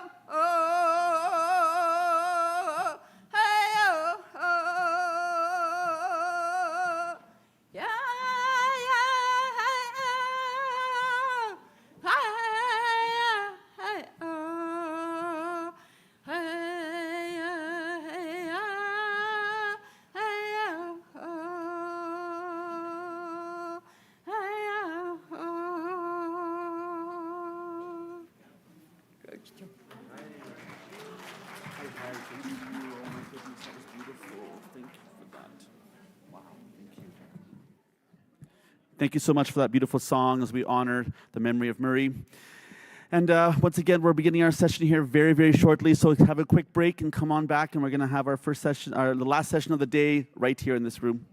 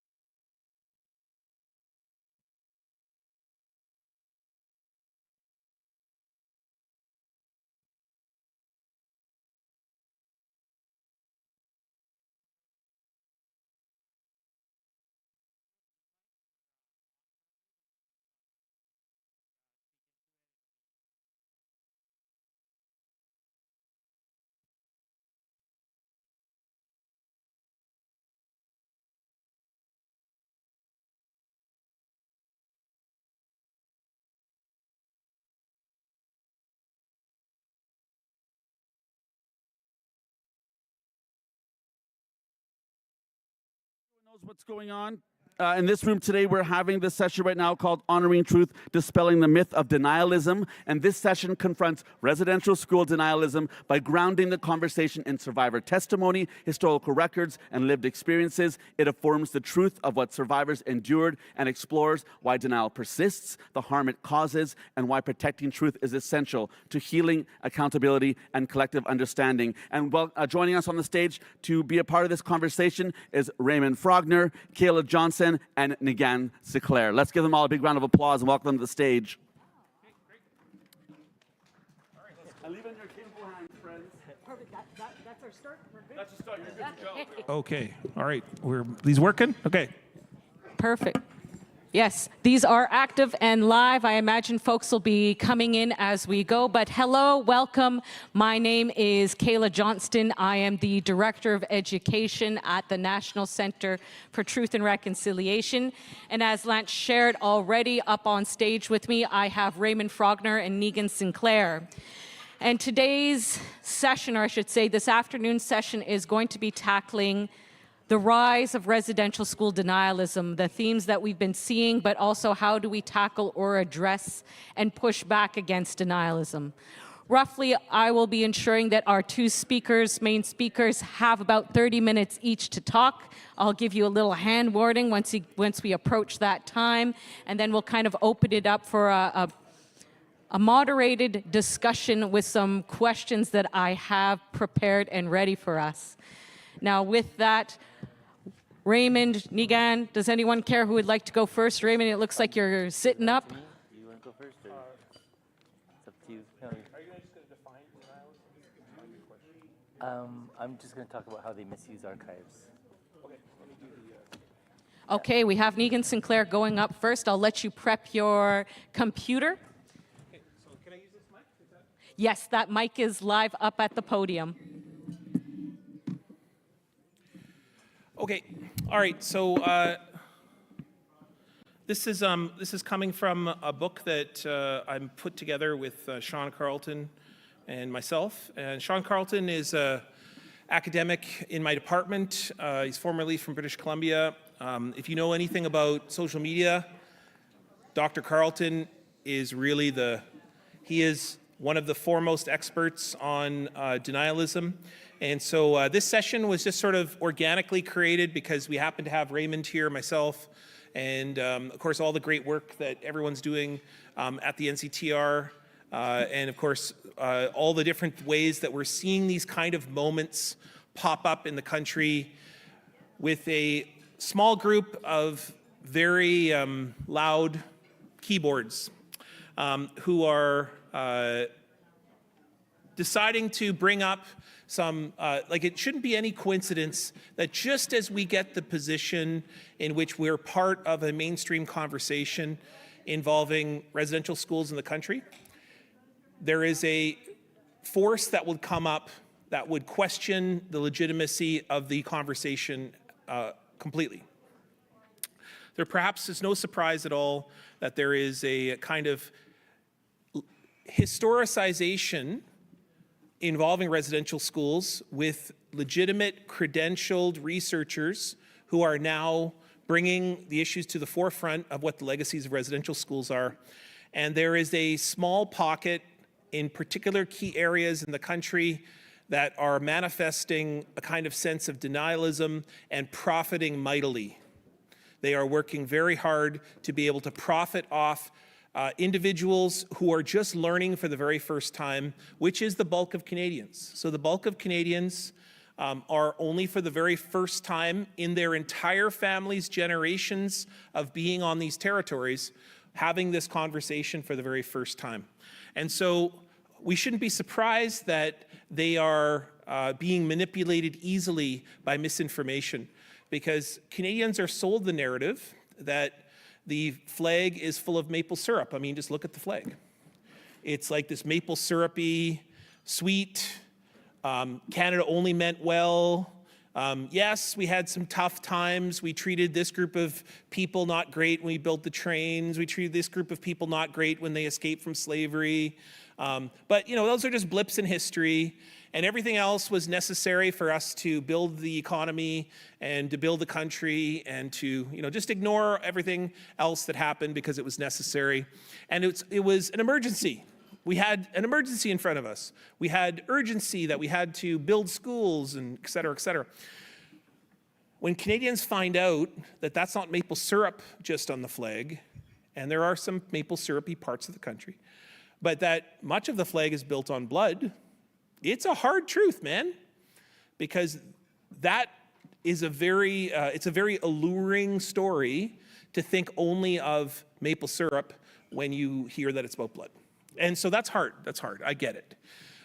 The key for us is to realize that this is a very small group of people on some very loud keyboards creating websites for the purposes of profiting off misinformation, ignorance, and the permeation and profit that's available by having that information go viral because it's very alluring for others that are only learning this for the very first time.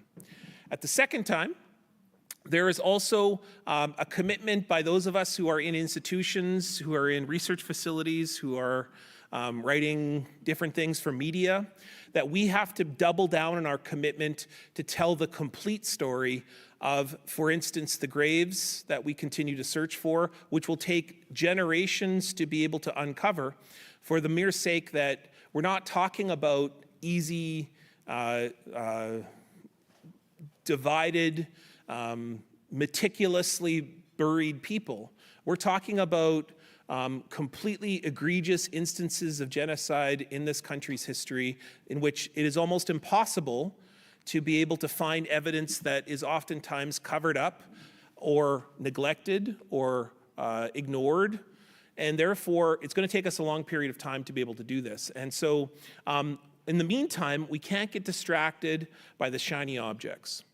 It's going to be very attractive to be engaged within efforts like certain politicians, certain disgraced academics that may or may not have jobs anymore, or people who generally sit in basements who have nothing else better to do than to make websites and newsletters attacking me or attacking Dr. Carlton or the National Center for Truth and Reconciliation.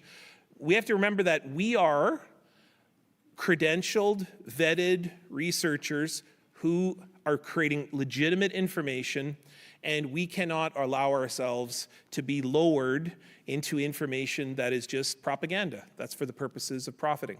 Now, that doesn't mean we ignore it. That doesn't mean that we just go, oh, let's just continue with our day and ignore people who want to spread misinformation about residential schools, or they want to make the argument that they were well-intentioned. For every porous argument that makes absolutely no sense, because you just have to look at the factual evidence, never mind the fact that there is well-credentialed, researched evidence that show that residential schools didn't mean well. They resulted in deaths with intention. And then on top of that, those legacies that come from those places are logical conclusions of a genocidal system. We don't have to lower ourselves to those to tackling misinformation. Like oftentimes I'm asked to go on a lot of TV shows. And I'll always ask, who am I going on with? Because if you go on with somebody who wants to argue that gravity doesn't exist, you're going to be forced to make the argument that gravity does exist. And let me show you how easy that is to defeat. Okay, that's how long that took me to defeat the argument. The problem is, it's a half-hour TV show. So now I'm forced to argue with somebody who wants to argue that gravity doesn't exist, that magical fairies are lifting up rocks and then dropping them to the ground, or magical fairies make the world go around, or magical fairies somehow make all of us stick to the earth. Don't let others dictate the terms of the debate. The key is, it's fine for somebody to argue that gravity doesn't exist. Go ahead. Free speech is free speech. Our communities are the ones who invented free speech. It wasn't Europeans. We invented free speech. You're free to say whatever you want when your turn comes in the circle. That being said, I don't want you operating a plane. Our job is to work with the people who they are trying to misinform. That's our job. Our job is to continue to produce credentialed, legitimate research on the issue of residential schools, which is exactly what we've been doing up to this point. Don't lower ourselves to arguing a bunch of misinformation based on hearsay, nonsense, and frankly, anti-Indigenous hatred, when even the Pope has recognized that residential schools are genocide. Like every time I get one of the, my inbox is full of them, and they want to say, hey, why are you slamming the Catholic Church? I say, I'm the person that said Pope Francis was amazing for saying that. Like, I'm the person chanting the praises of Pope Francis. Because when we do see leaders within that movement stand up and argue against misinformation and propaganda, we should hold those people up. We should recognize them. We should encourage them to continue in their work. I have a colleague at the the Winnipeg Free Press. So I write for a newspaper called the Winnipeg Free Press. I write a column once a week. I do a newsletter as well. I had a colleague who wrote regular pieces of misinformation on residential schools, reconciliation, and would say things like territorial acknowledgements are all a bunch of kablooey and make no sense and are a bunch of nonsense. I worked with that person, I talked with that person, but most markedly, I talked to the people around them. The rest of the newsroom, I talked to people who are readers of him, and then eventually this guy comes around and is now writing books about Indigenous rights. I'm not telling you I'm going to read his book, but I'm telling you that it's when reason dialogue continues to show reasonability, it shows you that this battle against residential school denialism, people who want to argue the basic premises around what residential schools are, based in absolutely no credible research whatsoever, this is an argument of reasonability. That's what this era that we're in. This is a moment in which we have to continue exactly in the path that got us to this place, which is to continue to be reasonable. That is very difficult when you're faced with unreasonability, because we're going to be encouraged more and more to, because what's going to happen now is there are a handful of people who are then impacting and slowing down the reconciliation process, but reasonability will win the day. Put it this way. A Ledger poll suggested this year that there are 35% of Canadians have an orange shirt and did something on September 30th, meaning they went to an event. So that means that out of 40 million Canadians, about 14 million Canadians did something. They wore a shirt that said "Every child matters," and they did that at their church, at their school, at their workplace. 5 years ago, when the National Day for Truth and Reconciliation started, it would be maybe 10 to 15, maybe 20,000 people. And most of them would probably be located in either British Columbia, which is where the Orange Shirt Days started with Phyllis Webstat, or on one of the prairie provinces, which is a high proportion of Indigenous people. And now we're seeing 15 million, 14 million for 15 million. Next year, it's going to be even higher. I go frequently to Catholic district schools, and I say, do you know who would wear an orange shirt that says "Every child matters"? Jesus.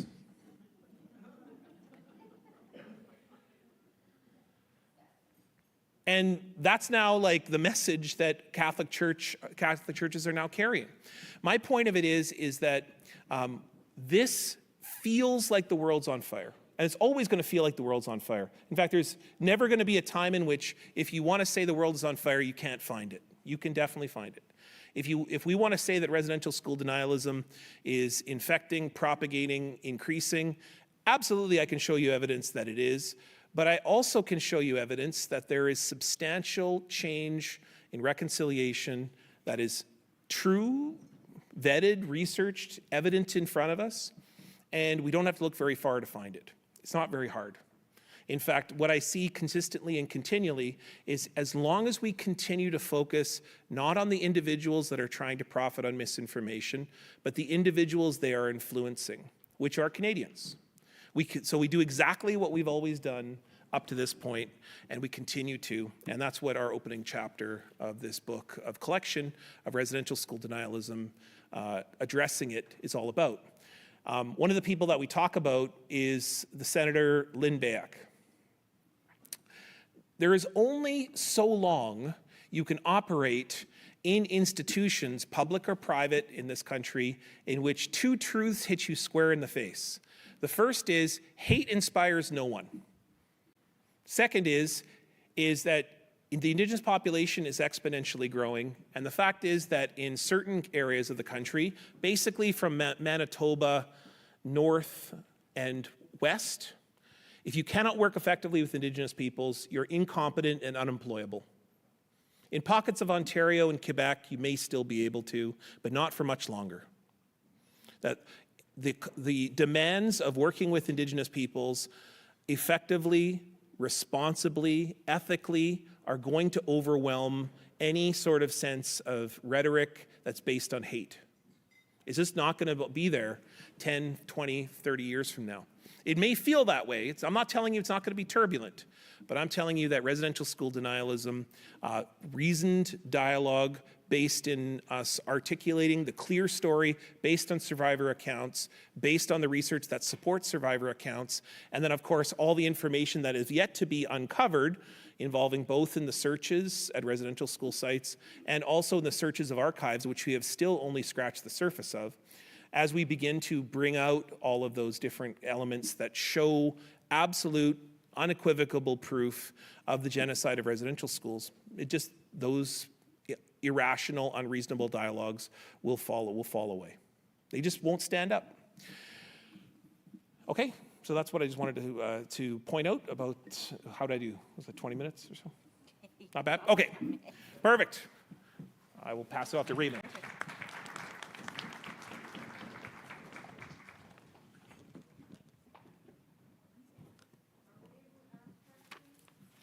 Yes, you'll be able to ask questions for sure.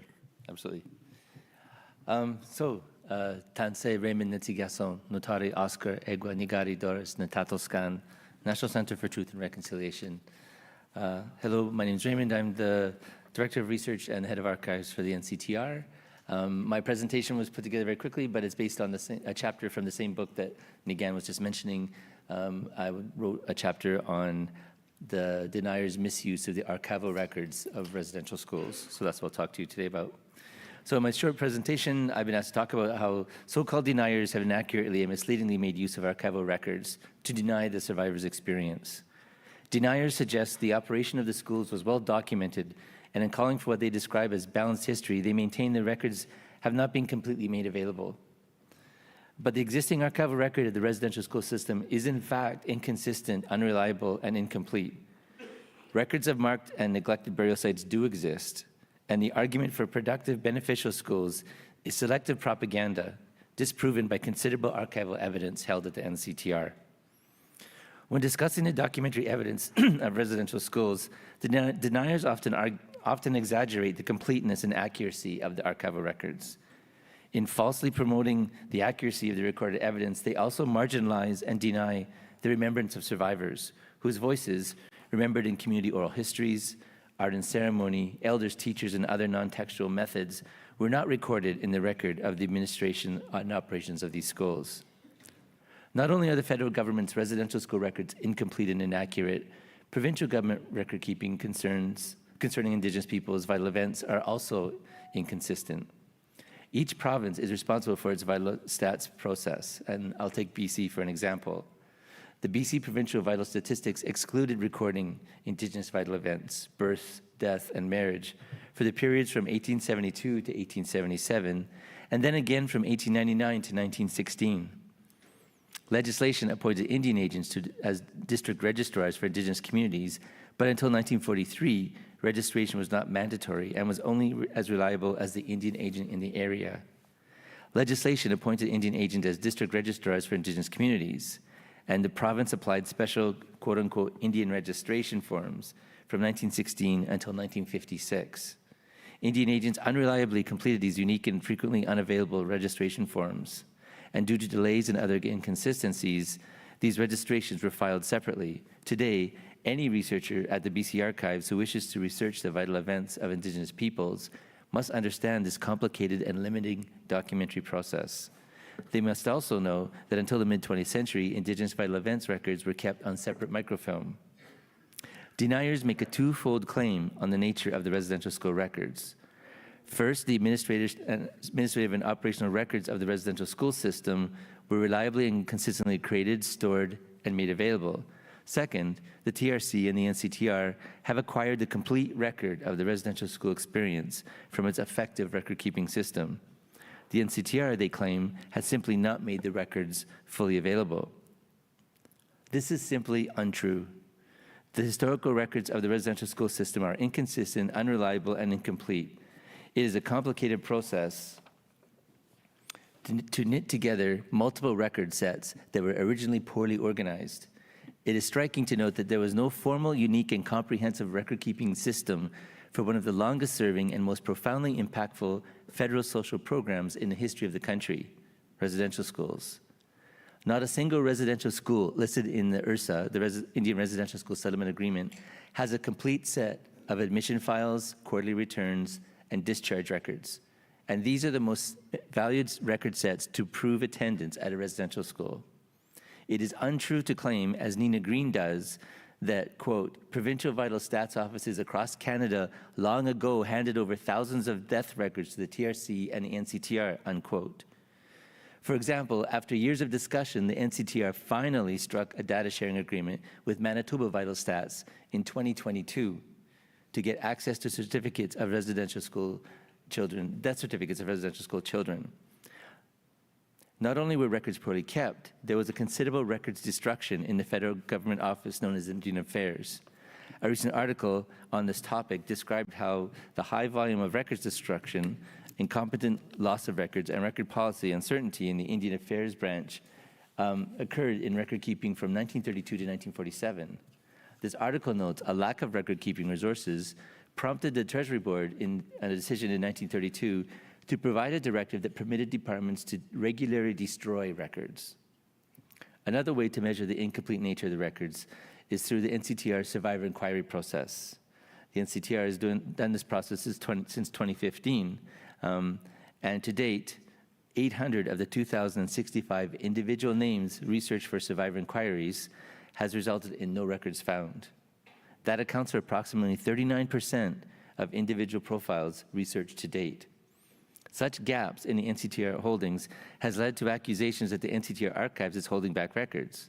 Francis Widdowson, a spokesman for the Deniers' Perspective, has declared on a web blog, quote, shame on the NCTR, unquote, for holding back records. To be perfectly clear, the NCTR is transparent and accountable in its record access process. A researcher can apply for the complete release of all records related to an individual identified in an application for records access. In addition, a researcher can sign a memorandum of agreement with the NCTR to gain full access to the NCTR's internal database of records.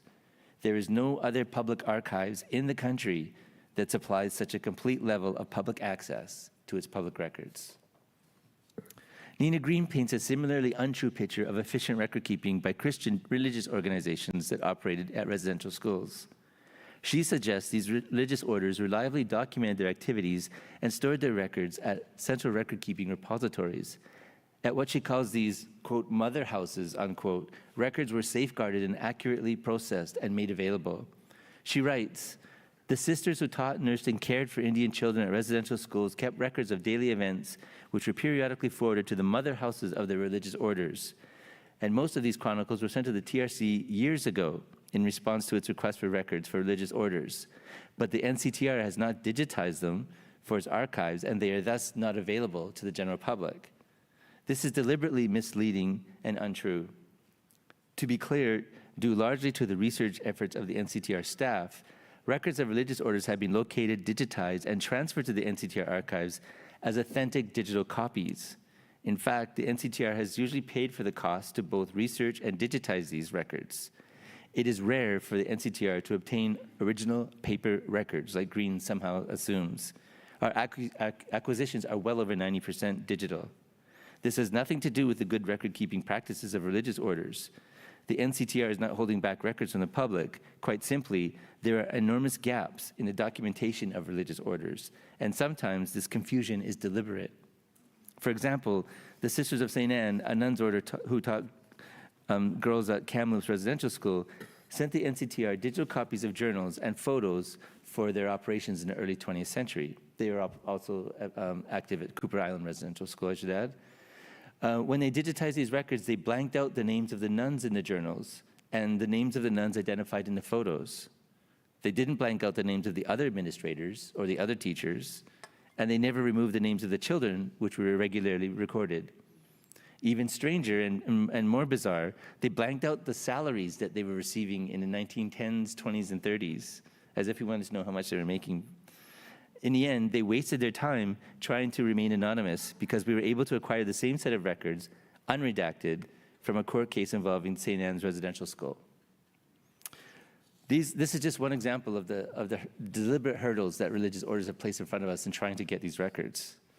To date, the NCTR has consulted over 105 private record repositories to find residential school records of Christian denominations. Because of their enormous influence on residential schools, I'll just focus quickly on the OMI-Lacombe order, or a regional province of the Missionary Oblates of Mary Immaculate. In the history of the residential school system, Oblate missionaries operated and administered 48 residential schools across the north and the west. The records of the Oblates are misleadingly incomplete, inconsistent, and fragmented. The Oblates do not reject claims of physical and sexual abuse at the schools they operated. In fact, they apologized over 30 years ago with a promise of supplying evidence of school abuse for the purpose of reconciliation. On July 24th, 1991, in front of media and almost 20,000 Indigenous peoples attending Lac St. Anne annual pilgrimage, the president of the Oblate Superiors of the Canada region, the Reverend Douglas Crosby, expressed a formal apology. He apologized for the cultural erasure, attempted assimilation, and also wished to publicly acknowledge their instances of physical and sexual abuse. Father Crosby stated, "We wish to state publicly that we acknowledge their inexcusable betrayals of trust. We deeply apologize to every victim," and his 4-page apology closes with a promise to support effective process of disclosure of records vis-a-vis residential schools. Now, it's fast forward 30 years, and after continual negotiation, in 2023, the NCTR finally drafted a memorandum of agreement with the OMI-Lacombe to get the records of the 48 residential schools that they operated. This provided the NCTR with full access to the files of the OMI-Lacombe with permission to research, digitize, and transfer materials to the NCTR archives. Now, looking back at what Nina Green just said, again, this doubly proves how inaccurate she was.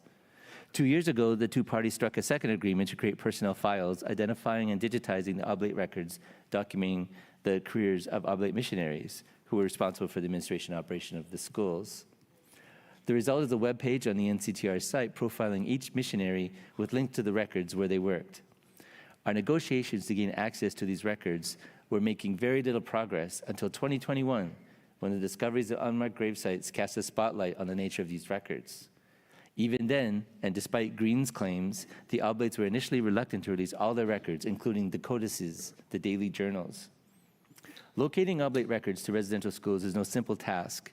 Since our Oblate agreements, the NCTR has reached agreements and established supported research in each of the archival institutions known to house prominent amounts of Oblate school records.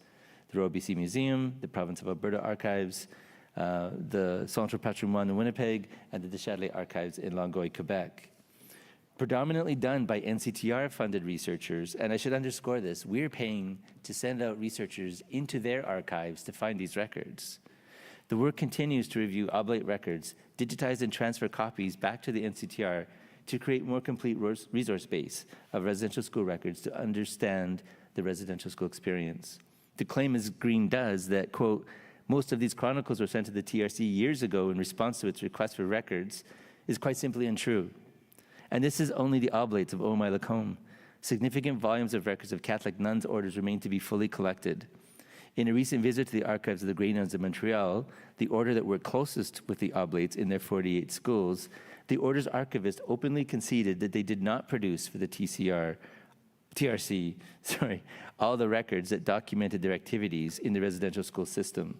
So we then mutually agreed to install a researcher at this archive, go through the records, make digital copies, and send them back to the NCTR.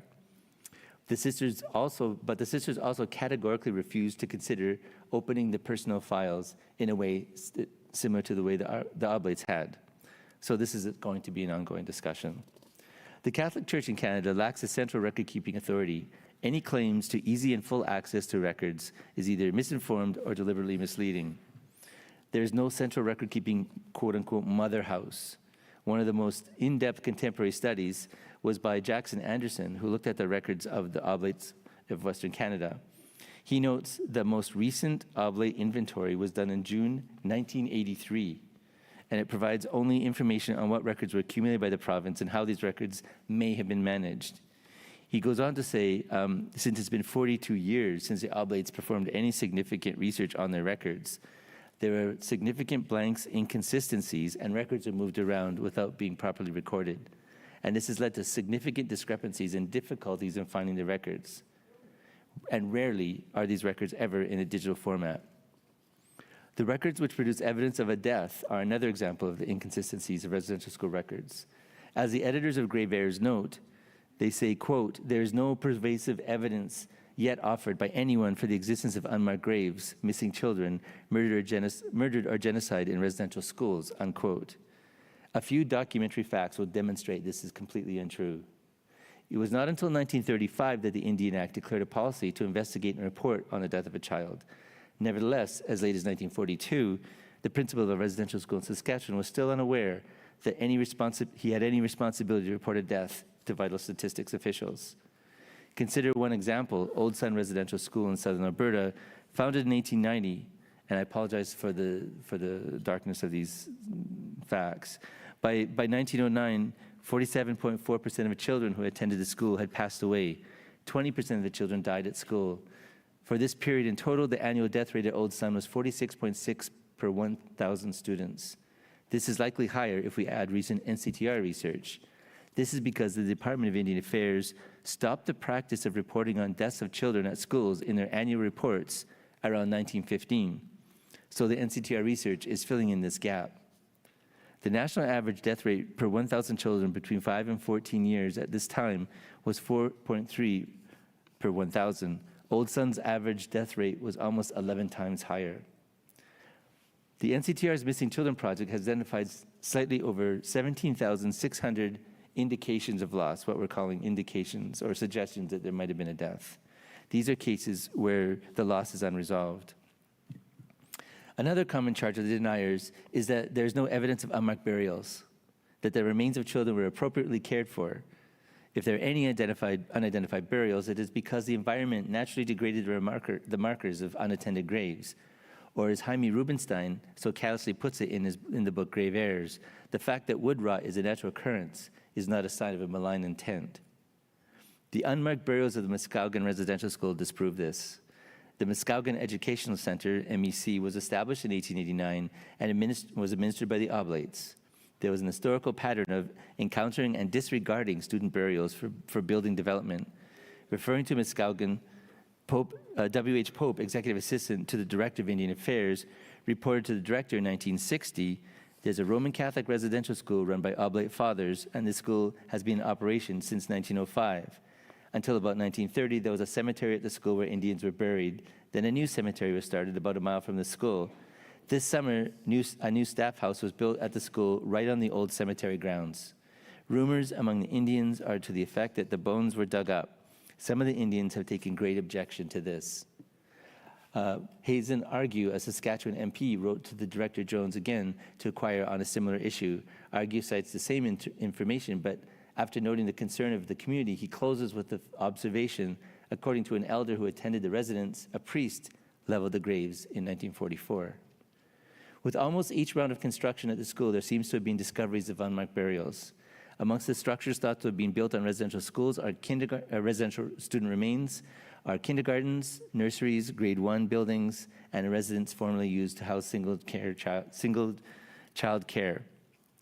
All of these issues came to a head with the construction of a sewer system that began in 1991. The project brief notes in 1935, some graves were removed to accommodate one wing of a residence. As planning progressed, the project team was made aware that a section of the proposed sewage collection system would run through the site of an unmarked graveyard. Local members of the Muskowekwan Education Committee team noted graves had been uncovered during previous excavation work in the area. In several instances, the remains unearthed were reburied in the same excavation, and in other cases, the remains were reburied in a new cemetery.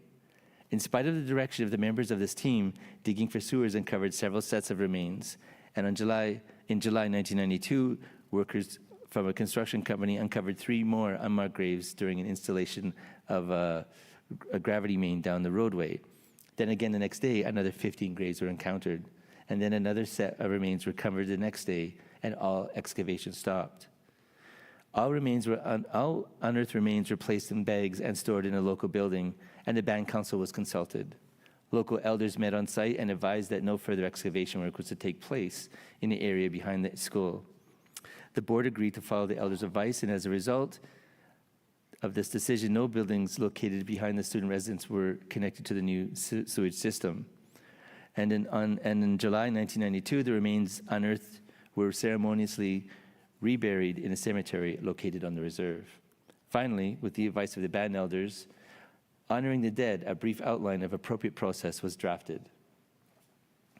In 2018, members of the Band Council of Muskowekwan First Nation contacted the NCTR with the news that soil erosion was turning up more children's remains in fields around the school. The NCTR staff visited the site, and at the request of the Band Council authorities, did an investigation that resulted in a short documentary film. The interviews in the documentary provide an Indigenous voice to the institutional reports.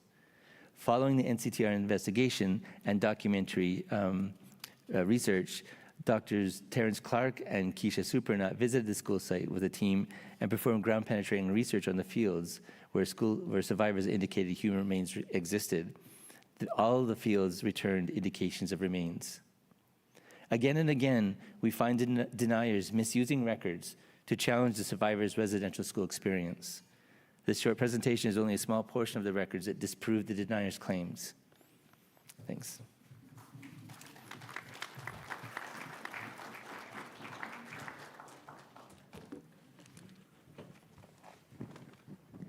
Thank you both, Nigan and Raymond, for sharing your insights, giving us a better understanding and overview of denialism, that main message of reasonability will win the day, and connecting denialist arguments specific to the archives.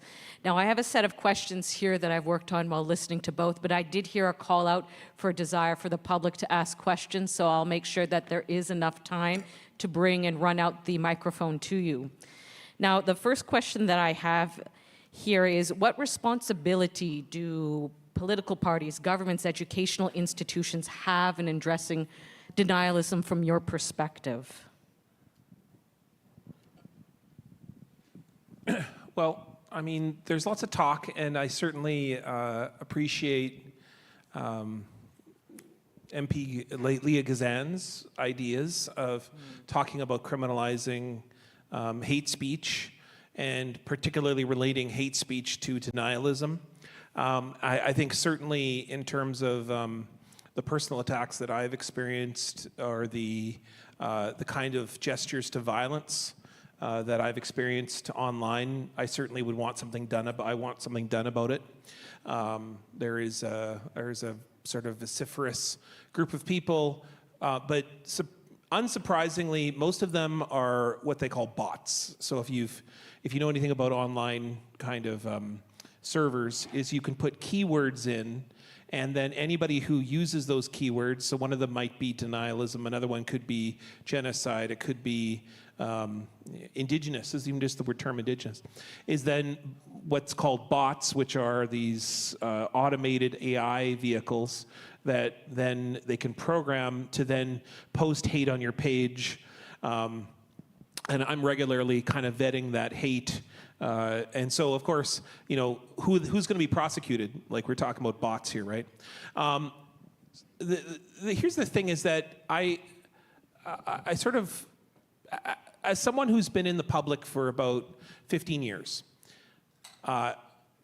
I've never once ever had a successful public engagement with somebody who doesn't want to be reasonable or doesn't want to have a conversation. They just either want to use my engagement as a personal profit, because what they get to do is they get to, I'll give you an example. So like, I won't even say the names of the people that you are talking about in your report. Now I get why you would include the names, because you're writing a piece for the book and you want to make those clear arguments on there.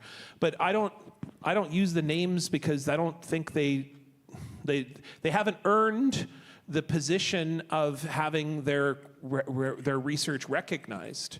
And what I mean is, I'm not saying they're not a human being. What I'm saying is they don't deserve to be beside credentialed people who take their research very seriously. Like, for instance, if I were to say anything, I have not just my own editor at the newspaper. I not only have my colleagues who then hold me to account, I have 4 sisters. I'm scared of them the most. And if any of you knew my mother, I was scared of her the mostest. Like, I have family and community responsibilities that I take very seriously and that are inherently a part of who I am as a Midewiwin person, as a ceremonial person, as a member of a family, as a member of the Western Doorway of the Midewiwin. Like I take that very seriously, because that's where my work comes from. In fact, if I didn't have that position, I would not have a place. So here's my point, is that people who, I treat denialists the same way I treat New Age movement, which is they don't have responsibility to anybody but themselves. They're not accountable. So when I see people who take medicines, for example, and they want to use it in their New Age crystal, thing of the week kind of thing that they're using, it doesn't affect me.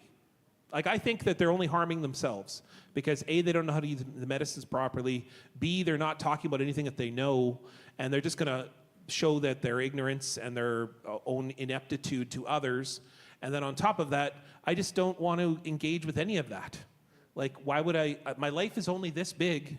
Like, I only have this much life. And I want to get the most amount of work done for our people and our nations and for our languages and our traditions and for my daughter. Like, I got too much work to do for her to try to make sure that the world's a better place. And engaging in the muck only makes you dirty. And so that's how I feel about it. I also appreciate, though, that people who want to make efforts to criminalize this, if people want to threaten, I think that this should just be typical hate speech, that if you threaten another person, you should be held to account. You should also lose your job, because that person should not be influencing others, particularly in educational institutions. I think it should be a pretty cut and dried that if I say something completely inappropriate, violent, harmful, that I should be held to account. And same thing with anybody else. If you say violent, harmful, terrible things, then you should be held to account for that, like anybody should be. And so I think denialists should be at the top of that pile. The problem is that people don't think that that speech is harmful, violent, and permeating hate. Our job is to teach the people beside them. Teach those people that this is harmful, hateful, and then let the chips fall. So that's how I feel about it. Okay, yeah. I would say that we should continue to develop this resource base of evidence of what's happened. I think one of the reasons that we're getting such cheap shots and untruths told about what we're doing is because it's actually proving a point that they don't want proven. Many times, these comments from these deniers could be easily answered if they just contacted us. But if they actually spoke to us about the records, then that would give us a legitimate purpose. That would prove that actually what we're doing has value. And that's the last thing they would like to do. They don't want this truth to be known.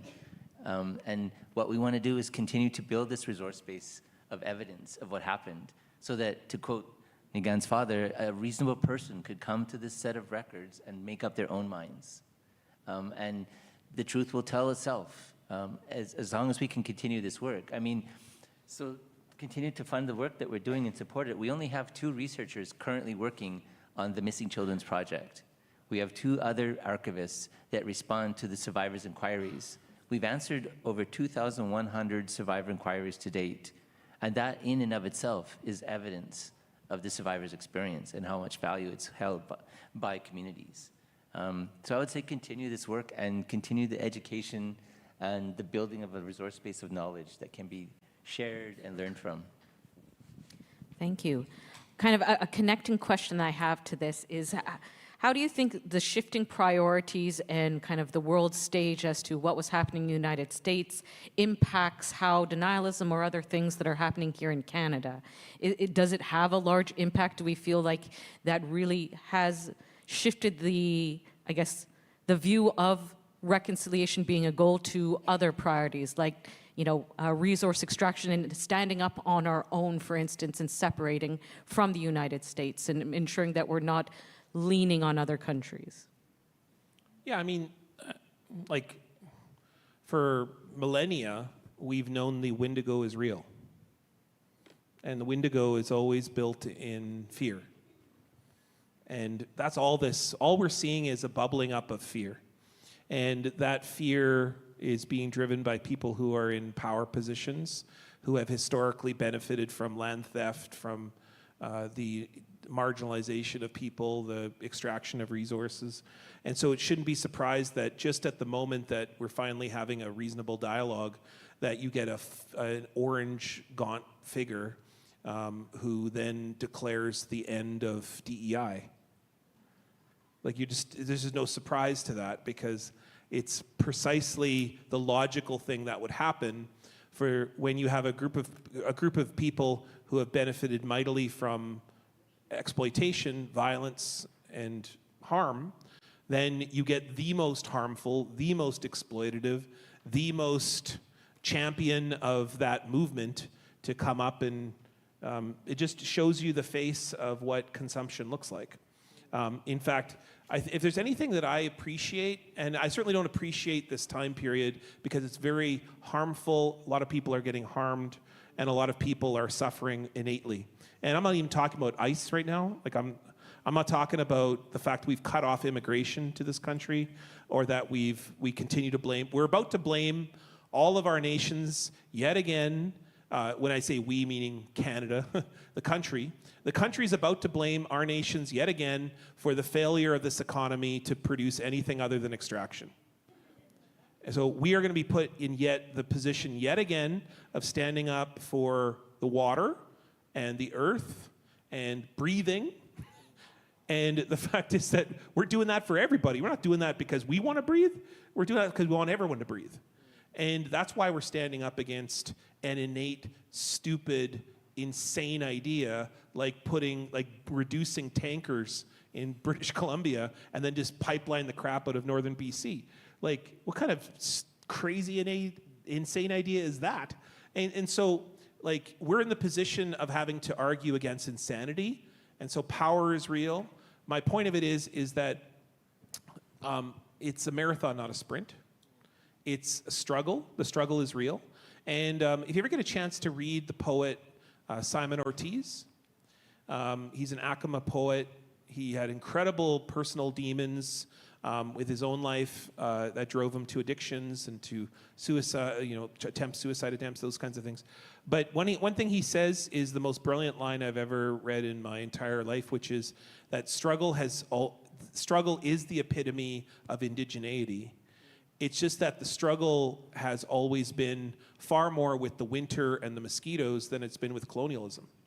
Like, if we can overcome the winter, colonialism, way easier. Because colonialism is based in reasonability, maintaining love, and sticking together. Like, that's the simple recipe for defeating colonialism, is we got to stick together, we got to continue to present ourselves honestly, and yes, we got to fight against power, but I really believe that when we fight against power, I do believe in the innate goodness of humanity because that's what our teachings tell us. And so when we continue to show goodness and love and kindness and kind of a vociferous, forceful love, others realize that it's love that they're being shown and not hate, and that hate will never overcome that. And that's just maybe my rose-colored optimistic lenses, but I've never been proven wrong yet. And I think that if there's anything that our elders teach us, our survivors teach us, is that the way that you defeat these divisive, brutal, genocidal schools is you continue to maintain who you fundamentally are as a Cree, Anishinaabe, Inisinu, Dakota, Lakota, Nakota, Haudenosaunee person. That's how you defeat these schools.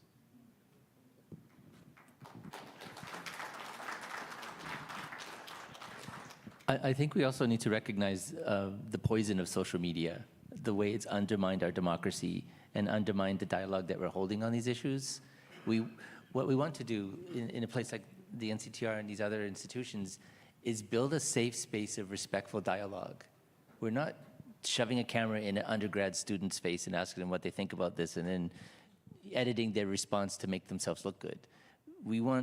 These issues are too profoundly important and too sensitive and too potentially harmful to just toss around out on the media all the time, on the internet. We want to build these respectful spaces of dialogue where we can interact and engage and learn, rather than pointing fingers at each other on social media and just giving platforms to anybody who has an axe to grind. I have a few more, and then I'll go to the audience. What do you feel are the pitfalls that exist in trying to tackle denialism? I fear that there's a potential of causing harms to ourselves if we don't approach this in a way that makes a good, approaching it in a good way, really. So are there pitfalls that we're not really considering or that people haven't figured out yet? Well, I was deeply encouraged when I saw the University of Victoria sort of just disallow an event to take place. The problem, of course, is that then that leads to a lawsuit that is filed for $120, and then you can crowdfund for $20,000 without ever filing a lawsuit. My point is that people can profit mightily off of the free speech debate, the free speech by, and then then our institutions ultimately pay for that. Students increase in tuition, et cetera, all because of this nonsensical group. As I mentioned before, there is a large group of people, a small group of people with very large keyboards, loud keyboards, that really want to profit mightily off misinformation, and they're badly, because they're unemployed. They've lost their credentials. They've been fired from their institutions of value, of merit, and therefore they don't have anything else to do other than sit in a basement and make a website, or make a bot, or spend time from a credentialed person like yourself to engage them. Like they just love that. They love that you're going to write about them. They love that. And so I struggle a lot to say, like, yes, you have to engage that, but my way is to engage the idea. So my job is to, if I was at the University of Victoria, to help inform the University of Victoria that this is a short-term pain for a long-term gain. And the long-term gain is that you will build relationships with your Indigenous faculty members, Indigenous staff members, the Indigenous community, but you may, because of the problems within institutional systems, may have to endure a short-term pain from a terrible PR situation that you've created because you don't know the difference between incorrect speech and free speech. Like, I don't think we should be allowing on any campus someone who wants to argue that we should murder dolphins for fun. I was picking something out of the sun. Like, going back to Dad, this is probably because Dad's been on my mind because I've been to that talk a minute ago. But Dad's big thing was we should just stop harming animals. Like, there's an idea. So he passed legislation or proposed legislation that we should stop creating zoos. And for those animals that are in zoos, try to just reduce zoos to the point where we stop harming animals. I don't think we should have academics at universities suggesting to do terrible things like experiment on humans, right? So no university would allow that talk to take place. Our job is to teach the universities why these talks create toxicity. They're not based in factual reality, and they are, for the most part, doing nothing but creating toxic harm for everybody concerned. Not just Indigenous peoples, it's actually for Canadians, that's the problem. And so we need to teach the University of Victoria that it's a short-term pain for a long-term gain. Now, that being said, what we did at the University of Manitoba when a bunch of denialists showed up is I told every single person that would listen to me, don't go. What a dream that would be if that person shows up and nobody cares. And guess what happened? About 24 people showed up, mostly just to yell a little bit, and that person didn't get any information, no stuff for clickbaits, put some videos on that called me idiot the second, and called some other of my colleagues idiots because we didn't engage them. But my thing was, we didn't engage them at all. But we did talk to the students, and we held sessions that supported students that might feel impacted by that occurring on campus. And I think that was much more effective, I think that, but anyways. And maybe I'm being too optimistic as well, but I honestly think sometimes that we're starting to witness the end of the colonial condition, that some of this pushback we're getting from deniers is just a reaction to the fact that they're actually losing control over the settler society and the privileged positions that they've had for the last 200 years or so. And I think it's a place of fear and feeling threatened that makes them come back at what's being done here. And I mean, every community knows there's a collection of the survivors' experience. And I think that should be our focus. Not engaging with these people who are feeling threatened by the fact that there's an alternative way to understand this history, and that there's an experience of the survivor's voice that's never been recognized before, and now we're starting to give it time and starting to privilege it for the first time, and somehow that's pissing these people off. And I honestly believe that we're reaching a new chapter, and it's up to us to write it. That leads beautifully into my second last question, which is, this work is exhausting. Where do we put our energy? How can we best fight misinformation? I think both of you have shared little pieces of it. Is there anything more that we can do? Especially I'm thinking about our survivors and family members in the audience. What can we do to support those who are really impacted by denialism? Yeah, I mean, the reality is, and I can hear, so Leah Gazan is in my head right now because we frequently talk about this, about the criminalization of denialist speech and those kinds of things. Harm is real and violence is real. And so when there is harm and violence that come to particularly survivors, then I think I'm a tenured professor. Like, come at me. Like, not much gonna happen. My point is like I got big shoulders, I can handle it. I think that we have to take some hits to protect our communities in the meantime. And as I mentioned before, short-term pain for long-term gain. But I don't want that to happen, but that may be part of it. I also think that there's much bigger power forces at play. Like, as much as we'd like to say that certain political forces wouldn't matter in Canada, as we see in the United States, we are only a few choices different from a different prime minister. And I can guarantee to you that a different prime minister, we would not be talking about boil water advisories on First Nations. We'd be talking about a much more aggressive economic agenda. I'm not a fan of the current economic agenda, never mind what we could have gotten with the potential. Let's just say, for example, the former prime minister decides to stick around for one more election. Guarantee to you, we have a different prime minister, and that's a very different situation for probably 4 years. And my point of it is that there's certain things that are in front of us that we have to coalition build, and we can't do it ourselves, just ourselves. We need others, as my father always said, you can only be outside the room for so long. You have to have some of us inside the room.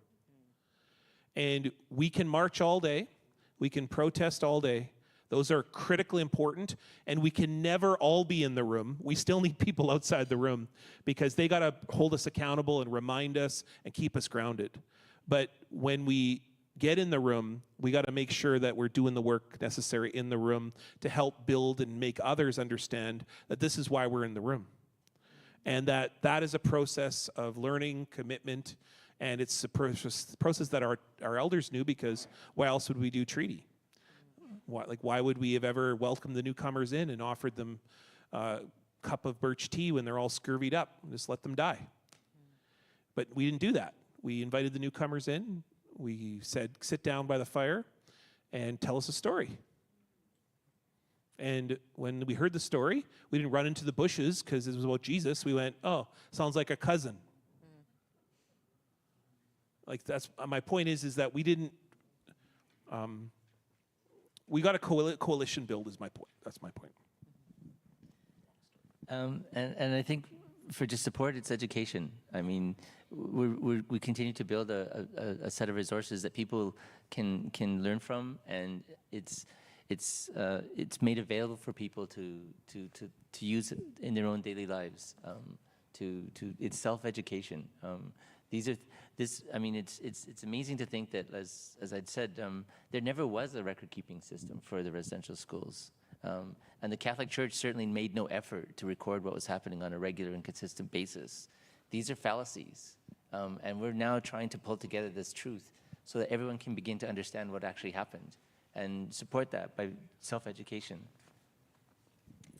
Thank you. I have one last question, but I'm saving it to the end because now I'm going to become the runner. So I know of someone, I see two hands. I'm going to, 3. 1, 2, 3.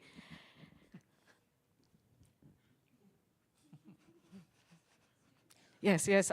You can really see where I've been training. Hi, my name is Belinda Vandenbroek. I'm from Winnipeg, originally from Brigadier Reserve at OCN in Manitoba. I went to residential school for 10 years in Mackay School in Dauphin. And my life has been about residential schools since I went when I was 9. And in 1993, I came down from Churchill to go to university, and I got my BA there. When I arrived in Winnipeg, I knew I had to do something about residential schools. So I put on a workshop, and I probably was the first one to do that in Manitoba. Anyway, so I had, I don't know how many people came, I can't remember. But anyway, when I started to tell the truth about the churches and all of the history, we know that history. I had Indigenous Christians walk out of my workshop, okay? But I kept talking anyway because I just love talking. So that didn't bother me at all. So there was denialism right there, right on that day, okay? So things have changed. Thank God things have changed, because now we have open minds about what we need to know about who we are, okay? So John A. Macdonald, Bishop Grant, and Duncan Scott are the 3 guys who decided that we should be taken from our families. Like, what kind of, I'm trying to find a nice word to call these 3 men. And anyway, so just quickly, aside from that, Bishop Grandin was a highway or roadway in Winnipeg. And thank God the people in power decided that they need to change that name once they knew the history of what Bishop Grandin did. And he called us awful names.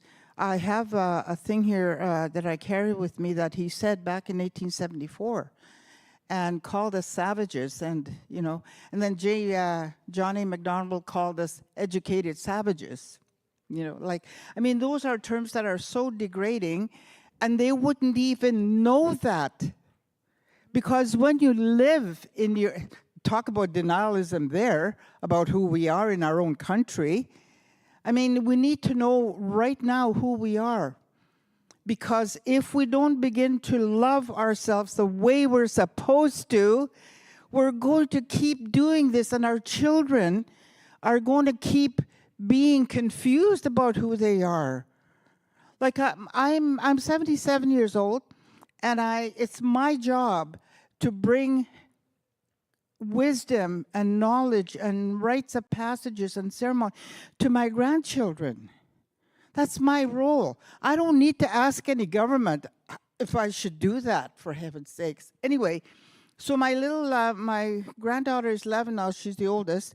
3 months old, we were in a sweat lodge, and she got her spirit name. A year old, we did the walking out ceremony for her so that she could begin a relationship with Mother Earth like we didn't get a chance to do for over 100 years. So, you know, I am very passionate, and I'm not scared of anybody. Believe me, I'm not. Because I've had to listen to a lot of bullshit from white people. Now, Grandma Shingoos isn't here, but she is just being horribly, anyway, that Frances widowed and whatever the heck her name was that came to Winnipeg and said, you know, that none of this was true. And it really upsets me because I think, really? So, like, where did you come from? You tell me where you came from. And then, after that, take a trip to Ottawa and just go to archives and read 100 years of correspondence about who we are and where we were sent to. All our names are here in Ottawa. Now, who's going to tell her that? And is she going to listen? No, she's not. Because you can't tell an orange not to be an orange anymore. Okay? She's going to continue to believe that. And Grandma Shingoos was here earlier. Honestly, tiny little woman, strong as hell, I'm not kidding. She looks at that woman right there, like this close. And that woman is denying to this little grandmother who went to residential school. Like, so, yeah, you have your opinion. And I attended for 10 years. So what can you say about that? So really, it's still about letting other people in our homeland know what happened to us, because not everybody knows what happened to us yet in 2025. I did a workshop with about 25 federal employees a couple of weeks ago. And I said, you know, I'm going to tell you the history here in our homeland, our history.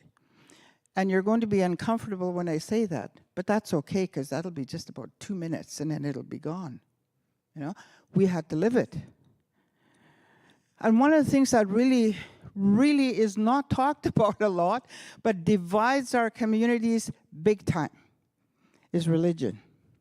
And that's exactly what they intended to do to begin with. You know, why would you bring churches in to look after us? Hello. My granny was doing, I mean, I came from a loving home. My grandparents loved me every single minute of my life. I knew it and I felt it. And to be taken from that and go to a place I had no idea where I was going. So I get there and I see white uniforms on the steps. I think I'm going back to a TB sanatorium because I'd been there for 1.5 years when I was 5 years old. So when I saw that, I wasn't getting off that bus for no one. And I fought and kicked and screamed. My sister was telling me this. No recollection of getting off that bus, going into the school and sleeping there for the first night. I remember the next day, but not that day that I arrived. So, I mean, we talk a lot about trauma. Like, how come I'm not feeling any of that trauma? I mean, I've been sober for 50 years, by the way. So 50 years of my life, I am looking for anything that's going to help me heal and feel good about who I am. And to love myself finally, took a long time. And now I love myself totally.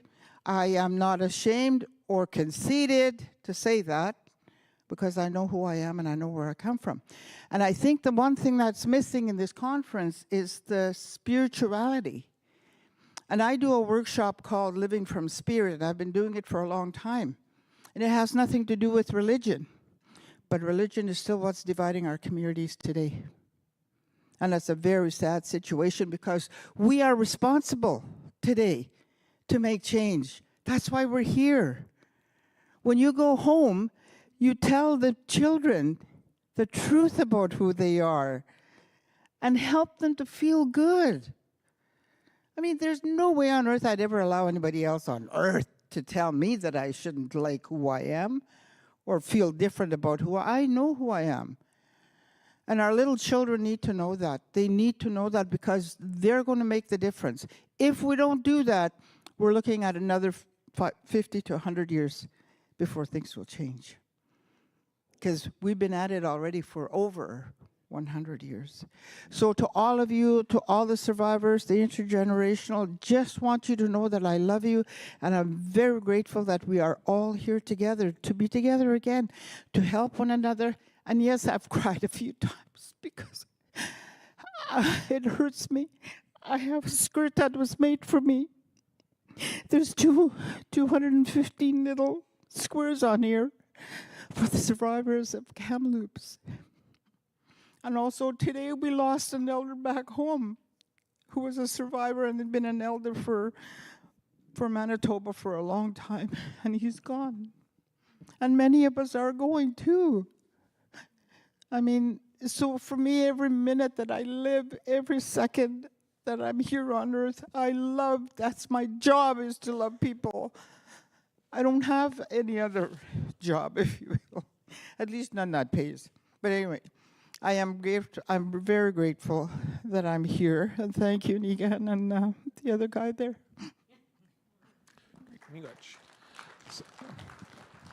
Sorry, Kayla, I apologize. I'm on APTN in 8 minutes. So if you want to, I don't know if you want to do one more question. We're supposed to go I was going to say the question, I'll link it to Elder Belinda's there, is for those future generations and kind of what gives you hope.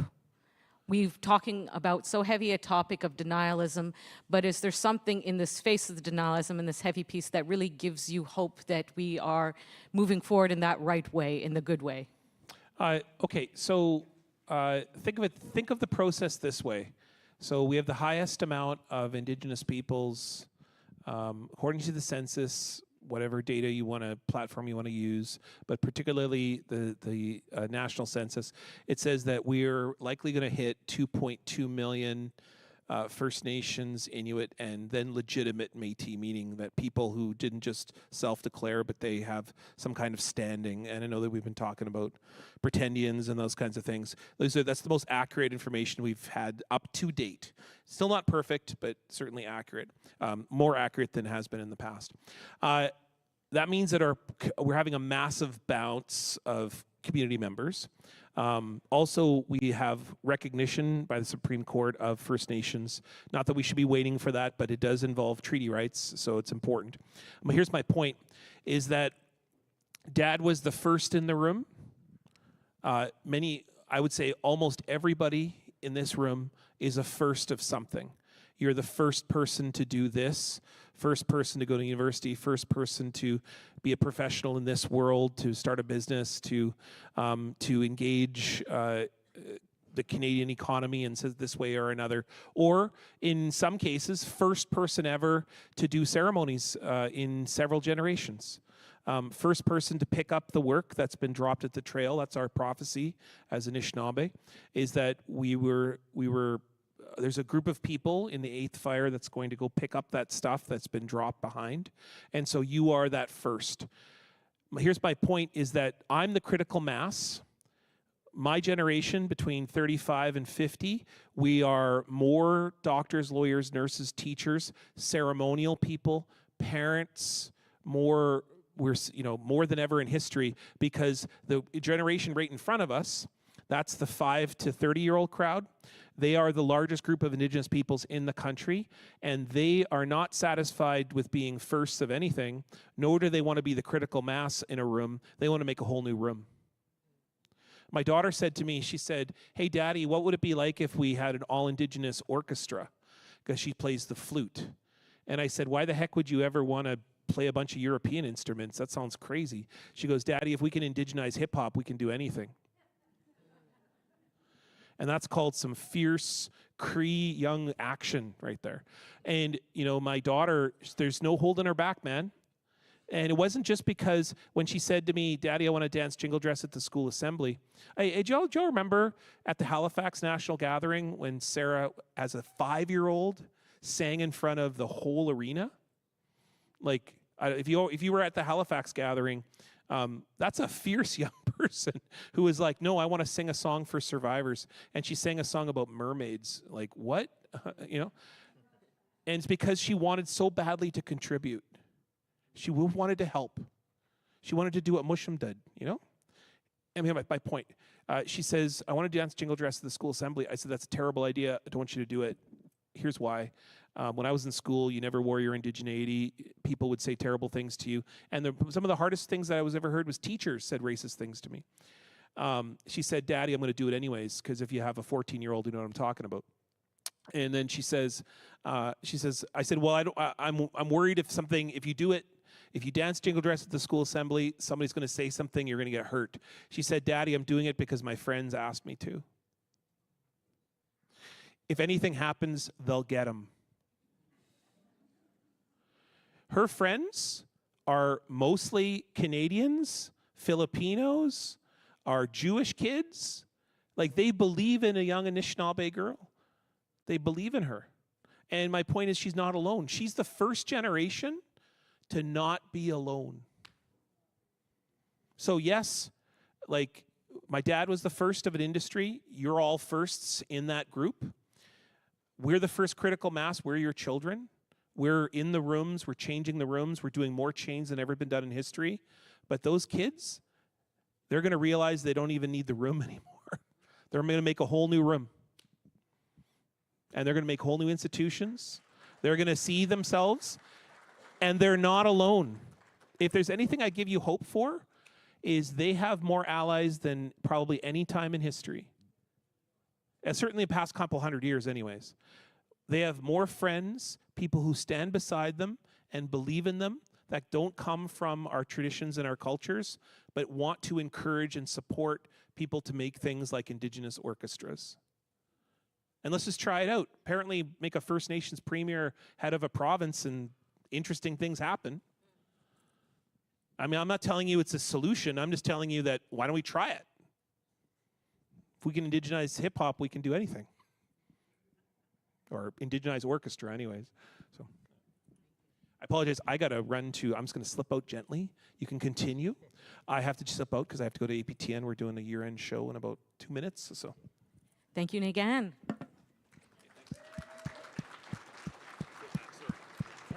It was great. Thank you. All right, Raymond, that same question, closing out. Okay, What gives you hope? I think one thing that we need to step back and remember is that it was only in 1948 that the Declaration of Human Rights for the first time recognized rights as something justiciable that you could defend in court, that you could fight for in these halls of power. That didn't happen until 1948, and it was only in 2007 that we saw the UNDRIP. It's actually the trajectory that we're witnessing is actually towards the potential of diversity over the idea of the threat of difference. That the trajectory is to recognize our humanity in all of us. And it might seem like a slow process and there's pushback from certain groups like deniers, but that it's undeniable, that direction. And that's what gives me hope.